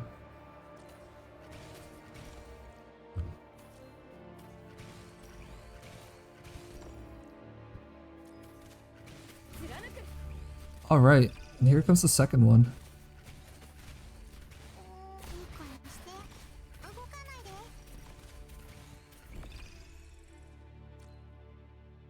貫く。 And it's gone. After Reed presses the skill. 戦闘機私が Destroyed. Yep. Flash of light. I really like the S3 effect. I think it looks... I think it makes up for the S2 being not my favorite, but S3 is so good.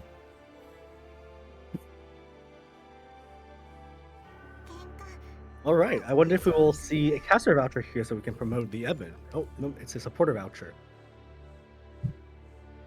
So with 7 Hope, even after you take a 6-star, you still have 2 hope remaining. Yep. You official it is. Yeah, you official's a safe draft. I guess you're leaving the supporter open for your teammate right now. Yeah. And we'll have to see what Lurky wants out of that supporter voucher, maybe.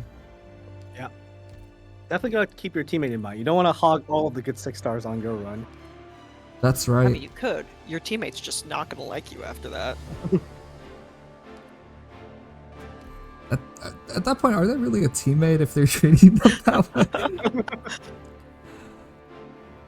Yeah, so one of the little points of contention behind the scenes for Tsukami and Lurky's team is the who gets Ines. Ines is a very, very powerful draft, but only one person can take Ines. Yep, and to be honest, I'm still not sure which one is getting Ines. Because unlike damage operators, where there's a lot of damage operators in the game, some of them come in different flavors. There's really only one Ines. No one else really has the Ines package. Yep, just being able to reveal Invis, but leave a field that also reveals Invis, and it also does move speed, and it's bind, and it's DP generation, and it's pretty good damage too. It's like hard to replace, maybe impossible to replace. Alright, dropping the Fang to actually hold the carcass there, since if you only have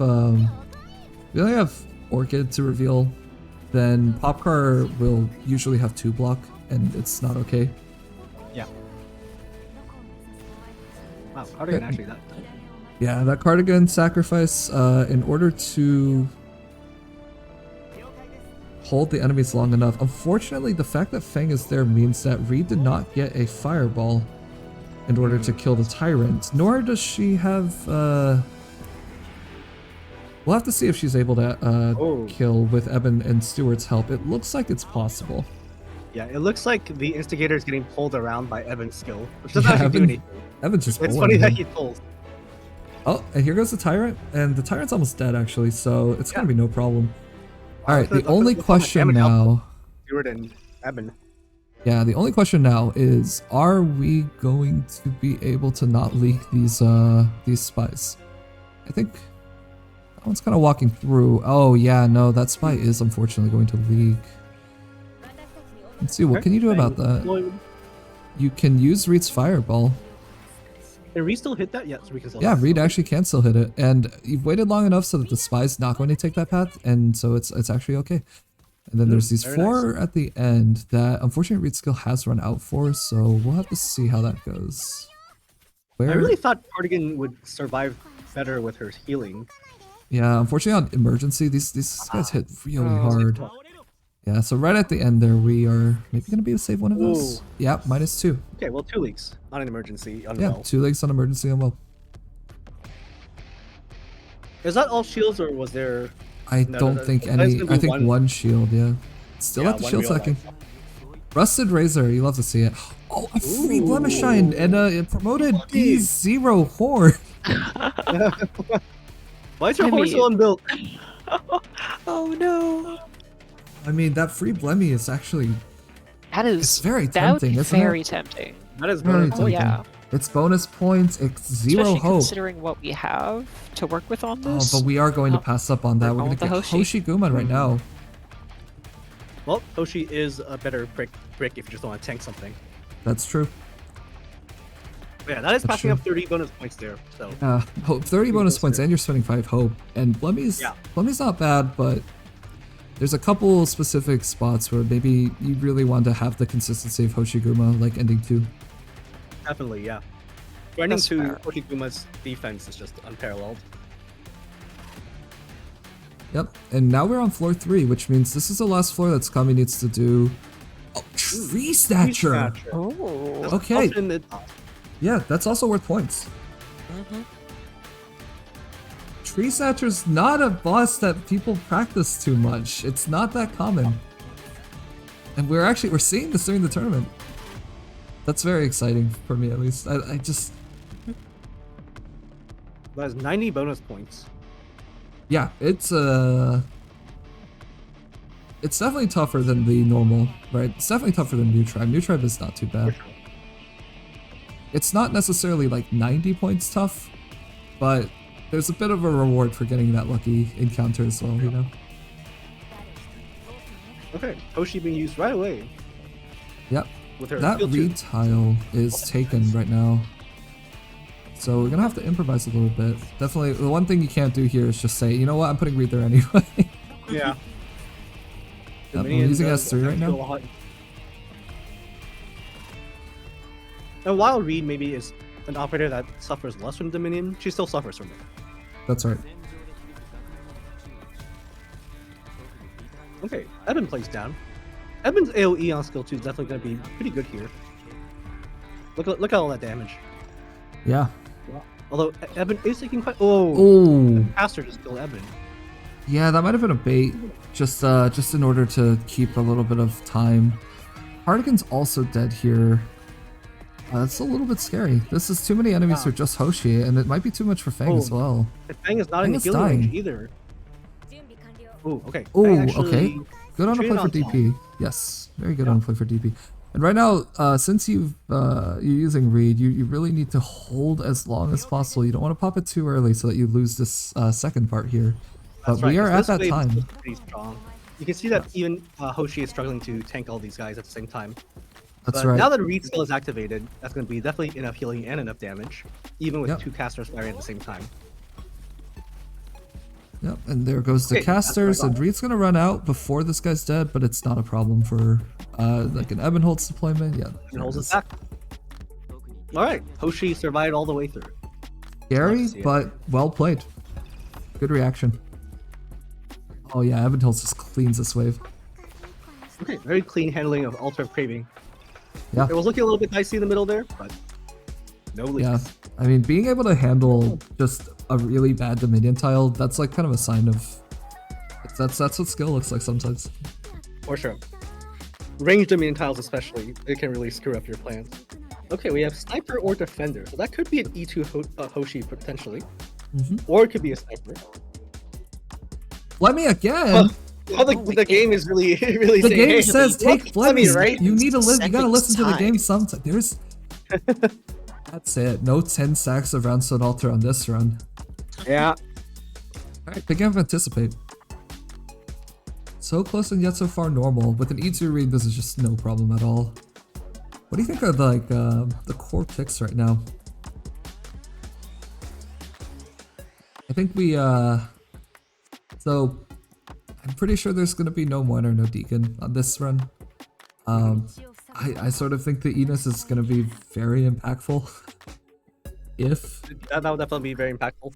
Skami's the one who's taking Enos, huge draft. And also, there's a Rusted Razor, but Reed is really the only, well, I guess, and Evanholz, if he gets E2, are going to be taking advantage of that. But I was kind of Rusted- expecting a Sniper earlier, just because of that Rusted Razor. I believe Rusted Razor's physical, right? Actually, yeah, it is physical. So actually, it wouldn't even benefit Reed and It's a little bit of an unfortunate. It's like a bit of an identity crisis with this team. There's yeah. Reed and Ebenholtz are. They want to see arts. I'm looking for Emperor's Collection right now. Yeah. And Caster knowing that Club, maybe. Lurky is actually playing the Guard Vanguard start, it sort of feels like you might not be able to actually draft too many physical operators. Otherwise, you sort of risk encroaching onto your teammates' drafts. Oh, That's right. And you have to consider that with Guard Vanguard, it's kind of, you have an advantage in terms of drafting Enos, because Enos might just be pre-promoted. That's right. That said, you and your teammate, you gotta coordinate to make sure that you both live. Yep. It does you no good if one person goes all the way and then the other person dies on floor 1 or something. Indeed. Okay, it's a big lump of enemies here, but Cardigan's actually doing it. Yeah. Very Hoshi nice. too. You can see that Hoshi's massive defense is coming in here. Yeah, it's really cool to see an instance where there's a lot of back and forth on whether it's Spot or Beagle or Cardigan, and this is definitely a good use case for Cardigan. Biggest HP pool, right? Yeah. The HP difference between Cardigan and Spot is like 1,000. Yeah. Pretty big. どこを身を滅す苦しみはほんの一瞬 All right, nice retiming Placing a there. sacrifice so that the Lancer doesn't kill anyone. Yeah, I like this right here. Is actually I think a bit. Yeah, that's a bit of an imitation of what the extremely low requirement version of this stage looks like. Where you make the residual on read actually on the enemy actually blow up all the other stuff. It's really cool. Okay, supporter and specialist. No, supporter and sniper. This could be a chance to get someone who will use that rusted razor. Could be Ray actually, right? Could be, yeah. A sniper is also good for this ending 3 boss. No, floor 3 boss, not ending 3. Oh boy. Oh yeah, That's a little too early. It is. Yeah, gonna be we Ray. are picking up Ray. Okay. Seeing the lost and found there. There's no boss key. No boss. Yeah, no boss key on this floor. That happens sometimes. Yeah. So you have to decide right now. Yeah. Rogue Trader with 27 ingots, it's okay. You'll definitely buy a few things. It's not that good. Yeah, not bad at all. But the lost and found, that's an ending guarantee. That could be a guarantee. Yes, that could be a guarantee. You also get one more combat if you do that. That's right. Yeah, 1 index for 1 more combat plus an ending guarantee. It's hard to say. It really comes down to like what you want to do right now. This is kind of a preference thing, personal preference. Sure. Javier, what And would you you probably do? don't want to do downtime recreation here, unless you just feel Definitely not that. Unless you throw anticipate Fun on. little gamble.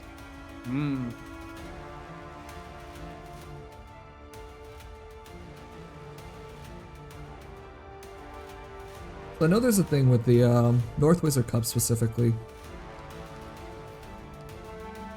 Oh, Transceiver again? Ooh. Really? Another chance to get the transceiver. Really? Transceiver draft again. Okay, more withdrawing 5 reliable. ingots here.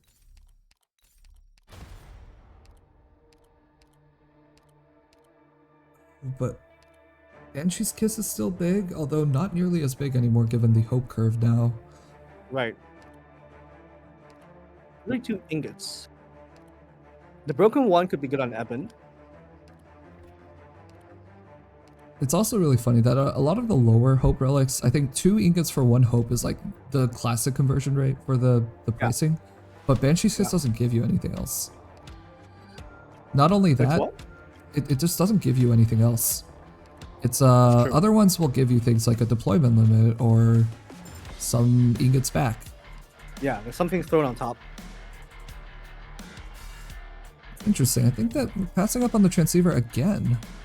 Alright, we have Lakebed Aegis, that's always an impactful one. Range voucher, that could be a promotion for Ray right now. Yeah, Bluntclaw's be a Burst Ray is also... right here. Yeah. Bluntclaw's Yeah, it's a Burst Ray. is always nice to see as well, although there are no more ingots to withdraw. Right.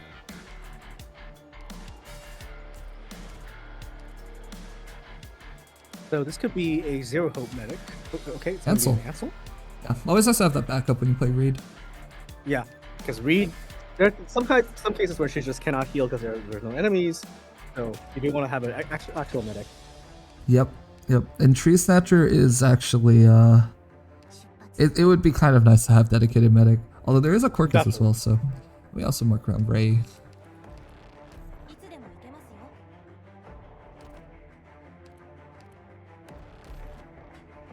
よ。 Alright. No hesitation, moving on into Crafty Beasts. Yep. 1 stage for Reed. 道を塞ぐものは私がやる。 The minion tiles are pretty good this time. Oh yeah, you really don't use most of those. 君たちの命を Oh, we're doing left side replacement.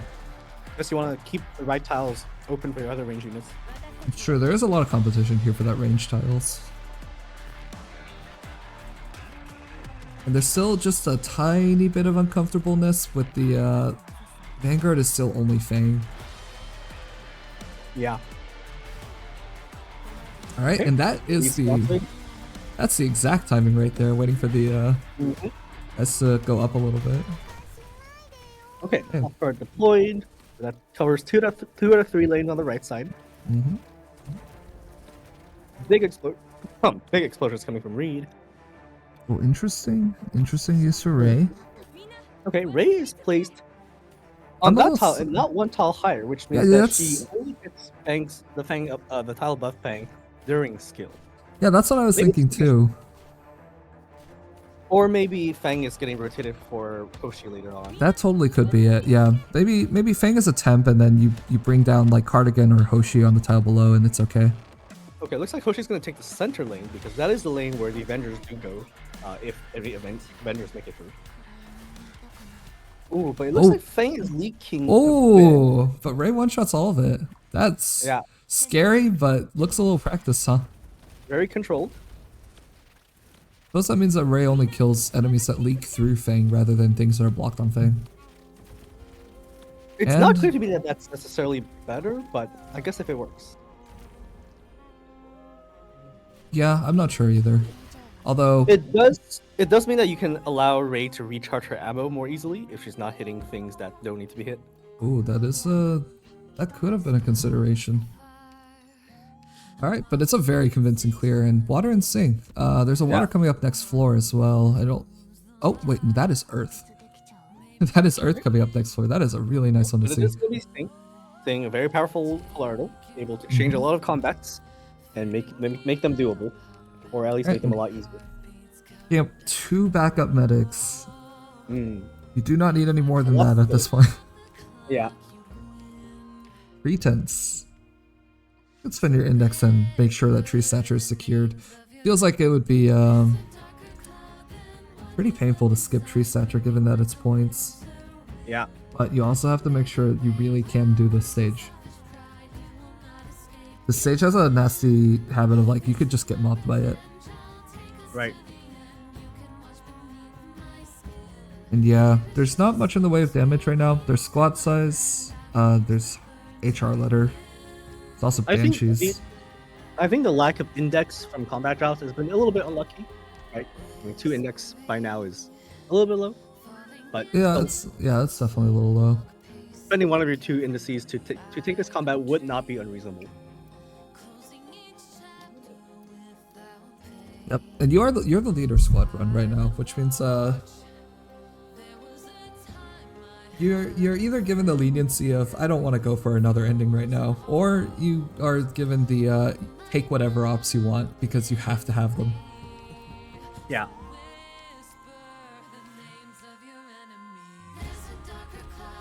Okay, there's a little strategizing going on, which makes me think that they're actually going for it. Yeah. That's Discussing exciting. the tiles are safe. Yeah, and I believe it's The the boss- bottom 2 The rows, boss has right? the same range as a wandering medic, which means the bottom 2 rows are safe while the boss is just running Yep. around along the top row. And the chains can go 2 in one direction, then 1 in the other direction. So like a knight in Yeah. chess. Yep. Yeah. Okay, Ray definitely can reach over there though. So That's true. I think this is surely a stage you want to attempt. Yeah. There's also Snipers of are good course, here. yeah, like if you're playing leader squad and you get HR letter, like what else are you hoping for? That's probably the single hardest counter to your squad's downside.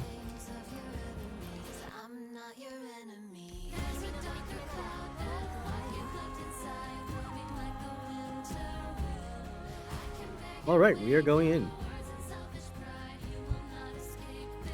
without spending index. Okay, there's an unfortunate bit of dominion on one of those precious range tiles. Yeah, I But gotta agree, those Still are not enough range great. tiles to set up something. Yep. I wonder who's on left side duty, who's on right.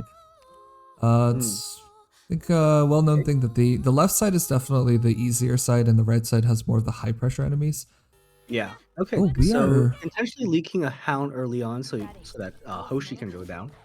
Okay. I think Cardigan was definitely considered there, but Cardigan would mean that you lose some net DP trying to stop the hound, because you would probably have to replace Cardigan with Hoshi later on, anyways.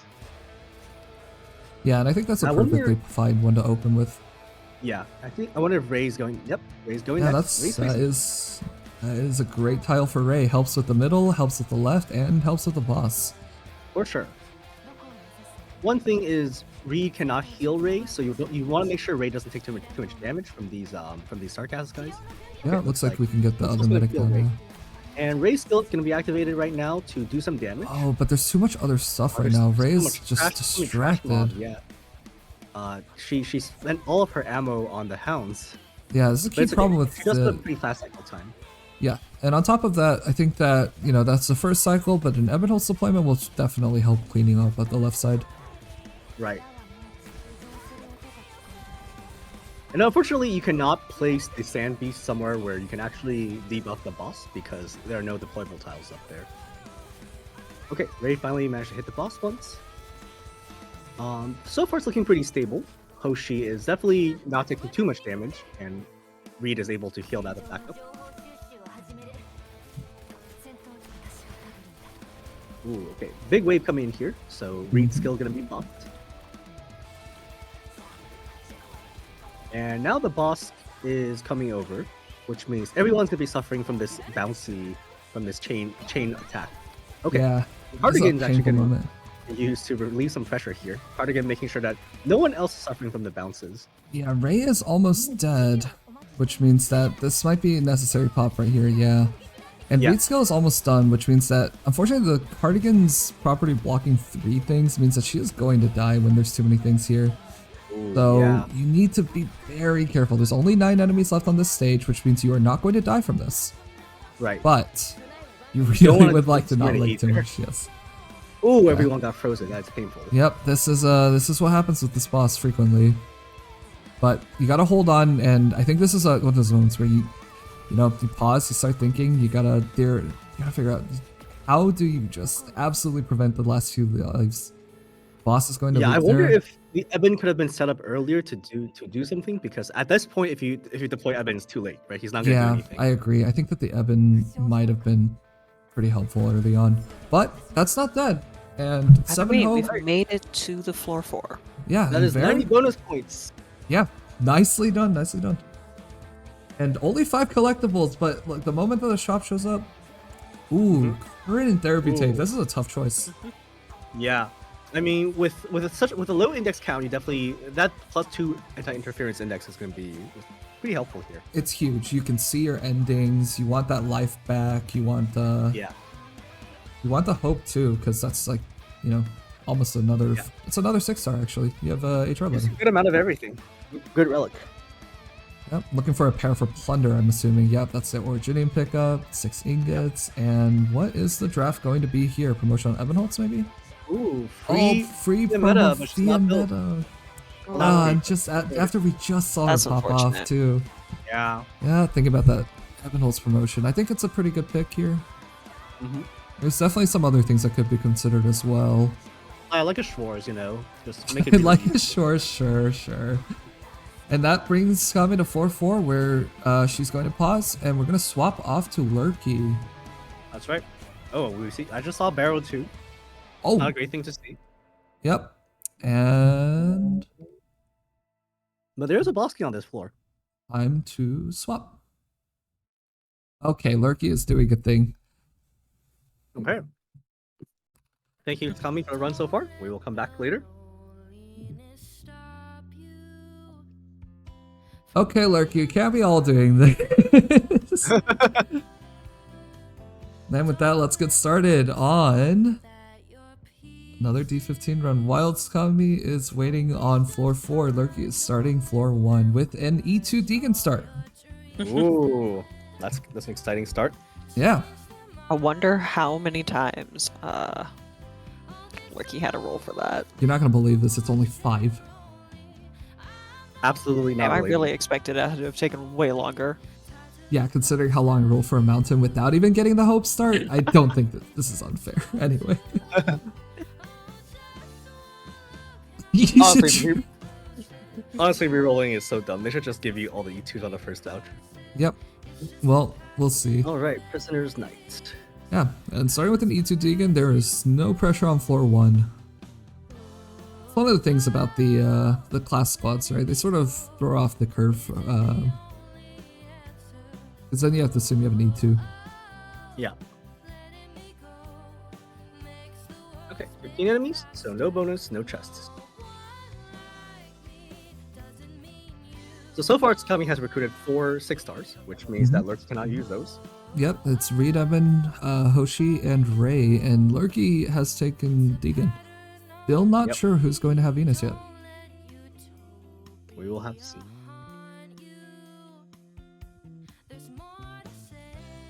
Also, no ending pickup yet. So we'll have to see if Lurky decides to go for an ending, potentially on the first few floor. Yep.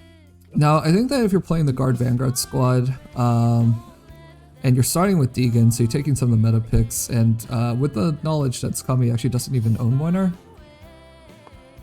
if you're taking both of them, I think you should be going for more than just sending one.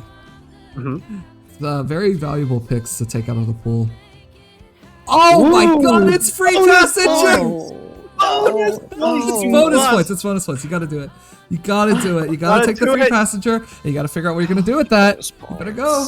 Alright, passenger's been picked up. And that is a temp passenger, which means it is... I guess if Tsukami wants to take passenger, she can? I mean... And of course, everyone's spamming the clown emote, which is really funny to me. That's right. If Alright, you take 2 6-stars. Your teammate can still take them. Yep. Which meant that if Tsukami had taken that temp Lemmy, would have been open to Lurky as well. That's true.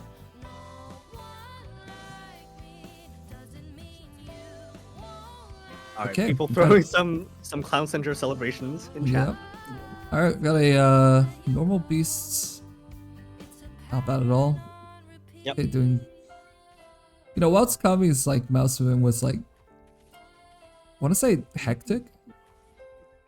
Lurky's like dancing with the mouse, so... Yeah, I don't... What is this? What is this? As Lurky No does a whole thoughts. spin. Is it the no thoughts head empty? It's the Saria Alright. spin except without Saria. Yo Dude 51 says, Zephyr 147 clown. That gets rid of Zephyr all the home beats. 147 actually, clown. Oh, GTS yes, isn't Zephyr supposed to be on right now. 147 clown. Zephyr 147 clown. Zephyr 147 clown. Zephyr 147 clown. Zephyr 147 clown. Zephyr 147 clown. 147 clown.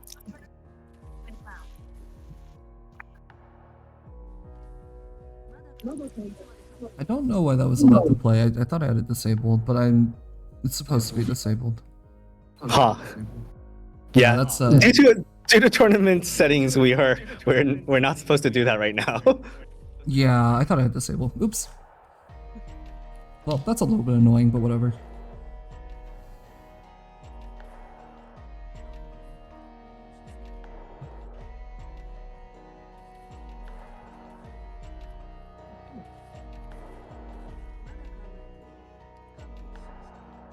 Oh, we are pausing at the last enemy. Oh.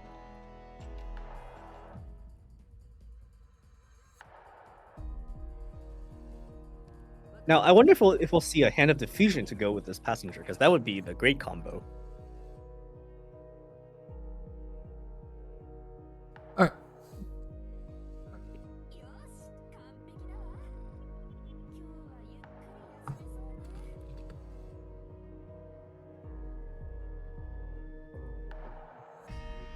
Okay, guess we're continuing. Oh, another Rusted Razor. Both players have Rusted Razors so far. Oh. Jessica? Jessica time? Alright, so picking Hoshiguma would not be allowed here. But Jessica is very much allowed. Okay, and that's a very good pick for both ending 2 and ending 3. Maybe a bit more so ending 2.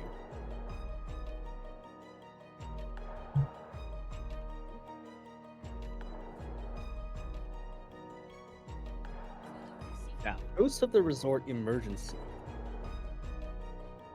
This is one where the huge amount of burst damage coming out from Deegan can really make things a lot simpler. Right now you can see that she's not attacking the Sarcastic Grudge Bearer, but once she activates skill, that just deletes it. Very nice. So with that elite gone, there's really no more... That gets rid of the big threat in this map. Yeah, there's really no pressure right now. Okay, the sword Sarcast has been angered as well, and is gone. And he's dead.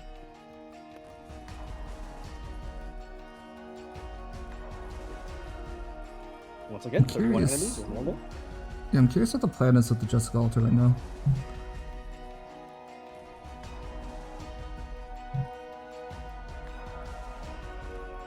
Send Aw, Passenger out really? to die. You had to do that, really? Interesting. Very interesting. Half score for that, right? No, what? Look at You don't- Lithium over here trying to make up No. rules after I plan all this out. SMH. SMH. Okay, and the glass bird. Or hope. This is actually really Yep. big. Yeah, having 8 hope right now means another 6-star. Is there Oh, gonna and be the a- Yato pickup. Yeah, What does Yato. Saskabi even have? Oh wait, actually I also added these. Ooh. Hold on. There's no sniper to promote with Fatal's training.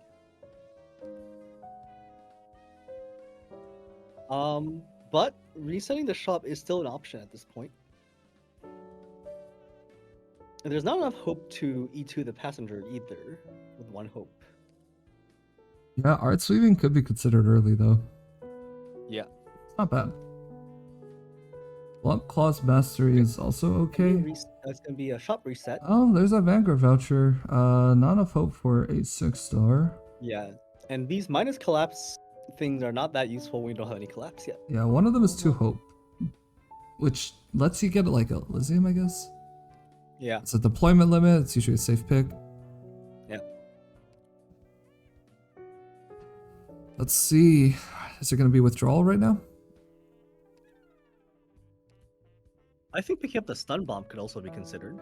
Pretty good, pretty useful gadget. Oh, we're taking heavy music. And not the Vanguard voucher. Oh Okay. no, we are taking the Vanguard voucher. Okay. Elysium's here. A lot of 5-stars being offered at E2 here. So Katabili, pretty useful just as a fast redeploy. Oh, it's gonna well, be we're taking Fang. Fang instead. And that was no withdrawals at all, so that's going to be worth some extra points too. Yeah, 30 points. It's a little bit tricky to gauge, of course. So we combat again.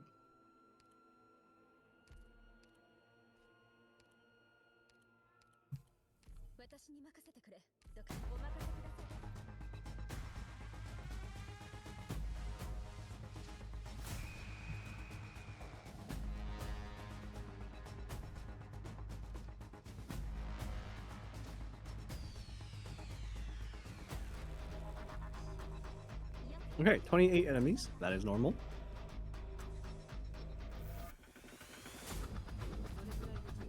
Vegan Breaker gonna hold the lane. And she definitely will have skill by the time the infiltrator arrives. Yep, she cycles really nicely here. There's not too much to worry about. Yep. Especially now that you have... Oh. What is that? What is these spins? Just like it being used for DPS.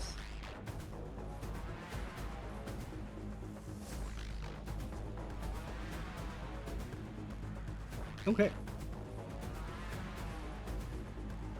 So far, there's Yato who needs to be promoted, there's Jessica who needs to be promoted, and there's Passenger who needs to be promoted. So that's three promotions, costing a total of 9 hope, I believe. Yeah, that's right. Since none of them are guards or vanguards. Yeah. Might get a safe So house at not some gonna be point though. possible with a single level up. So it's gonna take a little bit of time. Wow, look at that passenger damage bouncing up to 2 enemies. Amazing. You give him credit for the littlest of things, huh? Alright. And we're just down to normal enemies at this point, I believe. Alright, And Yato last unfortunately six. only getting a single hit on the carcass because Yeah. they move too fast. Yato's just speeding up the stage. Yeah. It helps to poke them so they run faster. And Deegan's gonna finish. Okay. Nice and clean. Very clean. Now, I wonder if we'll see on one of the 3 classes we just discussed. Medic, it is not. Not sure what the pickup is here. I already have Okay. Ansel since Yeah, it's part of your start. I guess you're taking this then. Okay. Again, a lot of combats on this one too. Yeah. It's helpful because you do want to get as ready as possible for the difficulty spike coming up in 4-3. Yeah, and you want that voucher option. Yeah, having the Yato E2 would be really nice.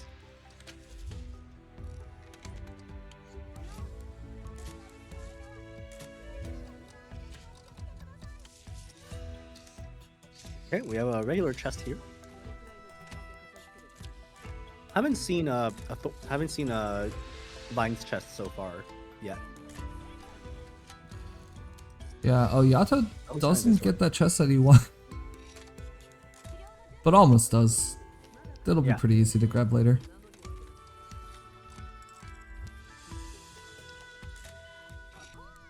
Alright, putting out Hibiscus to get a little bit of a stun bait. Yep. Yeah.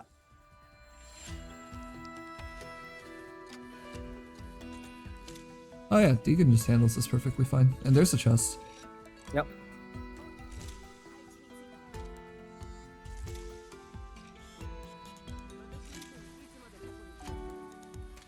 Okay. Deacon killing one of the stun snipers through the wall.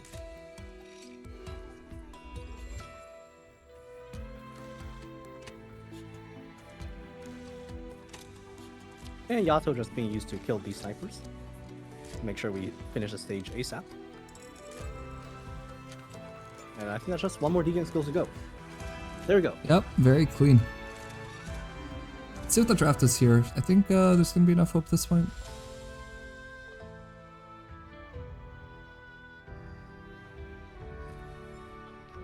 Yep. And an index drop. That's pretty nice. A supporter voucher. Not sure what you take here. Could be Sculptor. Could even be Heidi. So any 6-star is on the table. Yeah, you could pick up Heidi if There's you're quite a few options. if you're big on playing into the Deegan core. You know, you should maybe consider having a Heidi sometimes. It's very good cycling. Doesn't eat up that much hope even.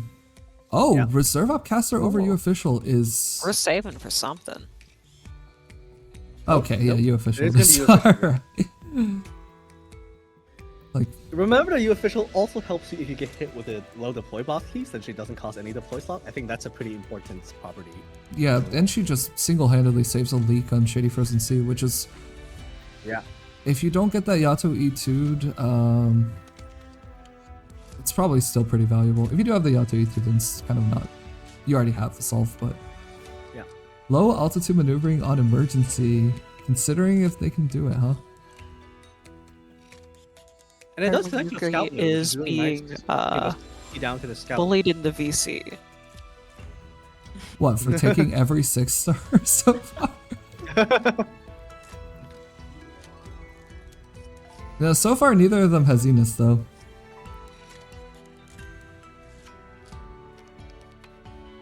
I mean, they both have 4 6-stars. Seems pretty even to me.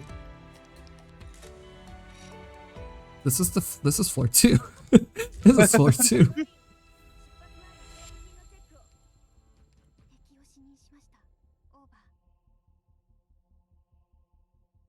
Oh, Yato is going to be deployed.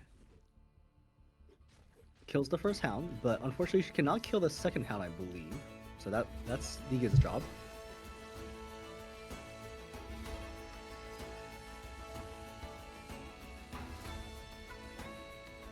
Okay, now we're probably going to see a range unit on that particular tile.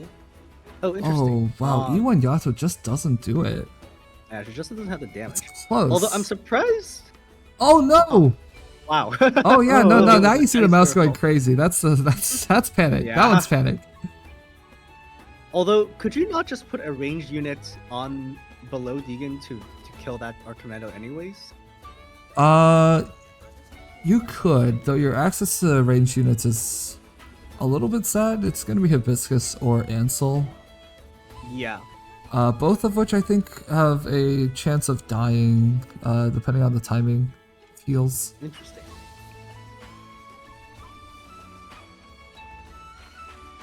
Okay, well, unfortunately, Deegan's skill was used earlier, so she cannot hit these two. They're almost dead, though, so a little bit of anti-air damage will do the job. Yeah, I think that's already out of range though. I'm not really sure what the idea was here. Yeah, this might be. I wonder if Orchid can take care of one of them, maybe. Oh, the idea was to deploy Passenger. Yeah, that'll do it. Oh, but Passenger is There you not gonna go. heal. That idea was to. I was wrong. That Get won't do Passenger it at punished. all. I think. Yeah, I think there was just not enough DP to deploy Passenger and someone else there. Yeah, He this is pretty a. costly, as chaincasters tend to be. Luckily, Fang is quite tanky here, so. Yeah. Alright, Orchid. Fang Come on, gonna. Orchid. Orchid, we Fang need to gonna get a give up her few more life hits so in. that Orchid can finish the job here. It seems. Oh my Ooh. god, Orchid usage. One more hit, one more yeah, hit. let's There go, we Orchid. go. Okay. Orchid Okay, Orchid's saving the touching me day. there. Yeah, a little bit stressful, a little bit scary here, but we made it back fine. And again, we're throwing Yato, which we know is going to die to this, unfortunately. Yeah, we know that she's Oh! gonna be. Oh, wait, what happened there? She did it this time. Why was it different this time? It's simple, she popped off. Let's go. That's Simply pop illegalist. off. It was probably like the Yato was a little bit earlier this time, so she got an extra hit off or something. Oh, it was just getting Passenger killed again, huh? Alright, so we have the first instance of a teammate actively trying to kill their teammate.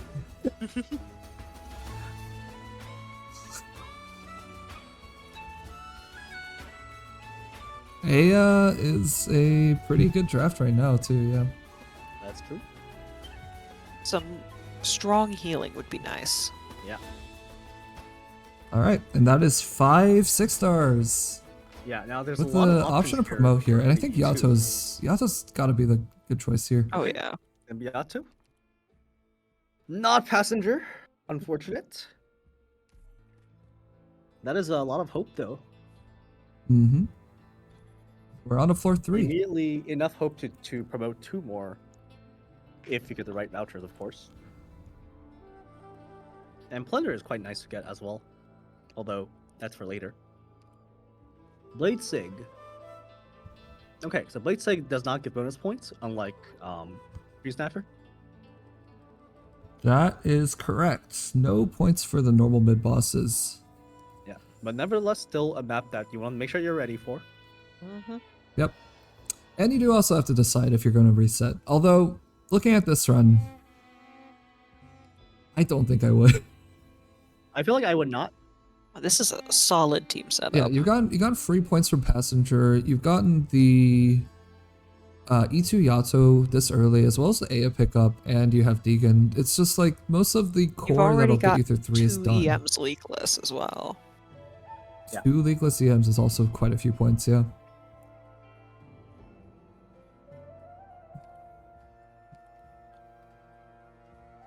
Hmm.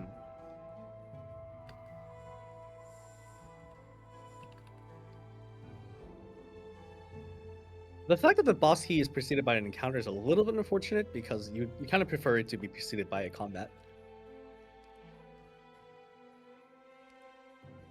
Alright, we got Pretense turn true. Very chill stage with Yato. Yeah. Alright, replacing Hibiscus with the 6-star healer. And now that Yato is E2, she should be able to one-cycle a lot of enemies much more easily. For example, the casters that run along bottom lane.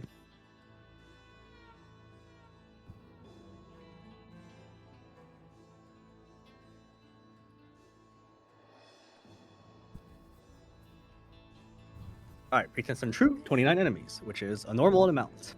There is a chest on the bottom lane. It is a normal chest. That's That gonna be can a be easily got with Yato. Yeah, super Indeed. chill Yato pickup.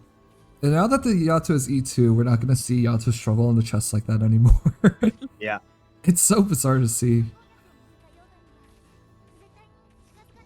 Yep. And actually, this is a fun fact. This is actually a 2-up with Deegan. It's just Alright, unbelievably Yato chill. cleaned that The Deegan cycling on this stage is really, really nice.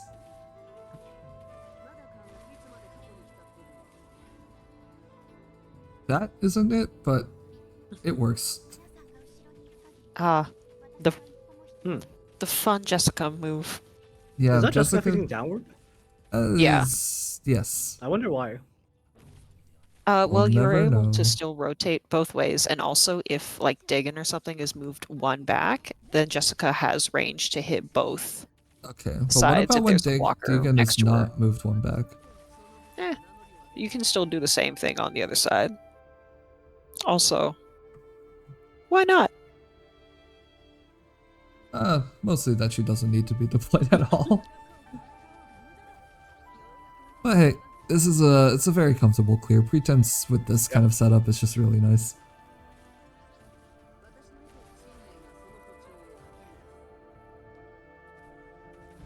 Oh, we have some insight. Jessica's facing down because I just spun her, so apparently a secret third reason, It was which just is a fun spin not trick. that. I see.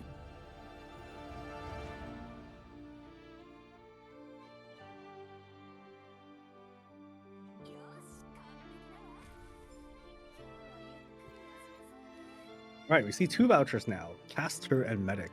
That's two potential E2s, but can only pick one of them. Okay, there's gonna be the Aya. That does give her access to skill 3, which is the global range healing if you do need global range. And this is regular rational fracture. Yeah, another Deegan up.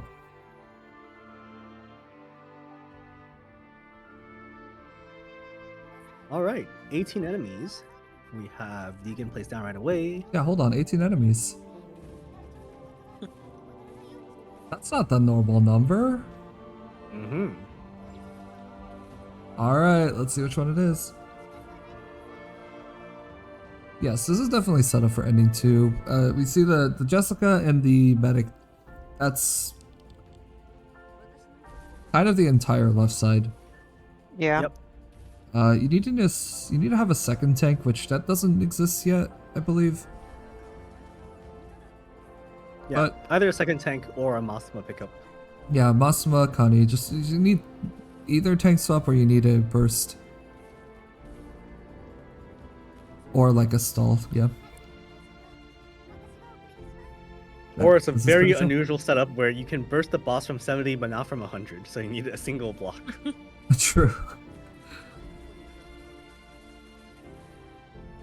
It is nice that it looks like Deegan disappears from the screen, but she's still there and she's still blocking.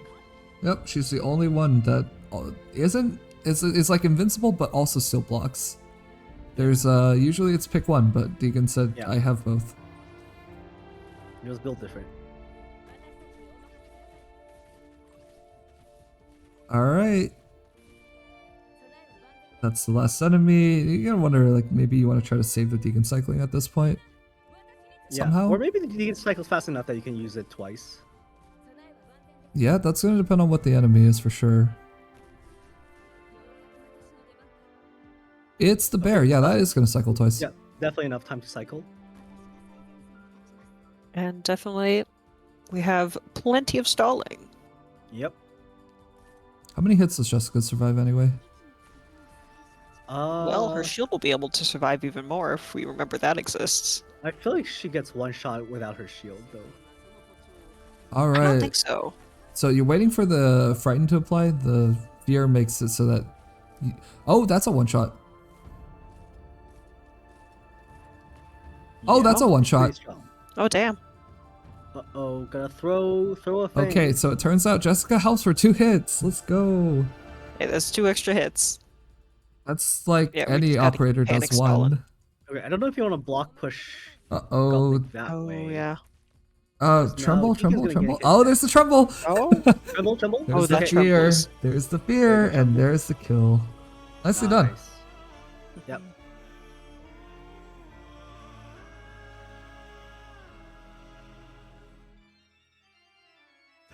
Yeah, I think block pushing up would have been a little bit less risky there.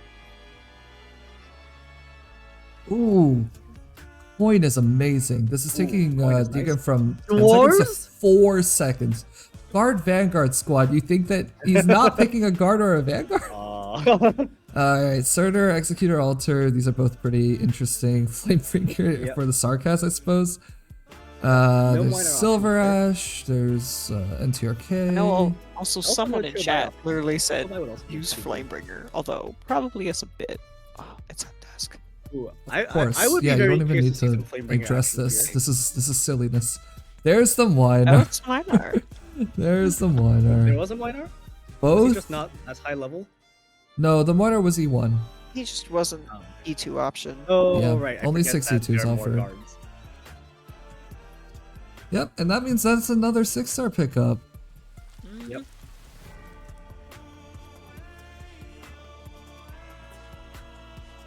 But that is one that Tsukami is certain to not mind. That is true. That is true. When I first heard that they were going to do the Deegan start, my very first thought was just, wait, but like, Tsukami can't take the minor. Really interesting distribution, I have to say. Yeah. But minor is also not someone you really want to start with either. Hey, TYR, you can also start with Deegan and minor if you get your teammate to agree to not have either one.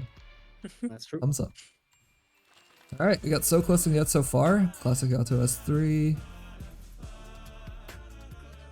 Nothing too scary on this stage, I think. Except for, we have another bonus enemy? Lots of bonuses.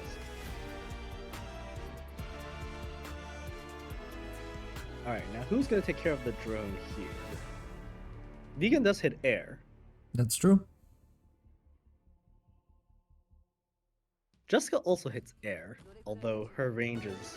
Yato S3 is the biggest air solve on this stage, honestly. It's like, you don't even have to worry about this anymore. And it's a E2 Yato. I mean, well, I guess it's always E2 Yato if you S3. Right. Alright, Deegan deletes it too, huh? Alright, very nice. Okay, Alright, Passenger is going to do chain a lot of damage. these. Despite only hitting the taunt target, it's still going to be damage on everyone else. That's so cool of him. You don't need to. Alright, Deegan skill gonna be activated here. Still a couple more carcasses left, but Jessica gonna go in front of Deegan, make sure that no one leaks. Passenger skill activated. That Oh, gets rid of there's of one the taunt guy counter. down, yep. Yeah. And this shield is gonna be very nice here, just absorbing the shock from the Lancer so that Jessica So it takes doesn't basically charge nothing. in and kill everyone. Passenger's Alright, still now, targeting people are the taking a bit of damage up taunt there due enemy. to three collapsible drones. Yep, but there's Ansel healing, so it's not a problem. Indeed. Okay, you're using Yato to kill that one. Interesting. Alright, Yato kills one. I guess Deegan Yato will also kill kills the other last one as well then. Yeah. Yep, Yeah, and by back the in time the time. last one comes down, Yato's ready again. Very nice. Nice Yatoing with the enemy too. Yeah. Optimal Yato damage. Yeah, question is what bonus enemy is it, and specifically the duck, I'm wondering if it's going to be enough. I think it might be. I think it's gonna be tricky because with the duck, like I'm sure Deegan has enough damage, but I don't know if the duck runs to the box fast, like too fast or something. Alright, but there is also a Yato and there is passenger skill, so I think it will be enough.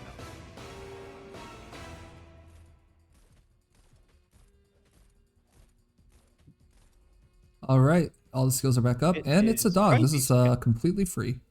Yeah, this is very good. Deegan just unloads all her damage.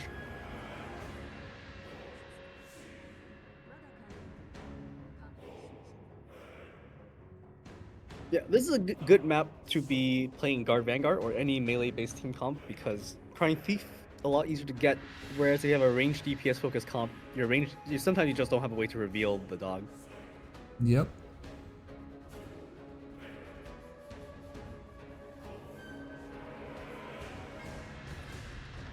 Alright, and Oh, careful, a lot careful. of damage That is coming a out, way to actually lose not it. quite killing, but Yato's gonna finish the job. I guess the camouflage kicked in again in the middle of her skill, which is why some of the Yes. hits didn't actually connect. Yep. Yeah, that's another bonus enemy too. And a weird flute. The hope curve is amazing right now. Yeah, great amount of hope. There's a right now. Vanguard draft. Let's see if that's gonna be Enos. Surely not, right? That might be an Enos, yeah. Surely it can't be. It can't be Deegan and Yato and Boinar and Ea Alter and Enos. That can't be it, right? It's a team game! Not at this rate. And then Lurky takes Texas Alter. Can you imagine? Oh, the Enos isn't offered as a promotion either. No. At this point, there's no excuse. Yeah, so do you take a E1 Enos or do you take an E2 of someone else? Ooh, Elysium?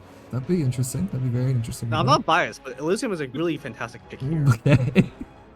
I'm not biased, but here's my biases.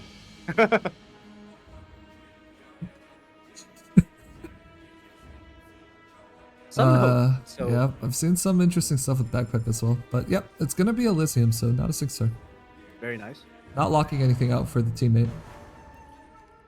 And immediate picking up of ending 2. Yeah. Also spending an index to go into the shop. Skirmish is cool. Yep, that's a quick pickup. Hunt is also pretty cool, especially if you're looking at points. If you're playing the Guard Vanguard squad, I imagine Lurky's probably looking for as many points as possible right now. Yeah. Hunt could be a source of bonus points. It is half because it's going to be an artificial emergency. Yep. But that's still bonus points. In our testing, we found that letting Hunt be full points is a little bit too broken. Yeah. And there's a promotion on Jessica, really nice to have.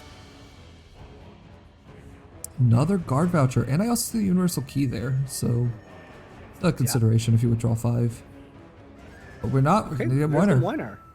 Yeah. Yeah, E2. Yep. Unfortunately, you can no longer withdraw enough to get the key. Right. But there's also the option to just not withdraw. There is burst and advancement. Advancement's an interesting one. It's not a bad one at all. Indeed.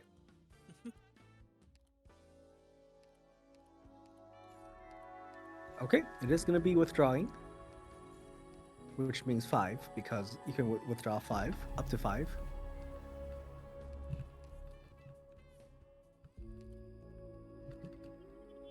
So now Bladesig. With all these E2s picked up, I think Bladesig should be fine.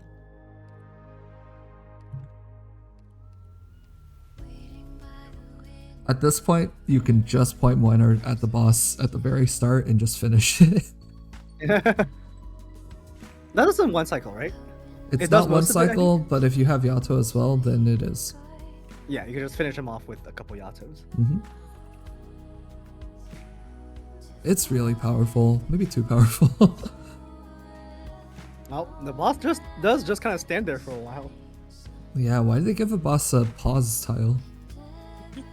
Alright, but we're on a Bladesig. That just happened to be within range. This is going to be the last combat for Lurky's run before we swap back to Skami. That's right. How do you open? Does Deegan get there on time? Yes, Deegan does like get there she on will. time. 20 DP, yep, okay.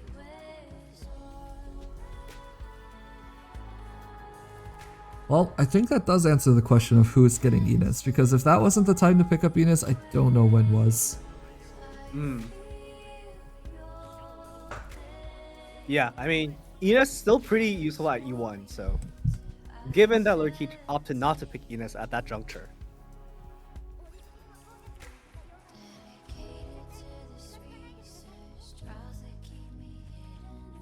Alright, And we're with this also... kind of setup, you can definitely do the ending 2 fight without Enos. But Enos, of course, still brings a lot of comfort to many stages. Now, the Constancies. Minor... I see, so the Minor is set up to kill the boss there, not at spawn. Not at spawn, which is okay. There's nothing wrong with that.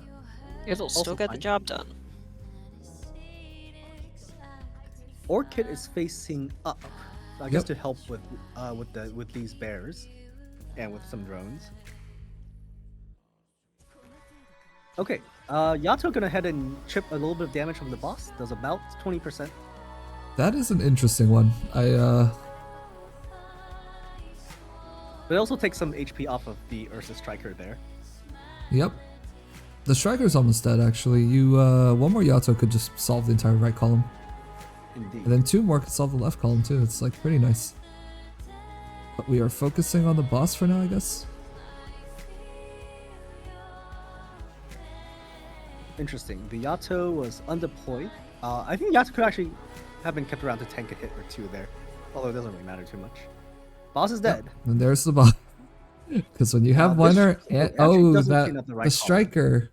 Oh, I thought Yatoing. that Yato would clean up the entire right No, column. but it's because Yatoing the striker, Yatoing the Demon's Blade early and losing the HP on the striker means that it doesn't go far enough anymore. Oh, that's funny.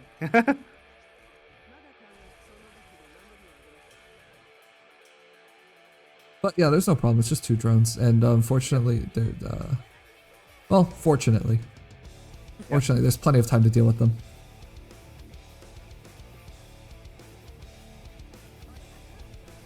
Yep, nicely done. That is a drone down. Okay. No Blade leaks. sync, no leaks. Blade signifier.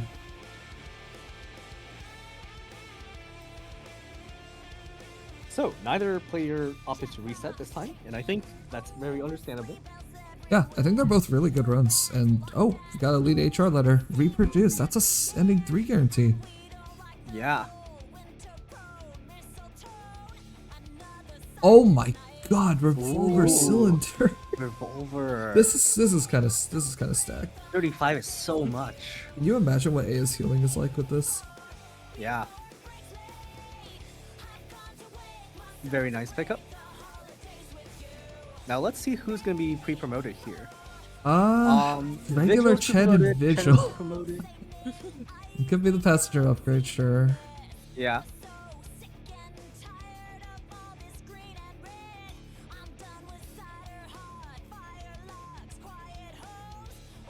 Oh, surely not the I think there's Enos. a bit of debate here about who's taking what in particular. Not, Yes. surely not now. Not after all that. Can't take the Enos like that. Lurky, no. Oh. Not the Enos. Oh, Flametail. Oh. Flametail will be interesting. Oh, Flametail is pretty oh. solid. Oh, there's. Ooh. The call to Enos is very strong. Yeah, I can't believe it. I can't believe it. Surely that Don't can't you want to be promote it. that passenger? I mean, he's been fighting on your side so It's long. yeah, it's kind of hilarious. It's like I don't He think won. Lurky necessarily intends to use the passenger, but the bonus points is just too good to pass up. Yeah. Yeah. All right. Well, I know who I would pick here. Yeah, I think I know what you pick as well, actually. Yeah, I think we all know what you're picking. Yeah, you're a huge Typhon fan. Bonus points? No, there's no bonus points. There's no 500 bonus points? bonus You've gotta stop points. trying to add bonus There's a rule for points. that, right? It's in the rule No, sheet. no, there's no rule for that. Minus 500 for thinking there's a rule for that. Sure is minus 1 point. Unfortunate.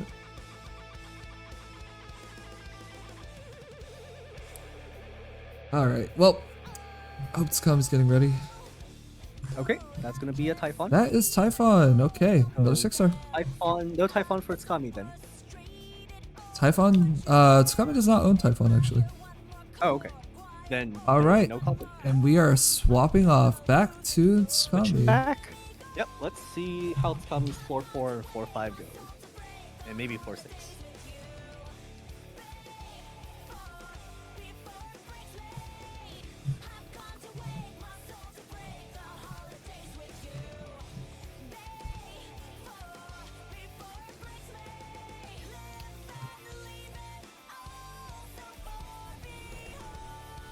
Alrighty, we're gonna patrol.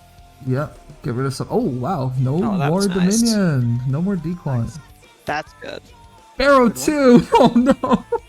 No, that's not That's a nice, little less turns good. out. Suddenly That's less that good. doesn't feel good at all. Well, maybe wow. maybe there'll be another chance to get rid of Barrow 2 at some point.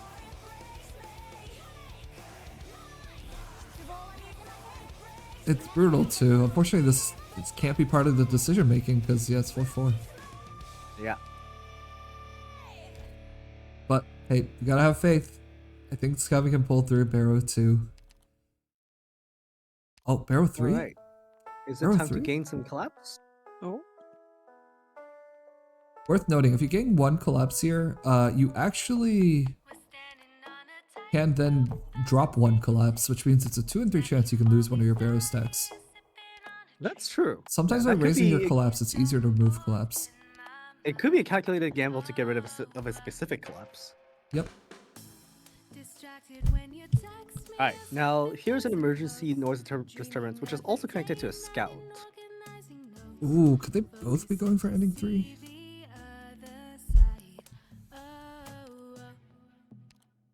Big After all, points. Lurky has Scar Void actually. That's the first time I have to put that pickup in.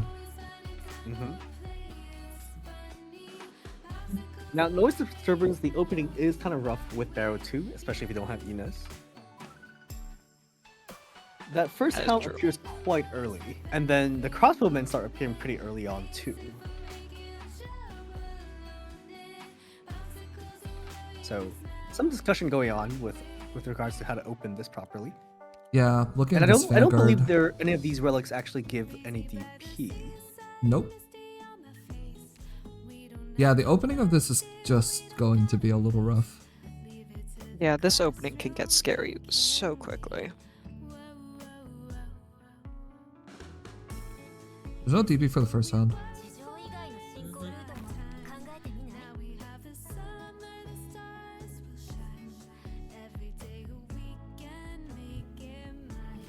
Yep. Okay. Yep. So One so yeah, and so the solution is to simply let it go. And the second one, I guess. 2 hounds leaked. It's rough, but 3? sometimes it's the right thing to do. It's better than trying to put someone down and then just losing DP and dying. Yeah. I'm actually a little bit worried about this because that That sniper. is rough. Looks like it's probably gonna be 4 hounds leaked. Cardigan actually no, Cardigan is able to go down. Oh, but if that sniper Um, summons onto Reed, I'm not sure Reed yeah, actually but I'm worried lives. about Reed because Reed can only heal if she has a target, and once that hound is dead, I guess she can. That's heal when off of the that's when the cast. caster shows up. Yeah, Okay, but those synchronize. But like the damage is crazy. It's Just still take a look. scary. a lot Take a of damage. look. Watch especially on a this ranged go. unit. Yeah, it's gonna come down to like little timing. You know, if you get a bad hit at a bad time and Reed just doesn't happen to heal during that instant, you could just die. Yeah. Luckily, it is looking like on these enemies, she heals herself to full on a single attack. That's true. Still scary though, but they are going to die as scary. long as there isn't any like surprise explosion. And now Cardigan is blocking 3, I believe. Feng is blocking 1. Now drone is still at full health because I don't think the drone is a high priority target. Oh, Fang died. Oh, there goes Fang. died. Okay, I don't. Well, there's only 2 enemies left on Cardigan, so looks like this opening wave is being held at least. Ray can go down now, but the question is where. Honestly, I'd say put her somewhere where you're able to hit the rest of those, like drone summoning guys, because those are going to be so painful if you cannot always have someone healing for them. Mm-hmm. Now, if you put her next to Ree, she's gonna eat splash damage from that drone, and it's not clear if Ree can keep both of them alive. Okay, so Ray's actually gonna go facing left. That's an interesting choice. It does allow her to potentially snipe some enemies right as they spawn. Yep. Looks Now the stable sand beast now. does give taunt to enemies within that range for Ray. So the sand beast can be used to selectively pick off some targets here. Looks Yeah. like Corcus was not quite on time to Oh, take that no. targeting though. Oh. That's gonna be One of the potentially- one of those most stressful things, even if with successful baiting, you need to expend like an actual full unit, and this is Barrow too. Fang is already Yeah. dead. There's like Yeah, it is. It There is isn't enough expensive DP to ex- do this. To use a full Yeah, unit. the DP is recovering very slowly. Okay, Ray does manage to take a big chunk of damage from that Centurion, which is going to make things easier down the line. Yep. Does not kill the Centurion, but the Centurion probably will is before it moves, right? potentially. I'm not sure how long the Centurion stands there. Yeah, like 15 seconds or so at least. Since there's one Yato deployment, then the guy moves for another Yato deployment. I see. That's how time is measured in Yato deployments. Understandable. Alright, we have a second crossbow here. Ree does have skill again, so this big wave that's piling up in front of Hoshi, she should take care of that just with her skill 3.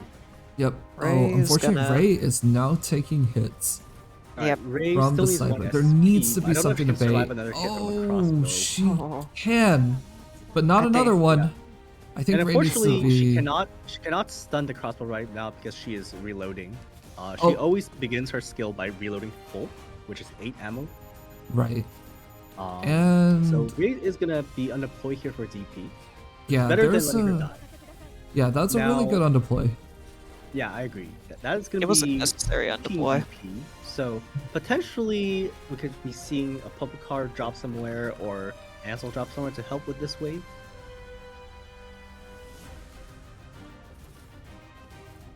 Looks like we might be doing another just body to Yeah, try and baiting this save. crossbow would definitely alleviate some pressure.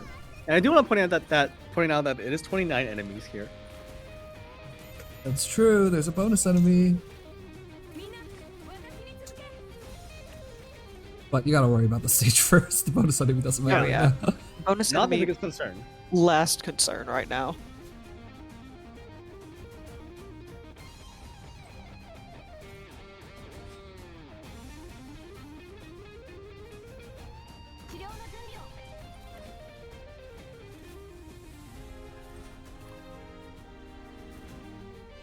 Ooh, Ansel getting very low there.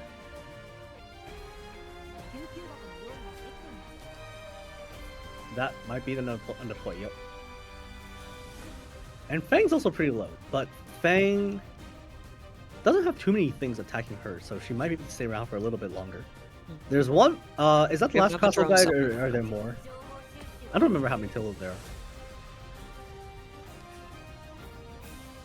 Okay, Corcus used as a pretty expensive bait for the crossbow. Now here comes that Centurion from earlier. The Centurion is gonna do some pretty hefty damage at range. We're gonna need to throw down another body, or there's Yeah. definitely gonna be more leaks.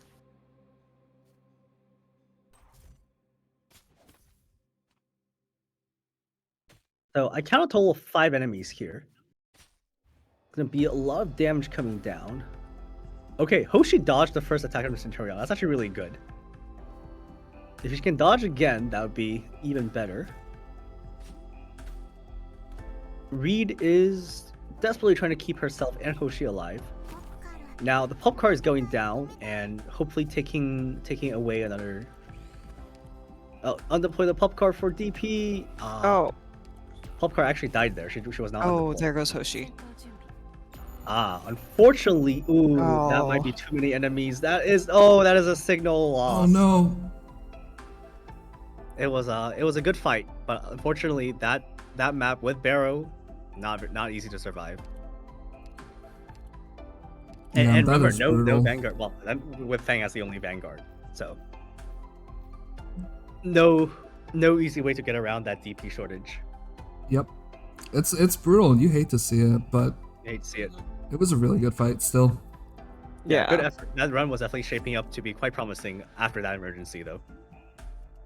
That emergency is just not an easy one.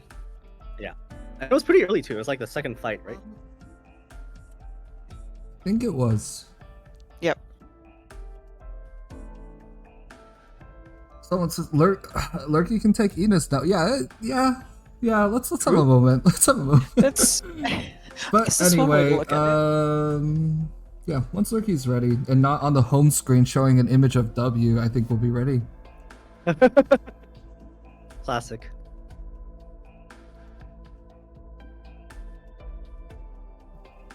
Lurky's not going to get ready until I show this image, huh?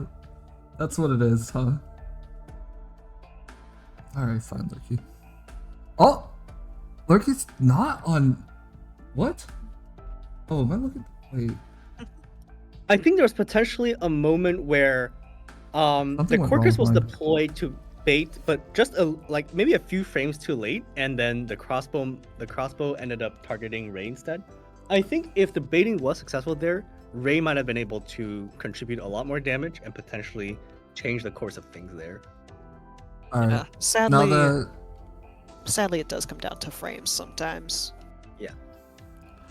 what this means then... Lurky's gonna have to carry this team to the finish line now. Now, Lurky I does think already Luke have has a the stacked number of 6 stars. yeah. There is the ending full dartles right for ending 2. We haven't seen ending 3 yet. But we do have reproduce, which means that there is a guaranteed ending 3 here. That's right.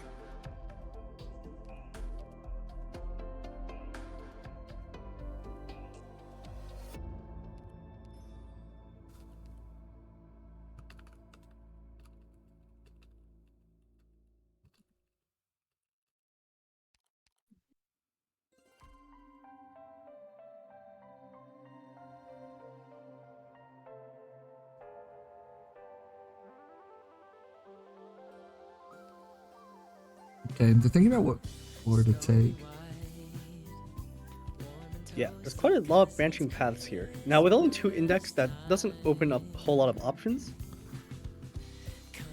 And you do want to keep, well, I guess you don't need the vision as much on floor 5 if floor 5 is just going to be like you're forced into bottom path. And also, plunder can be used to gain some more index.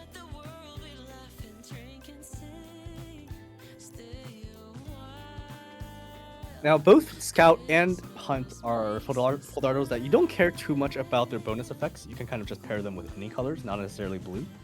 Yep, that is true. Especially Hunt. Recover 2 after is just not that big of a deal. Yeah.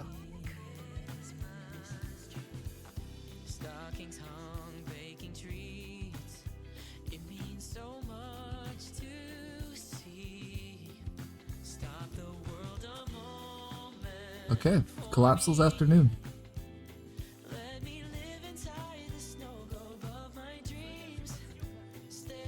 Okay, now this is a good map for both Minar and for Deegan. Yep. And no route we've yet means that it's still fairly manageable not to accidentally kill a boat. Yeah.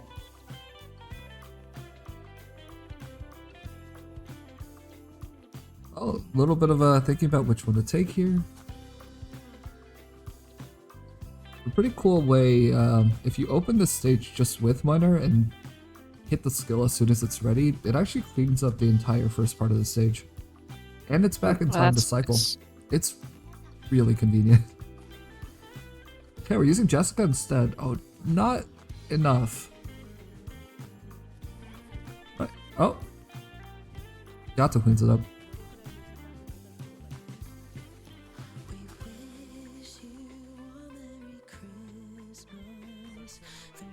Yeah, so after a player dies, their teammate does not get to, unfortunately, pick up their drafts. Those drafts are just locked out for the rest of the run. Which means that we are not going to be seeing any read unless there's a temp up.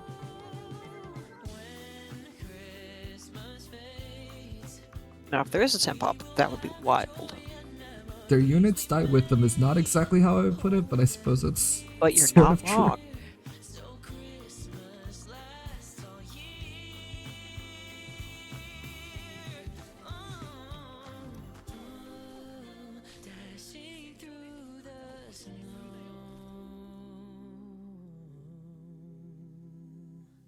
Viscus is down for healing, but Typhon's facing left, huh? I guess there's more Yeah, I would concern imagine with Typhon the... would be facing right. Yes, it's that's a new one for me too. But I'm interested to see how it does. I guess there's maybe more concern about the champions compared to the actual drones. Yeah, I guess if you don't care about the Fair. drones that much, then facing And those left. champions can be a pain. But the tremble does basically render them relatively harmless. Yeah. Yeah. Not to mention that if you were to perhaps like put Typhon to left of Jessica facing right, you would still get the benefits of the hitting the champions, but still also hit the drones early. Yeah, although with fewer tiles. Yep. Alright, now here's a slightly bigger wave of drones. Yato is going to be used here. Yato only Okay. getting 1 drone. Oh, I Typhon thought did Yato not would get die, 2. so it's okay. That said, it got kind of close there. Ansel died. Hibiscus also gonna maybe take some more damage on the next pass around. This probably is a good time to use Deegan's skill. Yeah. There it goes. Okay, so that cleans up a bunch of the drones. 2 still alive. We might see a minor skill pop then. Yep, I think it's necessary here. Yep. And it's gonna just hold until the end of the drone wave actually, so it's pretty Yeah. convenient. Yeah, it's 28 seconds, so that should be long enough. Typhon is There not goes dead, yeah. Typhon. And that is difficult thing to But prevent it's when you put a range unit. And Miner's gonna just clean up the enemies anyway, so it's no big deal. And that's no leaks. There we go. Yep. Good cycling of the guard skills.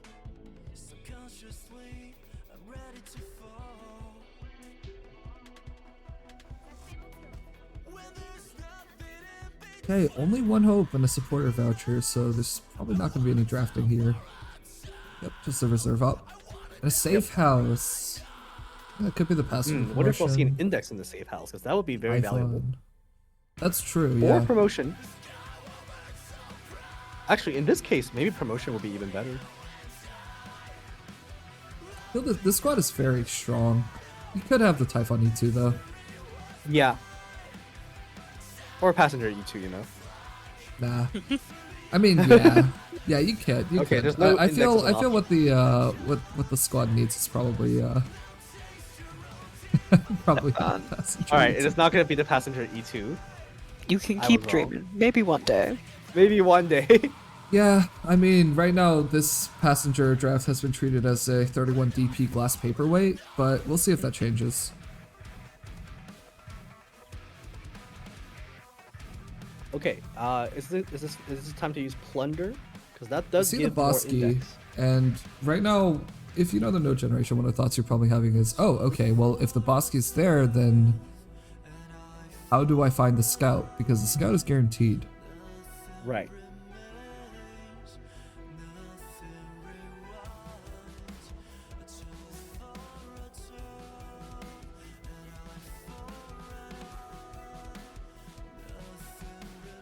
So one of those two mysteries has to be a scout then. There's 3 more on the right. Wait, are those not just a wish fulfilled? Oh, is that the end of the state? Okay, yeah, no, I no. think that's the end, If right? if that's just Oh. the end, then yeah. No, that cannot be it. Yeah, so it's one of those two, which means that you could actually go up and take the Bosky here. Yeah, you could key up boss key and then key down again if you need to get the scout. For anybody who doesn't know, Scout is guaranteed if there is a Bosky on floor 2 and 4. Lost and Found is guaranteed if there is a Bosky on floor 3. Yeah. Pretty useful.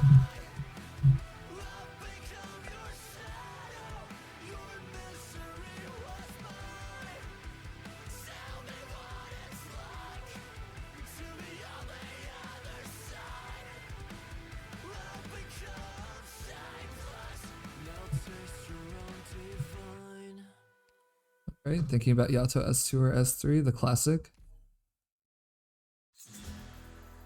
And we are indexing up.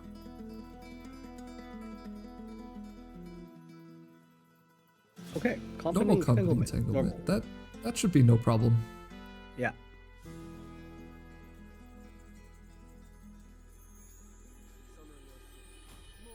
Alright, Elysium plays now right away. Generate that DP. Deacon there's is going to a- use to hold that choke point. Yeah, there's a lot of skills that cycle here. And then there's also an Yeah. infinite Typhon, so.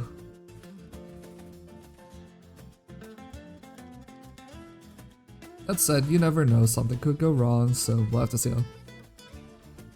how it goes.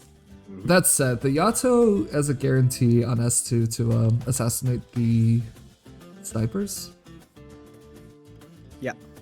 you're not gonna see any problems then. A very great solution to the snipers. Make sure that your Deacon and your Miner never get stunned. Yep, because when the sniper's in range, it's always gonna be winner. Yep. And that is a lot of healing on Deacon, but you know, doesn't hurt to be extra safe. Maybe we'll see 3 medics.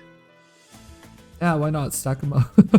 there's no room for deployment. Although you could underplay Elysium, I suppose, if you wanted to. Yeah. I mean, Elysium's not, well, he technically buffs Typhon's attack speed very slightly. Mhm.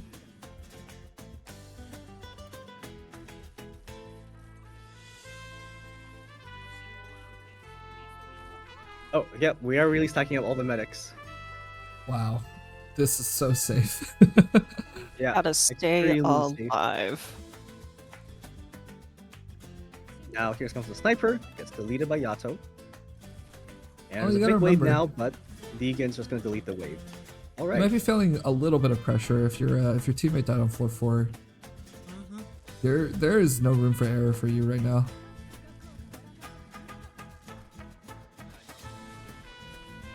And there are no errors. Yeah, pretty clean. All right.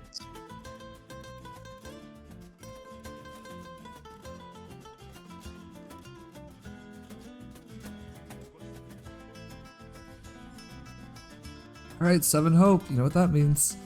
Hmm. 8 hope. You know what that means. Oh. McGallen. That'll be based. Oh no. Good.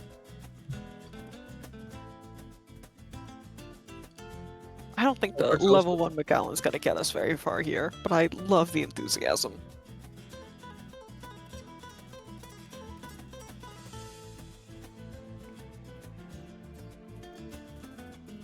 Yeah, I think he's thinking about the Sculptor here. All right, yeah, it is going to be Sculptor here.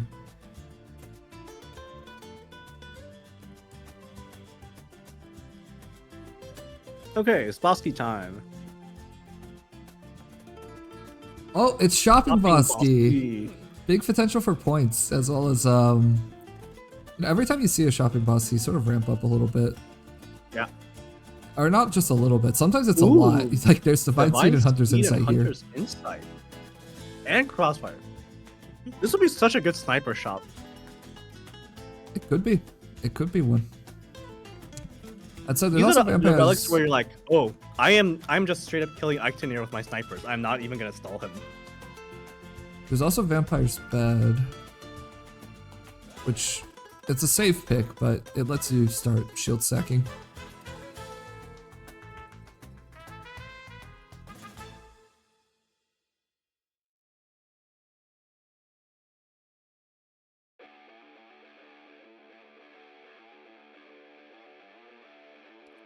Oh, thinking about Hunter's Insight.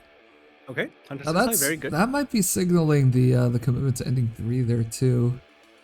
Perhaps, yeah. I think a lot of the time It's a you good, don't it's a really, great relic for that as well. yeah, you don't really care about Hunter's Insight for ending 2 quite as much, especially if you end up doing a tank. And I'm seeing Jessica alter, I'm seeing Aya alter. I'm imagining we're Yeah. probably headed towards a tank. It would help you kill the champions a little faster and the drones a little faster, but it's not that impactful. Yeah, 16 costs. Where you are getting a really big guarantee is that ending 3 fight. That's right. Lowering the defense by 50%, that drops the defense from like, I think like 1800-ish to 900-ish. That's right. Wait, he has 1800? Or maybe it was 1600, I don't remember. Something like that. Yeah, no, you're right. It's 1800. Okay. Yeah, fun fact, 1800 is the range where Schwarz is just the best DPS in the game. But 900 is not. True. Oh, Bloodbath. That's a huge Deegan get. An HR letter's almost, yeah, I think at this point you could even pass HR letter. Yeah, Robbing? you could. Robbing when you have another shop coming up. Kind of funny. I feel like you kinda want to at funny. least see the next shop, right? You don't want to Yeah. rob now. Yeah, the HR letter's tempting, but it's not that amazing right now. Right. Oh. And it's also, if you're gonna do floor 6, then you have a shop there that's guaranteed. Having that shop be empty would be a little bit sad. It's true. It is points though. But yeah, I think the value you're going to get out of just actually using the shops as shops intended. Yeah. Sharp Ooh. Blade. I Blade. might need to take it back. That might be a rob. But that could very well. Ooh. Oh, nope, okay. it's But it looks like he does not agree. It's Huh. Sharp Blade would be it's- really great on this squad if you're playing. yeah, that would be Guard 4 Vanguard. stacks already, and that's Yeah.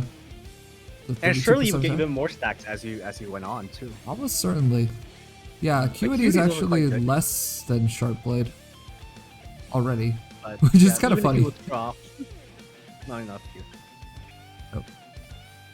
Yeah, that kind of funny, but unfortunately Looks like nothing. the answer will be just get the bonus points for not withdrawing. Yep. Oh, there's the natural scout. Yep. Oh, so we're using Hunt now instead. This is a pretty good time to use Hunt. It's just an encounter. Yep. Although Scar Void does have to be used at some point. That is true. But I guess you could use it to skip a 4-5 emergency if you don't want to do the 4-5 emergency. That Right now, Yeah. one of the other considerations is that you're going to be blind if you take Route Weed Net. And if you apply the Scout here, you actually won't be blind. Because you'll get the index back after floor 5. That is true. Yeah, and being blind kind of sucks because you don't get to see what emergency it is. Yep, so they are going with the Scout here. Though I think with both Miner and Deegan, you're always taking skill 3, so there's not as much of concern for if you're taking the wrong skill. Yeah, Yato is the one where you're quite sensitive to it. Yeah, you do want to have it knowledge ahead of time. And that could be the Scar Void application there. That could be a Scarrow, yeah. It's a little aggressive. At 0. Yeah. Yeah. At 0 index, the Wish Fulfill isn't as valuable because you only have one choice of a relic. That's true, yeah. Scar Void can override a floor 5 fight? Yeah. The hope is, of course, that you're not avoiding any fights. That your squad is strong enough not to avoid any fights. True. It is bonus points. Every 4-5 emergency is at minimum 100 bonus points. Yep. Very impactful for the score.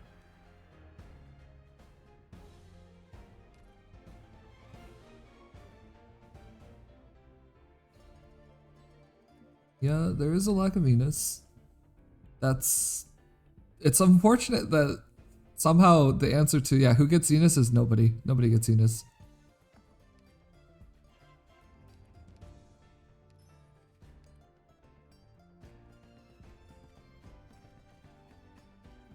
Oh? Yep, tough decision here whether or not. Okay, it is going to be Scar Void. So that's the prophecy. Yep. And that is the Tree Scar Helm. Secured. Okay, we are heading into floor 6 completely, floor 5 completely blind. Yeah, we got the Quantum Pan Society, which is not bad at all. But, Yep. oh, Terrifying Entity would be kind of bad. Hey, Galter's Scotty is back. level 2. Promoted this time. Yay. Oh, start with We're March no of the longer Dead. blind thanks to Scout. Okay, no double prophecy, unfortunately. Yeah. That means it's gonna be a decision. Ending 2 or ending 3? That is tricky. So, ending 3 does give more points overall, potentially. But the squad is already shaped up so well to handle ending 2. I mean, it's also shaped up pretty well for ending 3, right? But I wouldn't say it's as locked in. Yep. So there's In still terms of- maybe a little bit more that could improve. Yeah, in terms of points, you definitely would want to go for 3. 3 is really valuable. The 1.1 multiplier on going to floor 6, just going to floor 6.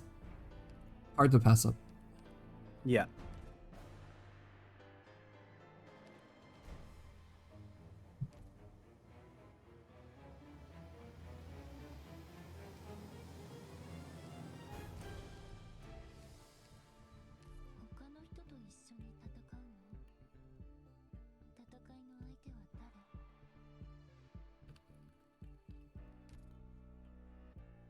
Okay, I think Lurky is going for March of the Dead normal. I think it's very doable. With the Aya altar, healing's not an issue. Miner is here to take taunt, so you never actually have to worry about the global enemy as long as you just have a lot of healing. That's true. Having the taunt there Yatso. does mean that you could do your deploy order a lot more liberally. Yep, and Yato just assassinates, so Yeah. kind of chilling on all fronts here.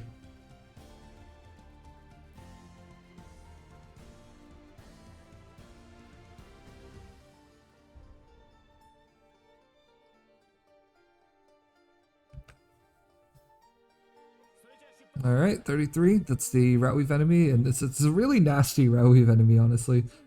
Yeah. If you don't have something to get this killed right away, It makes your setup so much worse. yep, you're just just you have to play around it and it sucks. Alright, now the question is front tank or back tank or mid tank. I'm not Looks sure. like it's gonna be a back tank. Oh, back tank, interesting. So Deacon can be placed first, block that first enemy, and also get her skill ready. Yep. And Miner does need a little bit of assistance because it's not Ina's. You really need to have. Enos is fantastic here, but you need a blocker behind. With no invis reveal, it gets a little bit annoying. Yeah.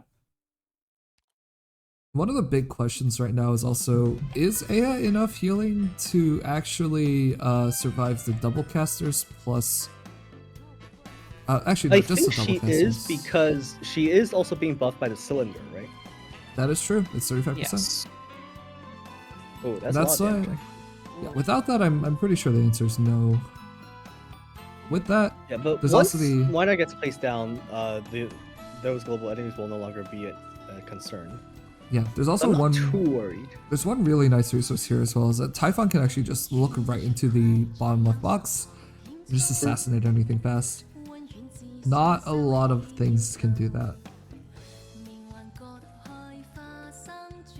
Alright, she's going to be placed exactly to do that. Yep. Really great usage. And also just lowers the pressure on Aya Alter by a lot. Yeah.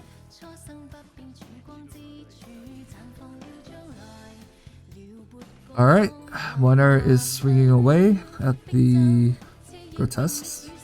Mm-hmm. Damage price doesn't look too great, actually. Not Yeah, bad. this Miner didn't have a lot of time to fully charge, so his attacks, his swings aren't going to be as powerful. Yep. Might need some assistance from Negan or Yato here.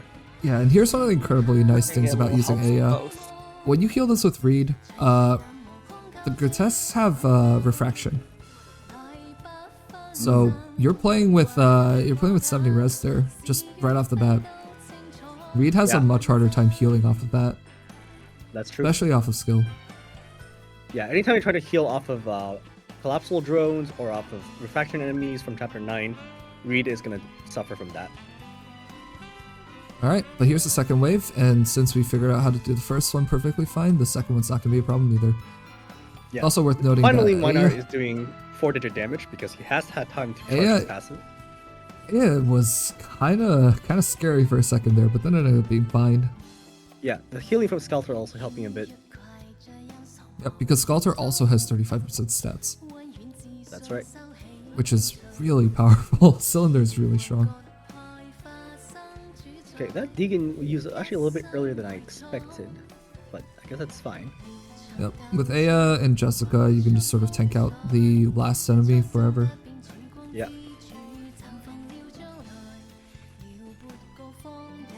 Okay, that is going to be Leakless March of the Dead. Yeah, nicely done. Very smooth. Can't wait to see Emergency. Yeah. Oh no. Oh no, what do you mean? Emergency scary. Index. To be fair, this team seems like it'll do fine.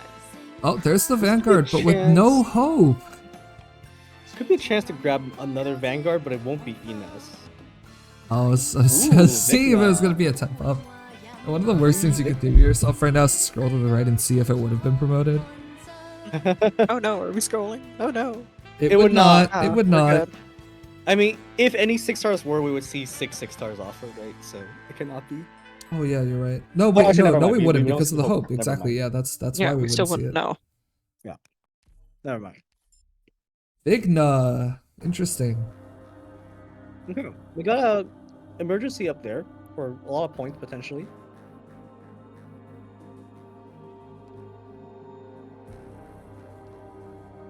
You don't need another lost and found right now, but you might have enough collapse to just take a quick emergency out of this one. Yeah.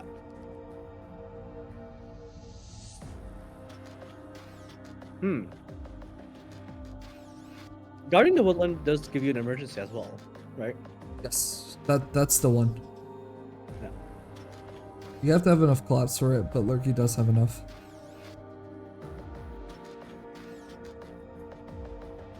That is going to be a floor 4 emergency, actually. So, yeah. Surely these are fine.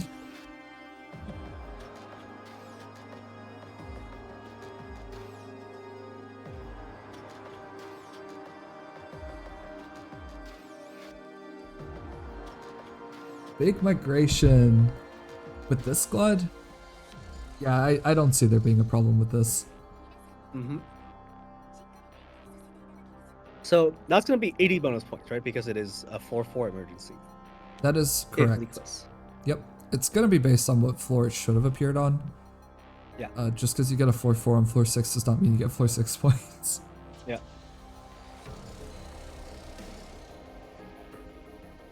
On the other hand, if you get an emergency early, it is actually worth more points. That's right.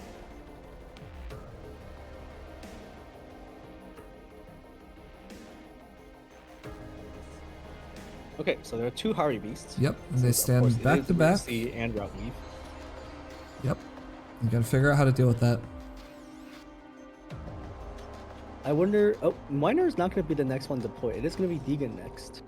Interesting. Well, there is enough DP to have to put down Miner earlier. Yeah, there is. Wonder if Deegan just takes care of it though, since she can't be Maybe hit she- during her skill. Look, she does quite a bit of damage. The answer Oh, is she pulls them absolutely quite not, far. and now it's a bit of Oh. a problem. But not really. That I- pull was a lot farther than I thought. Yeah, I've done this one before, and it's really nice because if you have Bloodbath, the Deegan pull means that she gets to charge her skill over and over. The downside is, of course, it's a sort of hamper of your other deployments a little bit. Like that tile below, that's not a safe tile. Yeah, so I wonder if you use Deegan's skill here, if Aya will get hit. Nope, because they're too It far doesn't away get- though. And I think one Okay. of them's gonna get blocked on Deegan now. Yeah. It looks like it. Yeah, Oh, I think that the one thing about this run is that ground damage, that melee damage, it's very much lacking right now.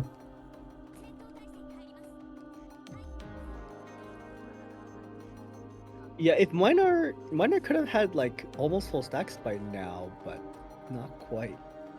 Ooh, and we let the dino pick up a shell. That's Okay, well, maybe not too bad. Yato Yeah. does. Yeah. Yeah, being able to hit it from above with Yato means that it's not getting the defense buff, or not defense, the damage reduction from the shell. Oh, is that Typhon S3? That I didn't see what skill it was,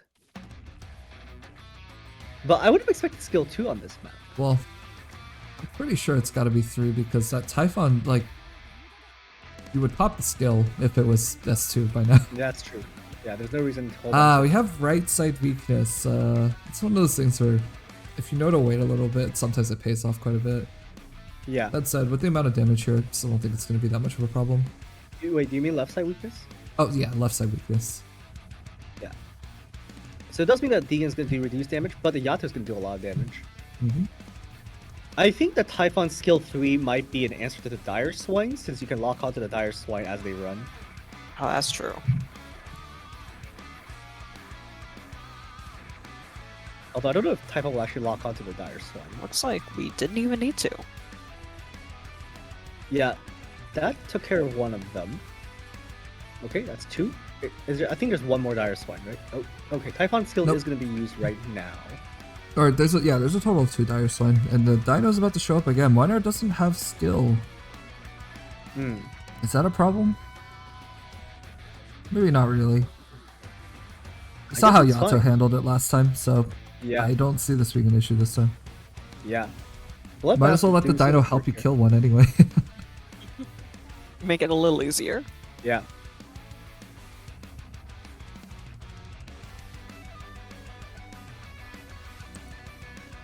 Okay, and Yasuo gonna finish off the Cautelator. Oh my god. Elysium knows the government name for this guy. Yeah. We were just talking earlier in the last set of runs about how did anyone know this? Not me. Gotta know the formal names. What about the turtles? He doesn't Shoot, know I the don't turtles are remember. claw beasts. Oh. Okay, I knew it was Claw something, but I didn't know it was Claw Beast.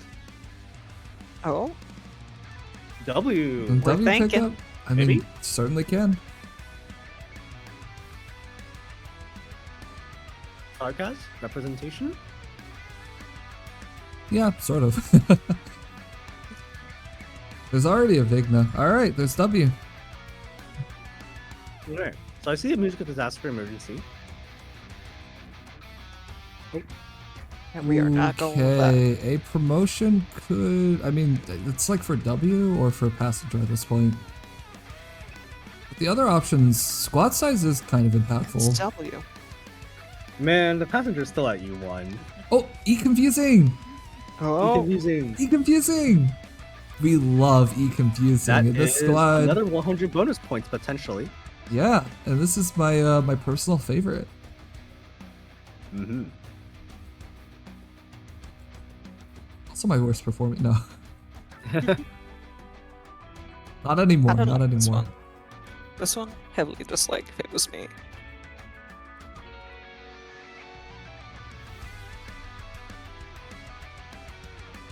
Okay, so considering the relics here a bit, Thunder's Insight Yeah. will be good for that last wave of champions. Typhon is going to be pretty key here. Yatoing yatoing the drones at the right time is going to be really crucial here. sure. And Typhon is also going to point down probably from the top in order to actually kill. The Moinar, the Deegan on EM with this little relics for damage, it's not going to work very well. This is one of those classic, like one of those things that like I've personally kind of messed up before.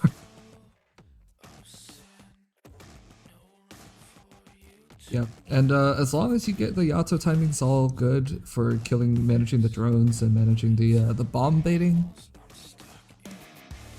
nothing about this stage is that terrible. I think the last wave with the champions, that one kind of sucks, but that's about it. Yeah, let's see it. E-confusing. Okay, that's an interesting opener. Might be a different style.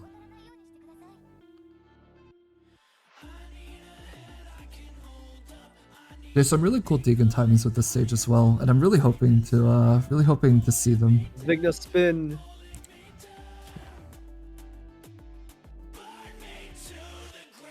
So minor middle lane would make sure that he can cover all the lanes at the same time. This is true. This is true. It's also somewhat valuable in terms of baiting the any drones that make it past Yato, although strictly speaking you really shouldn't have any. Right. It would be best if you don't have any. Ideally. Yeah. Ideally. Ideally, that'll be nice. Yeah. There's a ton of interesting stuff about this stage. It's like the more that like I have to do it, the more I find this stage to be like really interesting. I agree. One of the things that you can do is if you sync up enemies with Deegan very carefully so that you can press her skill, you press her skill right before the Bone Thrower can actually see her. So the Bone Thrower continues walking because there's no target, and then gets Right. pulled into Deegan's range and Deegan finishes it. That said, on emergency, that's it's a bit of suicide because you actually wouldn't survive. You Right. you get 5 pulling seconds. enemies toward you. Yeah, you pull the enemy into you completely, and then that's when you realize that the enemy still has like half its health left. Ooh, How did that minor happen? Might not. That damage might not be out healable. No, I think the bomb is also going to hit pretty hard here. Yo, that's gonna hit pretty. Oh. Yeah, this Minor is a at, like, tricky. moment. 30%. Yeah, if even that. Now Sculptor is having some of a buff because it's 35% on range, and Sculptor benefits immensely from this. This is kind of tense. This is a really Yeah. tense moment. And the Typhon's not set up yet. As a sacrifice here.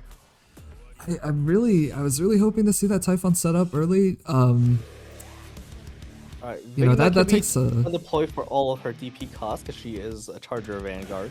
Yeah, that's a really good save. Minor skill's up now, and the Bone Yeah. Thrower is only at 50%. Yeah, but it's a Think very about low another stack Yato minor usage. skill, so it's a only little- gonna do so much. Yeah, it's a spooky Now, moment because Deegan you can actually. maybe take care of this champion at least. Yeah, there's another drone coming right now, though. Yep, Yeah. there it is.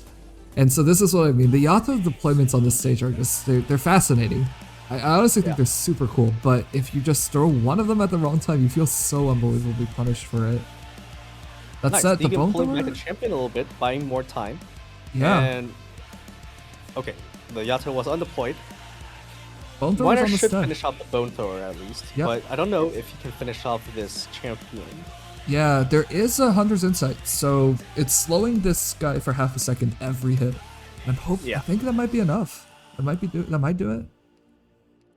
Okay, the Typhon is gonna maybe contribute the last bit of damage needed to finish We off might the be able to champion. catch it. Yes. Oh, Oh. very nice. Yeah, Moiner That is was doing an the amazing job right now. the silver coin on Typhon giving her the initial SP needed to finish off the champion. That's right. And now Moiner is sitting here baiting the drone, which is just absolutely, it's so valuable right now.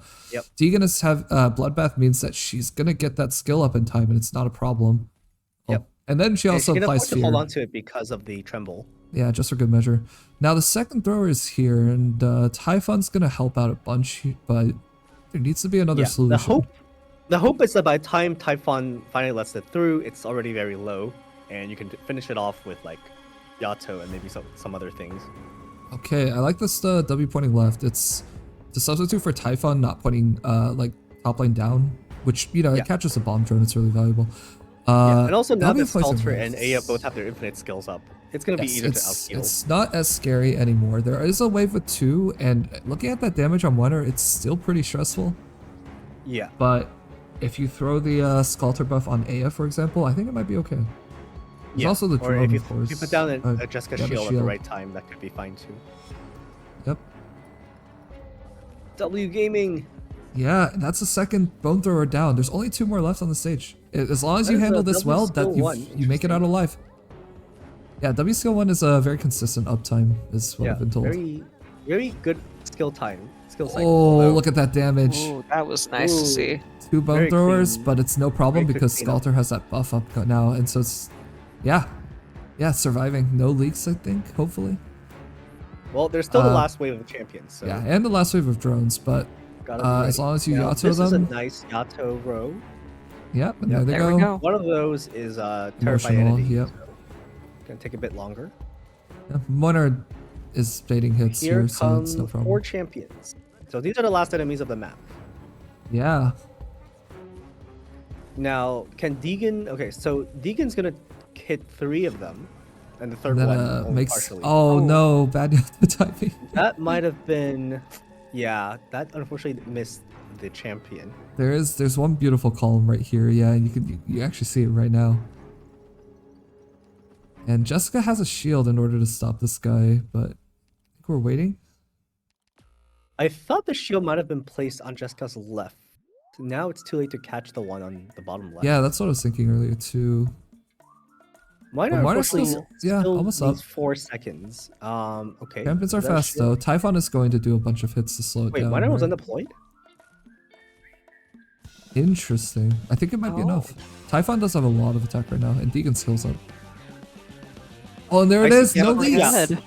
Leakless. I guess that was fine confusing. because yeah, you didn't need the Miner skill there. It's such a fun stage. It is such a fun stage. All right, great use of Deegan and Bloodbath. 5 hope, which means if it's a guard, Vanguard. Maybe finally you can get Enos. Yeah.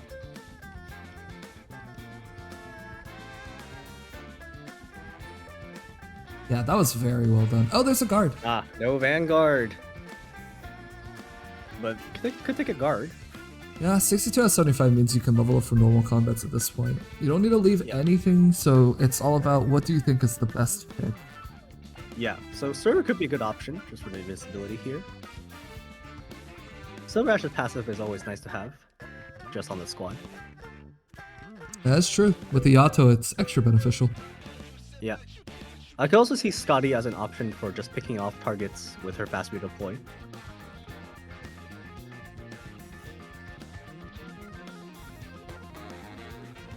Tequila? No way. That'd be crazy. Unless? Tequila doesn't work time. super well with Bloodbath. Yeah, I think just Miner.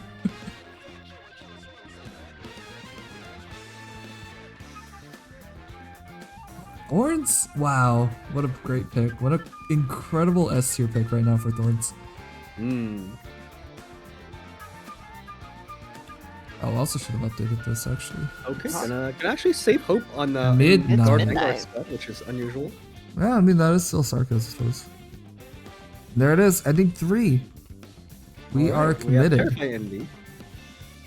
The ending one, we have Typhon, we have Weiner, we have A Alter. I think this is gonna go quite smoothly.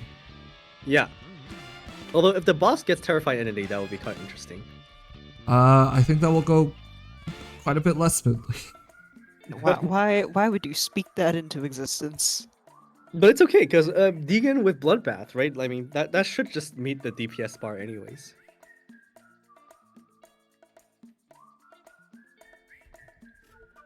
And not emotional. Boss is not terrifying.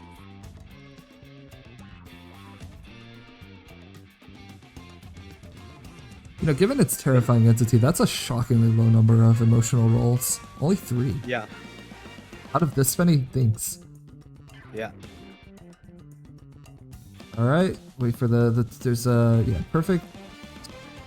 Oh, is this a pot difference here? Is that what we're seeing?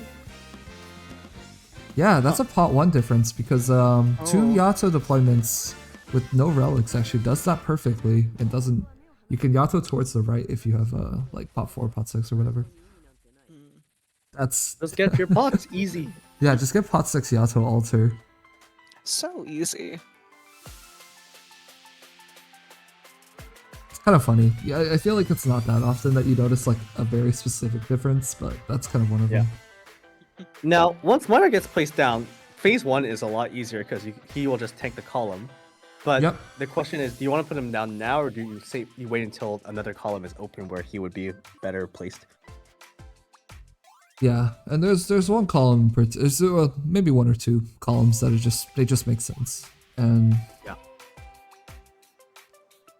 there is a not too bad way to put down Miner on the open column right now, but Poor Elysium. oh, did Elysium get killed? Sacrifices were made. Was it necessary? I would Alright. say yes. Watching out for that. Sacrificing For the Elysium is never necessary. there's a stun attack Oh, coming. Big Bad Oh, that's Oh, not no great. DP refund there. Although with 50 DP is not that pressing.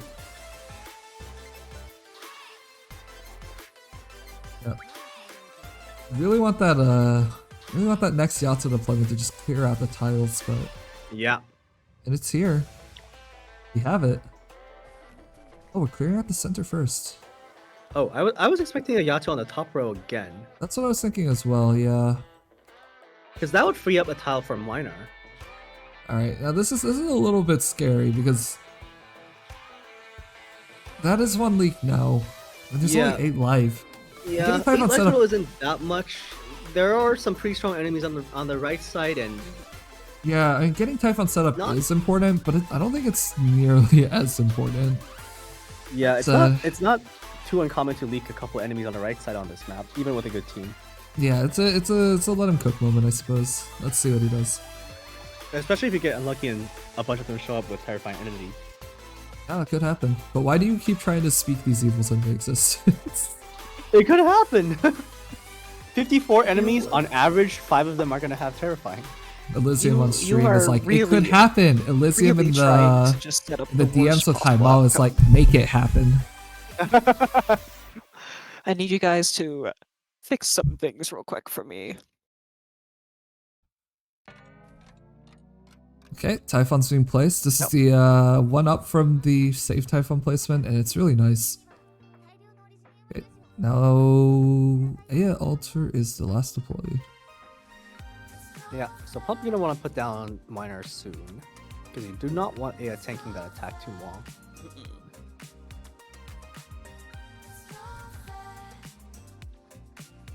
No, the shield still has a little bit of health there. Oh, I didn't shield has notice taunt. the shield still. Probably gonna die very soon.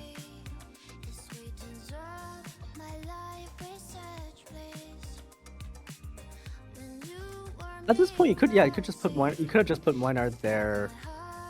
What, from the get-go, start? Actually, Yeah. yeah, and potentially prevented 1 leak. All right. Miner took Alright, the what stun that attack, is- which is really good. Yeah. Okay, one of the bears got terrified entity. That's totally fine. Main thing is you don't want the right side column to get a lot of terrifying. Yeah, Jessica's just not hitting anything. Yeah.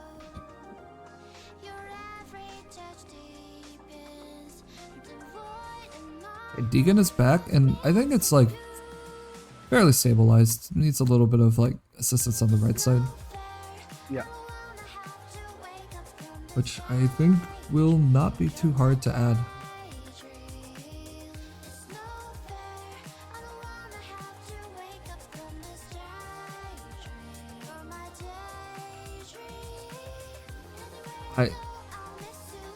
Not sure what that means.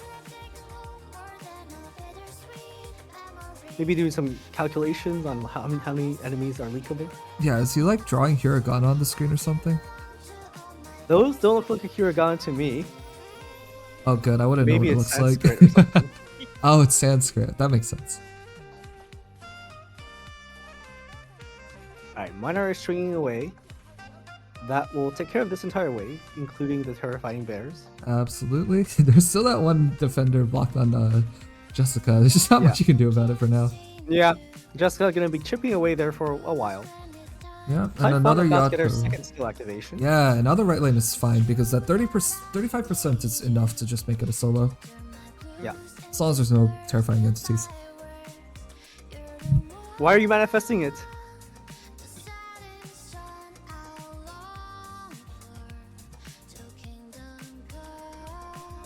Okay, doing some Yato damage on the boss. Okay, now we're gonna see Deegan really pop out with that SP book.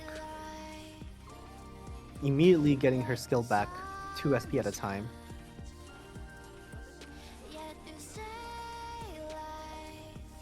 Alright, this boss shouldn't last too much longer with Deegan constantly spamming her skill. Yeah, Bloodbath Deegan on this tile is amazing. And the great thing is, because she's using the skill a lot, she's also just avoiding a lot of attacks coming her way. True. Although she is not targetable during her entire skill.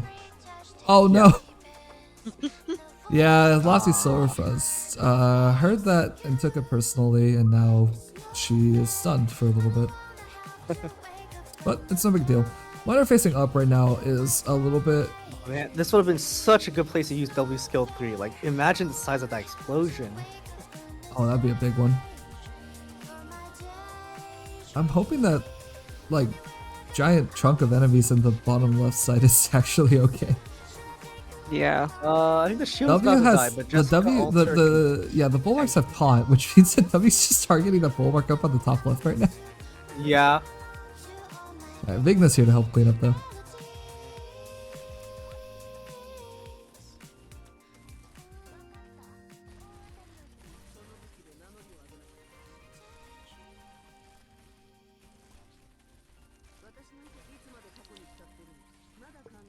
Okay, that's the boss gone. Yeah, and now it's just the cleanup on the right side, and it looks really comfortable right now. Yeah. There's one emotional there, and there's a bit of time for another Yato, and I think that's gonna do it. One leak in the beginning to stabilize, and looked really clean after that. Yeah. It's really just once Minar is down, this stage is done. And hey, that is an ending 1 done, but we are not done yet because we're going on to Moving ending on. 3 now. Yeah, and that means we are gonna give this run the 1.1x bonus multiplier. Yeah, and it's huge.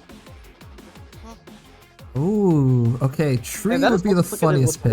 1.2 from Leader Squad, right? That is right. Oh, never mind. This is not Leader Squad. This is. It's not Leader Joklumarkar. Squad though. Yeah, Scabby was on Leader Squad, and she automatically earns that 1.2 bonus for doing so. Yep. Yeah, okay, so yeah, you should totally pick Tree here because there are no vertical nodes on 4-6 ever. Blindness. Blindness is a funny one. Not very good though. Yeah, neither of these are that. Not great. not this late. Sorry. Hey. Yeah, sorry, For it the could be a healing? pick. Bit more health never hurt. So I think picking someone who can stall well during in case of Eterminus would be a good idea here. And I think Saria does fit the bill. Yeah, then we are moving on to 4-6. Yep. All right, now Kenot has not been robbed yet. This could be a Yep. good time to do so. Ooh, Hand of Pulverization goes really hard on W. Yeah, we've seen Hand of Pulverization pop up for one team already. Yeah. Let's see it again. And if you combine it with Crossfire, W can really do a lot of damage. Oh, there's the Enos. It's Ina's We time. finally see Enos recruited as late as floor 6. You don't understand. I've been pre-filling the next operator as Enos over and over. And can't just assume. Waiting for every this time it's not moment. Enos. Yeah. Now, you ideally want to spend all your ingots before you refresh. Yeah. Because you are probably going to rob. That is right. Unless you get Chalice, but you usually don't. Yeah. Alright. That is a pretty nice shot to rob. I see the Banshee skills, that's really nice. Alright, investing a little bit, since you can't do that after you rob. And we are going to rob the shop, which there are no points for doing this on floor 6 actually, but since, you know, it's almost a given at this point. Yep.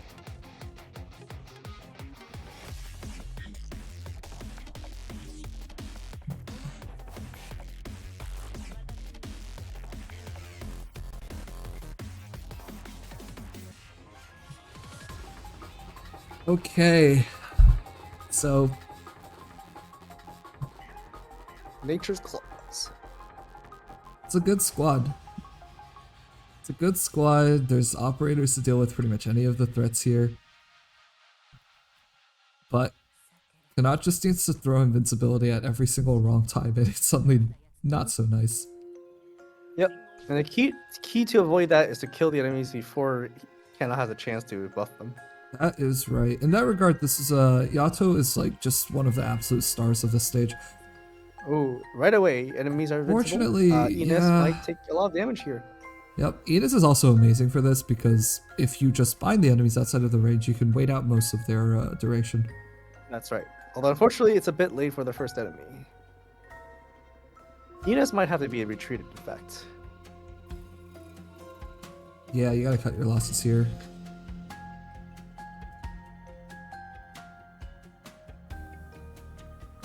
Okay, not sure what Lurky is talking about right now.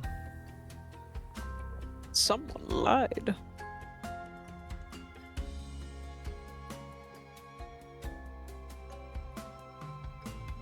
Well, I'm usually not. Enos should refund like 4 or 5 PP, right? I imagine it's Kavi and Lurky are having a I think A there's heated a very discussion right friendly now. conversation. Some discussion is going on. you Yeah. see these routes.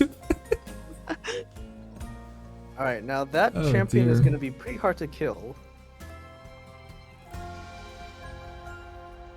There is a reason why usually the first thing you do with this stage is you point Enos straight into that red box in the middle. Press the skill. As soon as it's done, on deploy, that carcass that shows up, that second enemy, immediately Yato it. You don't even think about it. Yep. It's just such a hassle to deal with at the first. Yep. Invincible carcasses can be pretty tough. Yep. Yeah, I think the Elysium is also dead right now, so you gotta cut your losses there as well. Well, could a Jessica That's potentially also save Elysium? I'm not saying it's necessarily the right thing to do, but No. Jessica will shred. I see. At this point, the emotional champion's also a bit of an outstanding question. Yeah. Oh, we've got Well, right side Jessica Titus. can tank it fairly well, at least. Okay, so we have a That- top side spawn Titus, which That which is means Jessica that- on S2. After the skill runs out, I'm not so sure. Oh, Deegan Ooh, says, wait, nah, let me did Deegan handle just it. pull the champion into her? Yes, and because it's blocked, the champion cannot attack for the next 5 seconds. So it's not too Ooh. bad. Oh, mine is facing Although, left. Oh, as soon as the champion attacks, it's oh, yeah, two but 5 hits, seconds like happens, 2 shot delete. and Yeah. These champions hit pretty hard. Yep. You Might have to potentially cut losses again and just leak the champion, but that feels very bad. At that point, you're running into the next wave not being set up, and that's actually scary. Yeah. The fact that Aya actually got debuffed is kind of unfortunate too. I agree. Yeah, her attack I is wouldn't very think that high Aya's right attack now. was that high. 35%. Yeah, I guess so. And nobody else on this squad really actually has much attack. That's true. Winer's is incredibly low off skill. Deegan's is actually also pretty low for a guard. It's like 700s. Yeah. Before They the just have high multipliers on yeah. their skills. Yep. And then there's Aya, who has the revolving cylinder right now. Yeah, and the fact that Titus has Terrifying means that Titus will also be pretty hard to kill. Oh yeah. This is a brutal set. Yeah, this is Cannot is being roughed. Oh, and there is the next two carcasses. Normally you'd want to try to get these. Minar at least has skill it's now. invulnerable again. Oh. This is messed up. This is actually messed up. But I think Ina can at least stall this one out with her skill, Yes, right? Enos So it can won't be stall this one. bad. It'll be okay. Yeah. Yeah, this is Typhon is gonna be on top lane duty, taking care of those very annoying global snipers. a big part of the just learning this stage, I guess. Just practicing this stage is learning that you have to get rid of these carcasses early. There's such a problem. Yeah. And here we go, the first sniper. Now, who was last deployed? Is Typhon? Actually, no, it's Minar. It doesn't matter. 'cause he has Yeah, taunt. Minar is taunt here. And typically you would also have Jessica with the drone. With the... I keep saying drone today. With the shield. Both taunt options are really good. All right, both carcasses killed thanks to Okay, Ina. we're using Typhon S3, which is like pretty good. I guess good. Typhon S3 is nice because like you can spawn camp that area with skill 3. Yeah, although And you don't have to deal with the long downtime of skill 2. typically speaking, I think most people run 2. If you have, especially if you have Viato, you have a really nice solution already for that first one. Mm-hmm. And Typhon's up for the rest.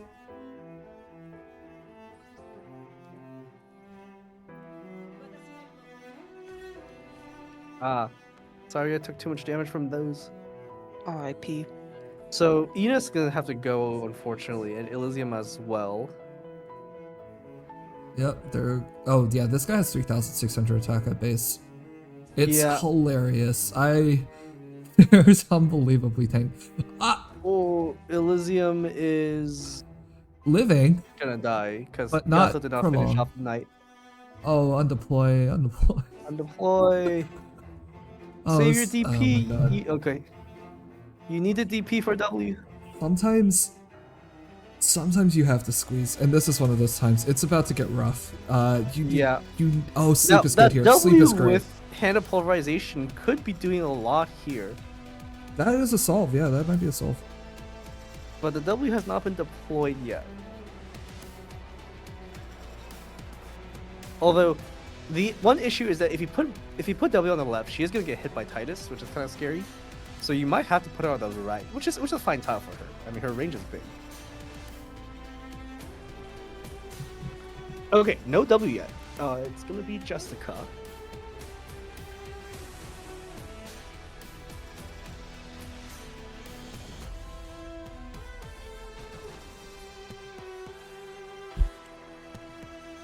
Okay, Typhon deletes the sniper, which is very good.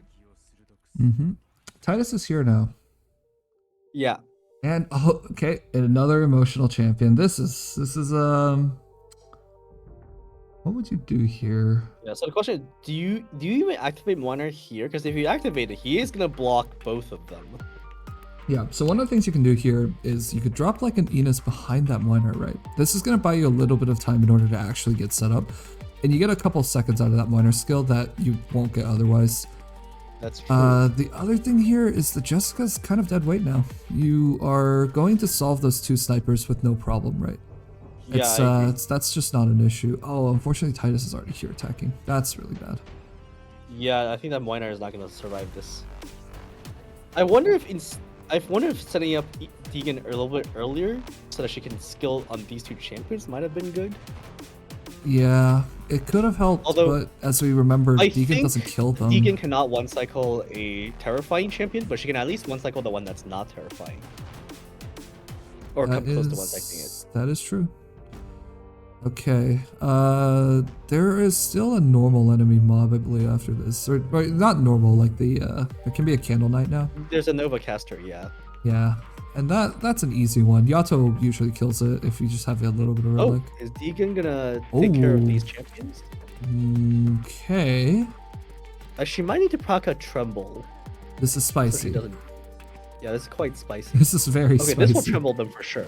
But the bloodbath Guaranteed. means you can sort of depend. You can sort of count on it. Oh, wow, that's not a it's not lot quite at enough. all. Jessica needs to go, I think. Yeah. Ooh, two Oh. champions attacking at once. That's too much damage. Deegan cannot. Oh no! Deegan is not made to tank that. Oh. Ooh, We're in trouble. this is looking very rough. All the big hitters are on cooldown right now. Well, except for W, but W costs 27 DP. Pausing just to type barriers. Yeah, don't worry, we can see it.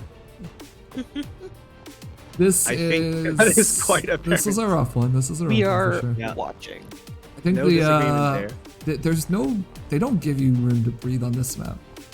Yeah. And why should they? After all, you did rob their shop, so fair Yeah. enough. But that opening, losing the Enos there, Yeah. That definitely Losing it the costs you a minor, lot to lose losing your the- Enos that early on. yeah, losing the Deegan as well. These are pretty tough to recover from. They're not Yeah. completely unrecoverable, but they definitely make it very hard.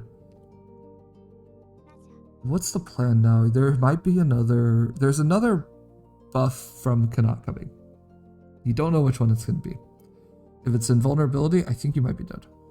But if you're not, Yeah, with it Getting invul, there. I don't know. With it sleep, maybe there's a way to recover.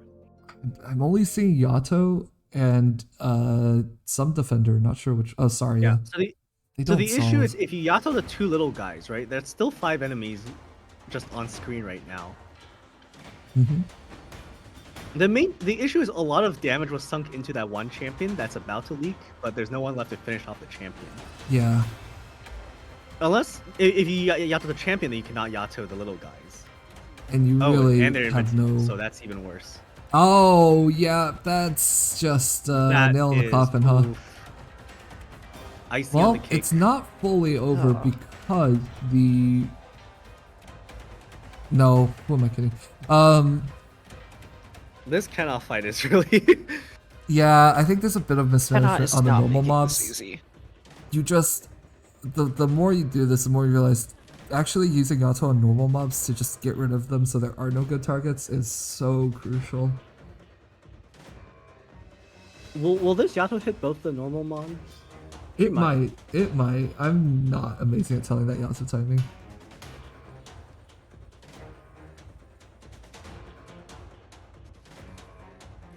Ah, No, it only well, hits she one. got one, but yeah. She did get one. She One's did get better one. than none. Alright, there's the 2 snipers, and there's no target right now, which means that Lurky's trying to get Yato to be the target, I believe. Yeah, but Yato off skill doesn't do much damage. That is only going to be the first one. Jessica's the second target. That's, well, she has skills, so she can dodge. 75% too. Yeah. Yeah. The question is, if you undeploy now, what do you even do? Like, the S3 field, right? One of the most annoying things about this is if you take too long to kill, look how you're not actually spawn camping. Yeah. And now you're sitting here and you're like, okay, well, now I have to wait for it to walk, but I can't put anything down in the meantime. It hurts a Yeah. lot. Oh, and now Typhon's dead. Oh, this is rough. no. Yeah, I think it might be over. And now the Oh, and W gets killed to boot. Yeah. very unfortunate. The W had the panel polarization, but polarization won't save you if it's this late. Polarization needs time to ramp up. Oh, and Elysium Elysium. gets killed. Leading the final charge. Rip. You Man. don't have to do them like that. Well fought, And with that, both players. unfortunately, I do have to do this. He has died. All right. After completing an ending one, though. Make sure we can see the score screen this time. Yep. All right, 21 collectibles, 12 fold arts, and 4-6 reached. Okay, we have an in-game score of 1425. Alrighty. All right. Well.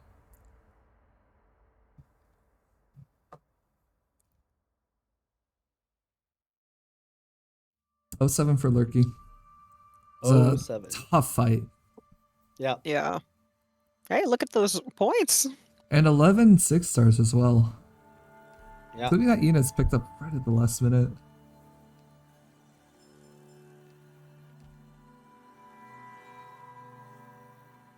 Alright, in a second we're gonna bring Lurky and Skami on to say a couple words. Yeah. about I'm their curious run. to hear what they have to say and their thoughts about the runs they just did. Yeah, and Sure, they have a Elysium lot of thoughts. is just gonna take a shot at the scoring while we do that. So in a second, it's gonna be audible.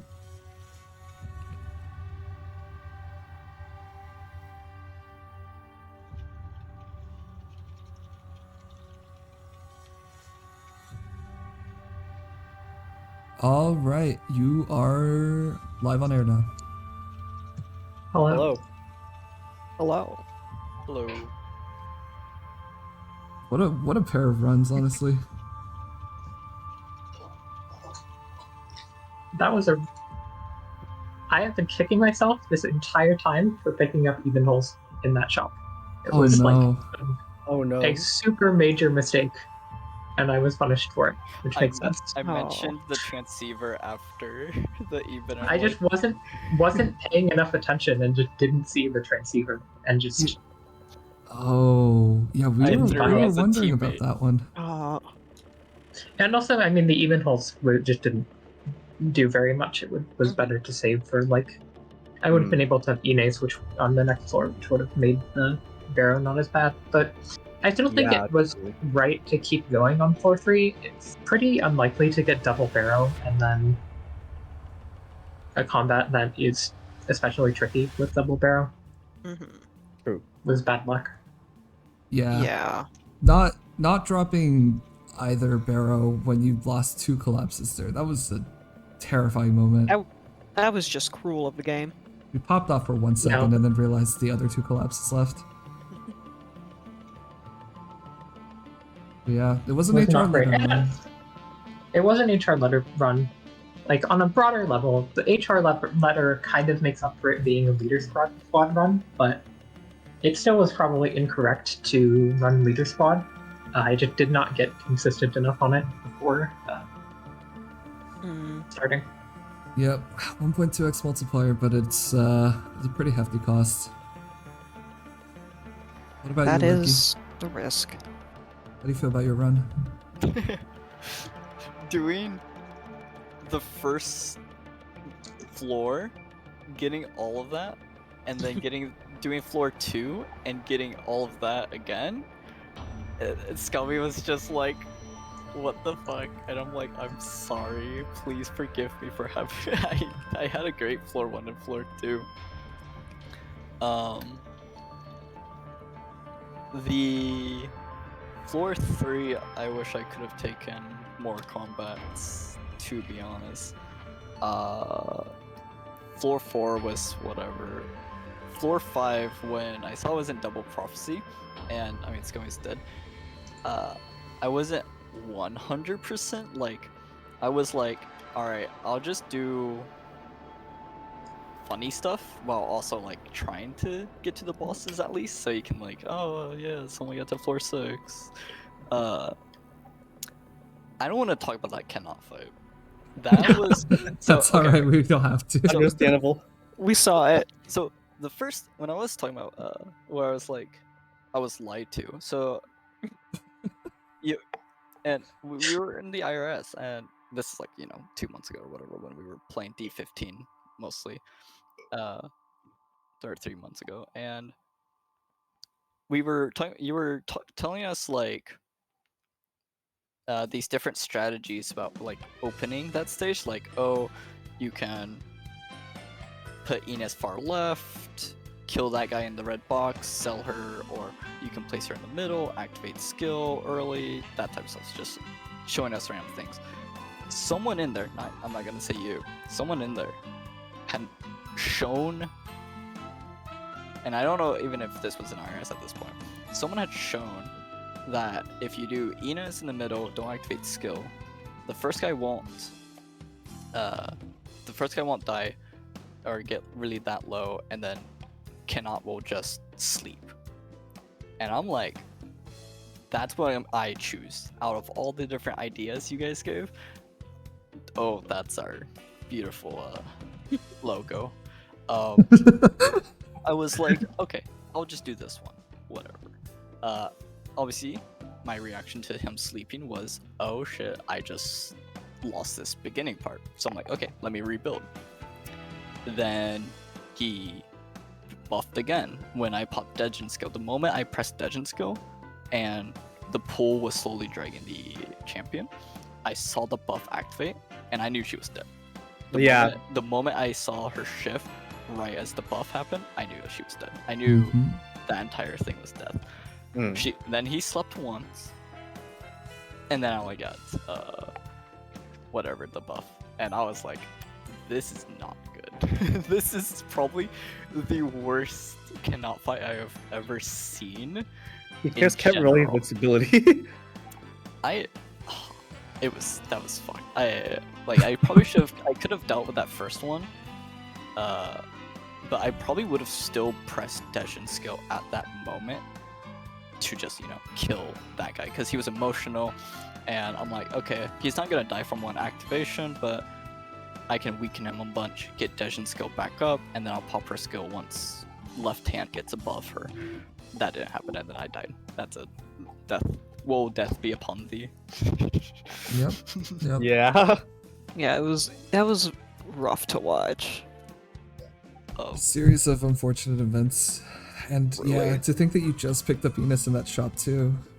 Yeah. Okay, speaking of Enos, I can't believe the moment I picked up Minar, I saw someone mention he gets Dejin and Minar, and I was like, bro, please. Scummy said I can do this. She's a half Minar. You could avoid this situation by not doing Dejin Wrecker start. You realize this. I was like, she's Yeah, a it new sure unit. sounds Why like not it's just not have she was a new unit. I'm having fun, bro. Please. Understandable. And then Playing I the was like, sympathy card live, huh? I was begging for Scummy to get Inez at one point, but she could never. Yeah, but I find a didn't. Vanguard. The only Vanguard voucher I got was on floor 2 when I had just spent all of my hope on even pulls instead of picking up Transceiver. No, it was not the greatest moment. The passenger murder in the beginning was funny, at least. Yeah. I can't believe you kept him E1 the whole time. The repeated passenger murder and using him as a giant 31 DP paperweight is like... it was really that was interesting. The something. moment because like Scummy was like, you should place passenger, on that Sarkaz map with the Kazi Knights, the crossbow guys. She told me to put passenger up there, so I did. And then Tobo instantly said, "What the fuck, Lurky?" And I'm like, "Yeah, this was worth it." Nothing like a little passenger torture to brighten our days. Good to know it's intentional, I suppose. I mean, yeah, he was out of the healing range, of course. Yep. That was passenger against the world, and he wasn't winning. He was never winning. But hey, if you make it to floor 6, you are getting that 1.1 multiplier at least. That's right. Yeah, so I have 7k points now, right? Like, if we combine our points, we're 7k. We'll see. Elysium will let you know in a second. We get like 2k, I think. But hey, you know, two and seven. For each shop that you visit without withdrawing, you get the bonus, right? Huh? For every shop that you visit without withdrawing, you get a bonus. Yes, every shop you visit without withdrawing is a 30-point bonus. Which was like 3 shops, I think, or 4. I forget. Yeah, I You kind went of to... Yeah. But hey, Elysium, I clicked on Schwartz for like half a second. I get I saw that. an extra 2k points from you, right? True. Not He true. tried to shill that. Perfect. Ah. Yeah, I guess GG's. Yeah, really funny to see that free passenger. Really unfortunate to see that shop fight, and hey, at least an ending one well done. That's true. Well, Don't do a cannot fight like me. Number 1. That's your message. That's your message to the upcoming players, huh? Don't. Just simply don't get 5 buffs at one sleep. This has been just be the rude player if you're doing the cannot fight. Yeah. Do we give 30 points for dying in the shop? Like, do you still get the no withdrawing bonus? Yes, you do. On that shop? Mm-hmm. You didn't withdraw. 30 points. Woohoo. You get the no withdrawing. That's a great technicality. I have never thought about that one. You still get points. The moral of the story is stealing is wrong. This has been your Arknights anti-stealing PSA, I suppose. But yeah, well, Elysium's crunching the Specs numbers. cannot. I'm really curious, how do you feel about Tree Snatcher? It's our first alt boss sighting. Yeah. I felt more okay about it than it ended up being. I mean, I didn't die in its leader squad, so leaking is ultimately not that impactful. It didn't contribute to an extra collapse level after using the collapse reduction or anything. Yeah. But I am not so scared of the alt bosses anymore, except for maybe breathing, if I don't have a solution for it. Oh yeah, breathing is a But interesting That's fair. Yeah. And in like, terms of tempo, I have go ahead. I have just been hitting the earth. So I've been practicing like without Inez and without Dungeon Brecker and without a bunch of other operators to prepare for this, and I just kept hitting the whatever the alt boss with the stun Earthquakes. Oh, Earthquakes. Ah, yes. Like it's happened like 3 or 4 times that I hit Earthquakes, and you can do that pretty well with just read. You can leak one thing, so I don't really care about that. I think if you have a second blocker for Tree Snatcher, it's not too much of a problem as long as you can heal your second blocker. But unfortunately, I was hedging my bets between supporter and medic, and ended up taking Quercus at E1. And Quercus at E1 cannot keep a blocker alive against the boss because her range is not big enough, right? She gets hit by the boss. She doesn't have a way to deploy outside. And also, you yeah. had a Dominion tile, which was taking up one of your range It tiles. was, yes. Yeah. Yeah, That was it wasn't. actually a Quercus tile. It wasn't a great Dominion tile, but I mean, on average, you'll have a Dominion tile that's in a bad spot. So, ultimately, I felt okay about Tree Snatcher, and then I pressed read skill at the wrong time and leaked like 10 things. And that's that. Yeah, the last wave was rough. Yeah, made it out alive though. Yeah.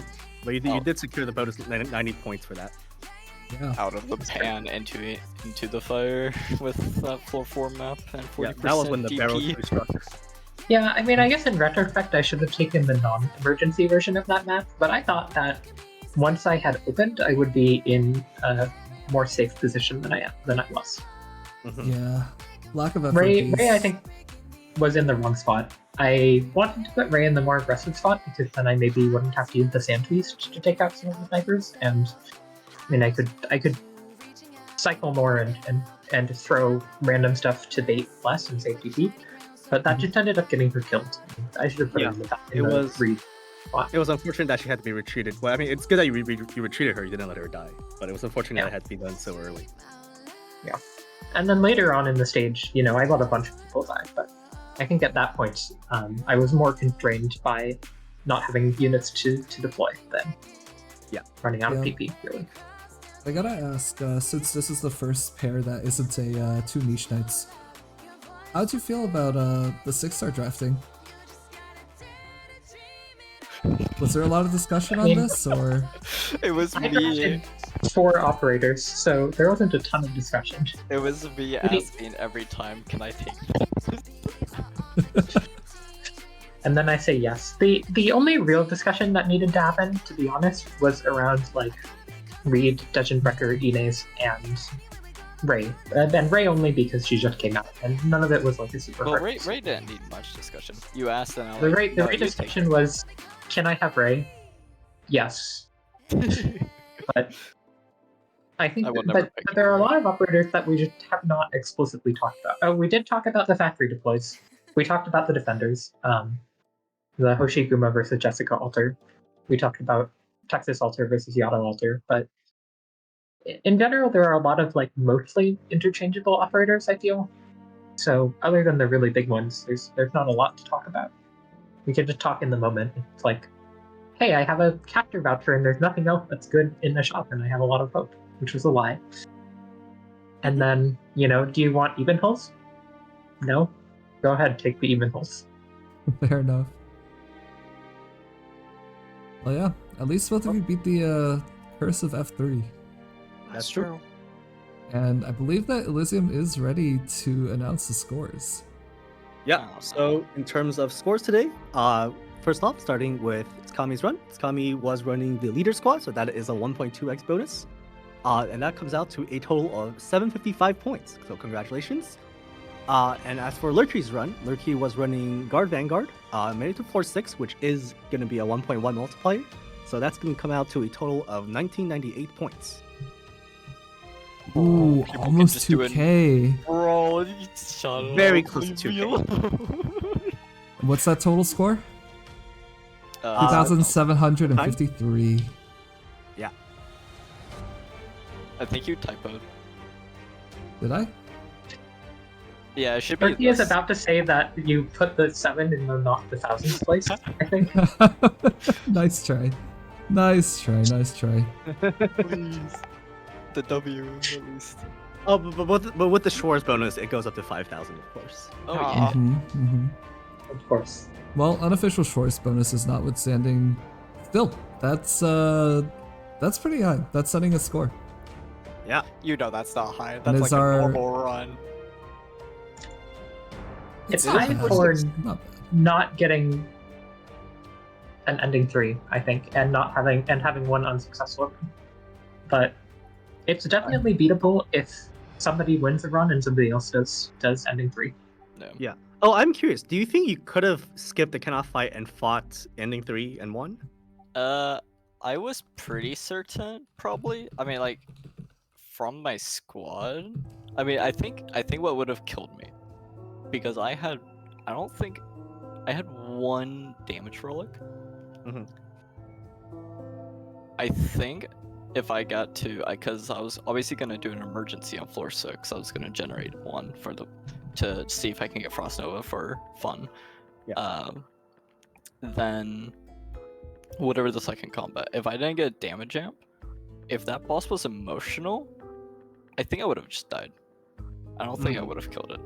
That's a very high damage bar if it's emotional, yeah. Because my only damage increase on like the team is Sculptor and then Elysium Skill 2, but Elysium Skill 2 isn't an insane boost because I have the 1 relic. So it's like it's a little bit extra, but it's not a huge bonus, so I don't think I would have killed it really if emotional. But I mean, I don't know. I'm not good with timings, so I probably would have messed something up. Honestly, your squad seems like it would be a 2-cycle kill, even without emotional. Oh And it yeah, doesn't- without emotional, I probably yeah. And that can be awkward itself. Like, you didn't have a lot of life points going into it. I but- know I definitely would have it's- been able to tank it with all my HP and then the HP floater claw at least. Mm-hmm. Yeah, I definitely think if you got something good out of the floor 6 combats, though, could have been okay. Yeah, you could potentially do Even a with how much 2-cycle kill or like 4-cycle total kill because your Deegan isn't really affected by the seed bed's attack speed. Yeah. And your miner is too far from the seed beds. Yep. Well, in any case, it was a good run. Yeah, congratulations to both GGs. players. It's Yeah, still very fun GGs. to watch. though. Participating. Yes, very, very entertaining run too. And with that, thanks for playing, and we will bid you goodbye for now. Yep. 7. Oh, should we announce who the next players are? Yeah. I went over the entire list at the start, but it's probably good to mention who is coming up. Tomorrow, we are going to be back again at the same time. And it's going to be 2 teams. Team Brain Damage, which is Faglo and Undusk. And the defending champions LEE, which is Suffering Burb and Gavial. To be clear, this is the first time this tournament is happening. That's right. Yeah, Oh, you I can did see need to how make the that defending champions clarification. does actually have an actual meaning that Gavial is just co-opting for her own purposes. Very interesting. But yeah, our very own Gavial's going to be playing, and I think Lysium and I are probably going to cast that. Yeah, although I cannot cast the first match. I can cast the second Yep, match. though. Gavial and I are casting the first one, and Lysium and I are casting the second one. It's going to be very interesting. Yeah. And yes, the points are with all the bonuses included. And that's going to be at 6 p.m. Central Time tomorrow. So looking forward to seeing how they're for day 2. But with that said, I think that brings us to close for day 1, right? That's right. That was an interesting one. Very interesting. We saw Bird Knight's D15 clear, actually. And a floor 6 attempt, although cannot manage to just destroy in the end. But that's how it goes. Sometimes. 2-player is a brutal, brutal mode. With that, I think it's time to close. Thanks for watching. Yep. I'm gonna find someone to raid. Yep, let's raid someone. And while we do that, don't forget you can also check out the Discord if you want to be able to keep up to date with what's going on with the tournament. That'll be a good way to kind of know what's happening. Oh, there's someone with 1 viewer. We're gonna just bomb them with like, we're gonna just send you. Let's go. That'll be great. It's the only channel that I believe is not doing CN spoilers right now, so that's gonna be nice. No 2 a.m. ending? I know, it's crazy. But we will be back tomorrow, and we're going to be back. We're going to be gone on Saturday, but then we're going to be doing every single day in a row for 6 days. Yep. So look forward to it. I certainly do. You're going to see a lot of us. Yep. And 07, and see you next time. See everyone. Bye-bye.